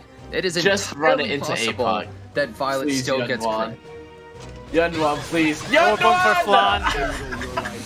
What are you doing? Oh boy. Okay, well. Let's go for the easier Guess play target. with this food a little bit. Now we're down to 2-2. Yeah, the problem here is that it's going to take a while for Violet to take these extra 2 turns. He's not going to use his apple. He's just going to hold on to it, the anti-crit and the attack buff. And he's so slow overall I that will guide you through the light. is there going to be a moment where Yule could actually S3 on this Violet and he's not going to have anti-crit? I don't think so. Dian is probably going to go relatively soon, but the thing is, Yule actually kind of wants Dian to be alive for a little bit longer. Just a tiny bit so he can get some more attacks into them rather than feeding into the Violet. Would you help? All right. And that is just a Yeah, Rand is slash and gone. dash. One normal S1 attack. I believe. Look at how many souls are on the left side, by the way. They're all completely useless other than Dian spamming. And she's about to start spamming. The moment... Okay, here we go. Okay. Okay. This is where... Just for the there's resets. Now we have permanent anti-crit on Violet. Like, they're just gonna spam all day. Once she gets to Soulburn, it becomes incredibly frustrating trying to deal with Dian. Every single attack, you're just wailing on this barrier. She's constantly healing. Violet's gonna slowly work down Apocalypse Vavi, I would assume. Whole bunch of buffs. Going for the end first. He can even. I was gonna say he can even Soulburn. Oh my god! What nice. the hell is? 2,000 damage. Okay, but at some point, he's gonna be able to S3 on this. Look, another Soulburn. He's going again. The power to extinguish the evil. Step Oh boy. We'll see. With attack down, it will eventually run out in just one more turn. Surely this match will be kind of short, right? Yule can still win this. It is still definitely possible for him to win. Give me strength. We saw how little shield? damage that Violet did. Extra barrier. And- Not my face. Yeah, he doesn't want to use his S2. Oh, he's using it. Okay, I think he's just gonna go for the S3. Don't chicken out. Let's see how much it actually does when it crits. Oh, it's gonna do a Okay. sizable amount. That's Oh, some yeah. nice damage. 19k. Yeah, that was pretty big. And Dian just gets to refresh the S3 again. So I don't know, guys. I'm seeing this little shield icon This and is our first attack 3-0 down. of the night. Yule Let's has- see. He's just going for another turn, guide you another through the S1. light. But the thing is, now there's another barrier on this Violet. Like, I almost feel like he had to S3 right there and just pray. Yeah, I mean, I guess he could do it again right now, maybe onto DN, but I believe this is what the goddess Dian wants. actually just says, I'm going to save it for one more turn. Interesting. even right here, I'm pretty sure he can just S3 and the game is over, no? Yeah, Still I think he frenzy probably 3. could. Alright, all good. No, I think no, it's it's going for fine. the safer play. I think is a better idea, though. Okay, Yule is praying. Right now he's praying. Yeah, oh, this must be the turn. Okay, here we go with the S3. Oh god, here we go! And it missed. Oh, And no. Together. Oh man, that would have been very lucky if it happened. But he had And to that go for is it. it. We have our first 3-0. YunDuan will be moving up to go verse against Hui. And Yule will be going down to the loser's bracket to go against DYR, I believe. That was rather a quicker match. First 3-0 of the day. Yeah. Easy peasy. I got my coffee on the side. Well, Wow, him yeah. too, I guess. YunDuan was pretty decisive wins right there, I would say. Like, he didn't actually cleave a single time. He was a complete liar, but he's a winner. And that's all that really matters at the end of the day. He was able to respond to the aggression that Yule was doing and really punish it, and he just played some solid standard teams. And I think we were keeping track of it a little bit, I think, during the break, but it is a 100% win rate left side on the bracket. Oh, that is In right. the setup. Yeah, you're right. Left side win. 100% win rate left side. Yeah, that was actually pretty interesting right there. Yeah. Well, YunDuan, good job, and Yule, you are still in the tournament. You still can totally make it out of the losers bracket. You have to fight against some strong people though. But I wonder how everyone's predictions went. How many people got 100% on their predictions? I'd be curious to see. Yeah, I can't quite tell you exactly what I predicted, but I think I got about half. I got half as well. It might be impressive, Jenna, to get all of them correct, but you know what's even more impressive? Getting none of them correct. Hey, who's with me, guys? Hey, any zero percenters? Hey, you still make more predictions now for day 2, 3, 4. You can do more predictions for every single broadcast, so make sure you go and check that in. It's in the tab. You have to. There are a lot of events, so you have to scroll down and click each one of them. But make sure to take some time and participate because you will get energy for a lot of them. So that's what you get. But rather a quick 3-0. Finally, we had some Speed Wars. It wasn't fully Speed War commit that we have seen, like 4 imprints that we have seen from the qualifiers. It seems like these players, when we come down to the main stage, doesn't really want to take the risk. Talking about risk, we saw a lot of violets today.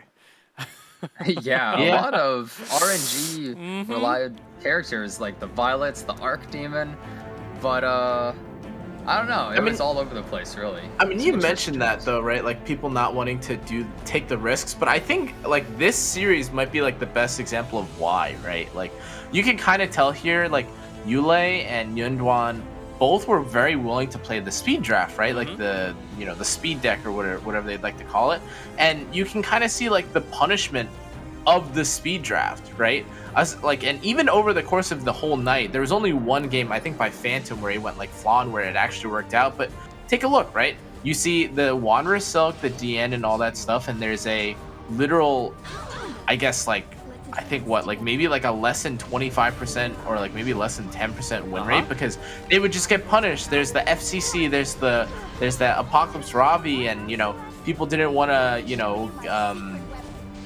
I guess risk having to outspeed something naturally, and then you ended up with drafts like this where YunDuan says like, I'll show you the power of cleave, and then I guess technically did cleave, but it was like the safest form of it, right? Like you had the Fallen Cecilia, and then like just in case if Rand didn't take the turn, it's like, okay, well I still have my backup guiding light with like all these other things, like, and it's always fun. Again, like just to like as an aside, it is always fun to see like the people play fast.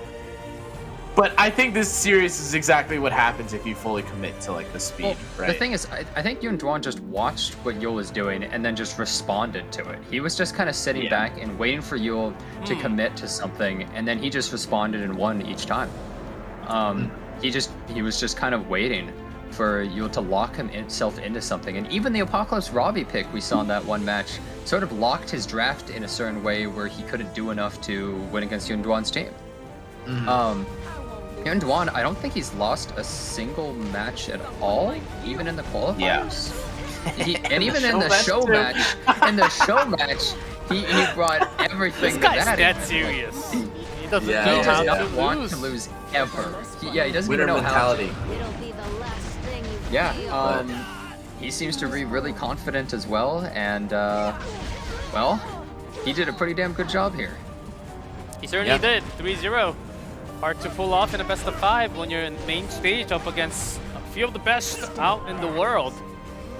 Yeah. And maybe that game 1 loss really seemed to me, even during the draft, Yule really took his time picking every single one of his units. Maybe the speed plan didn't really work out for him today. Yeah, this final match too. He just had to get lucky and kill the Violet. I think he locked himself into a draft that he had a lot of trouble with. He just didn't have enough. He needed stuff sort of like maybe Politis or something. The Rand just felt sort of like it was useless overall. He just wasn't able to take out the Violet. He needed more. Yeah, Should you have banned S10A or Violet instead then? I don't think he had a choice. I think at the point he was at, it was too far gone, is what it felt like. The only thing he could do is just hope that he hit Violet, because that was the only possible chance, I guess. And that's like, I feel like one of the main weaknesses of like playing this Ran APOC and still committing to a cleave and not pivoting. When if I recall, Politis was banned, right, by somewhere near the middle of this or something, or maybe he just decided not to. Those are pre-banned. Yeah, like when you don't have. Oh, sorry, go ahead. No, I was just gonna say he showed us the power of cleave. Apparently it sucks. Yeah, I mean, like, and that's the thing, right? Like, if you don't have politics, if you don't have access to see Syria and stuff like this, like, you have these sort of drafts where you're like, oh my god, how come Apocalypse Robbie is trying to hit the Violet? And it's like, well, you know, where's your fire unit? You know, you don't have an answer to it, and then you end up like having to deal with this really, like, I guess, like this hodgepodge of like a cleave team, and I don't know, it's unfortunate, but yeah. I think this is a tournament tree.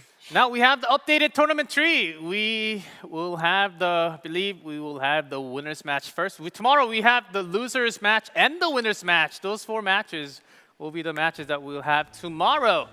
So look at these names. Some of them dropped down. Some of them moved up to the semi directly. All best of 5, by the way.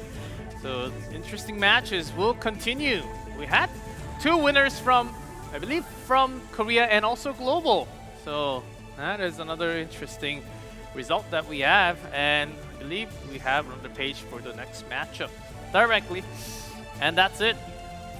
Another best of 5. And maybe we'll have, starting from tomorrow, we'll have some players being knocked out of the tournament. That's big. And make sure to go do the prediction for day number 2. Let's see how many you can get right every single time. Yeah, I mean, left side won every single time. Is it going to happen again? Yep. Well, maybe the right side can take it all. Who knows? Yeah, can we just talk about the fact that, like, imagine you lost the game. Like, maybe you think you're going to lose a game or something, but you know it's like you go into losers bracket and you're like, oh, it's okay. And then you enter losers bracket and you're like, I'm fighting DYR. And you're like, oh, huh? no. What? Wait, my opponent is DYR? I should have won my first match. Something that's important is you have 1 day and you have to really untilt yourself, get back to a completely fresh start if you're on losers bracket. You can't let mistakes from the last day carry on to the next one. Like, you have to completely just cool yourself and prepare for your opponent. And that's a skill. That's something important in any tournament for anything, whether it's a video game or just anything at all. So all the players have to just cool their heads and be like, okay, I can do this. We're fine. Yeah. That day 1 certainly was a very interesting best of 5s, and these kind of matches will continue because we had one game 5 went all the way. Just now we just had a quick 3-0. So depending on the matchup, and I think the important take also is that these players had weeks to prepare against the opponent. Now they have less than 24 hours. Can they actually change a lot of gears and have the right setup for the right opponent? I think that's a big adaptation that will be coming in tomorrow. Yeah, that's definitely really important too. Like that thing that you kind of touched on a little bit.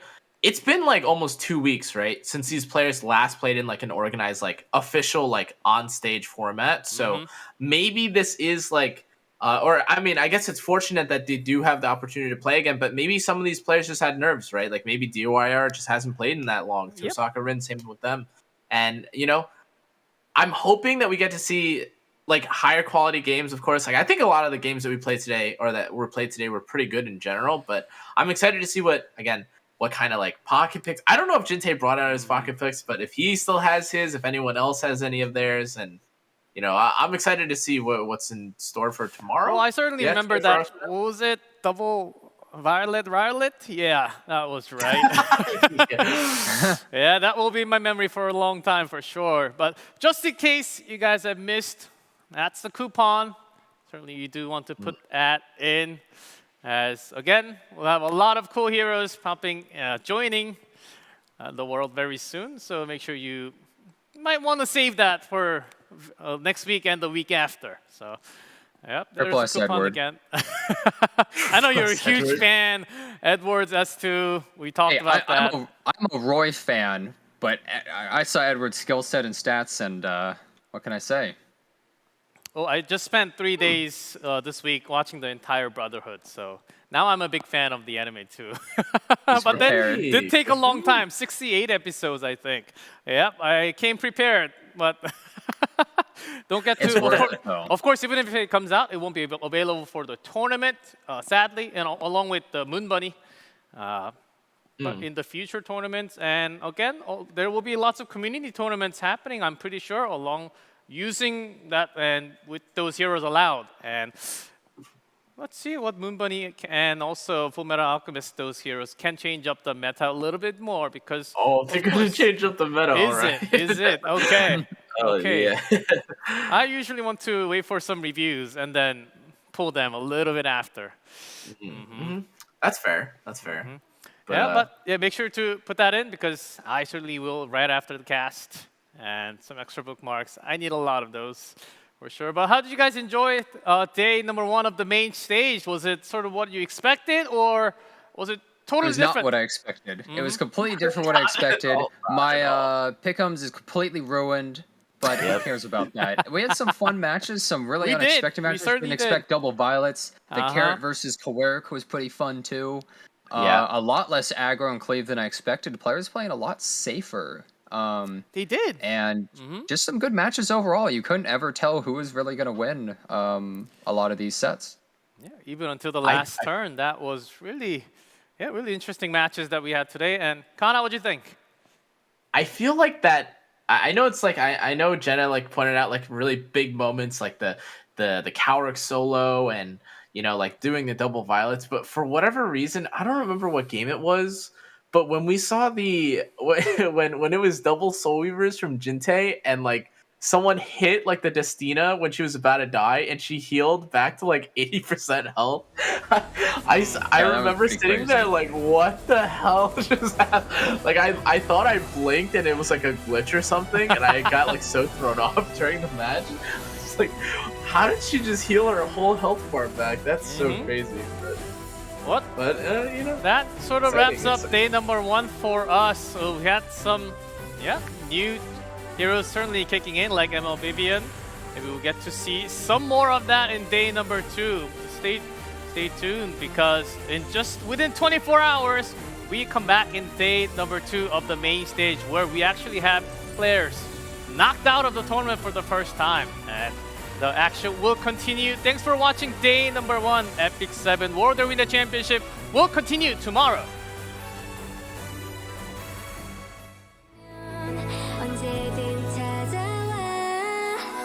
I'll be your energy.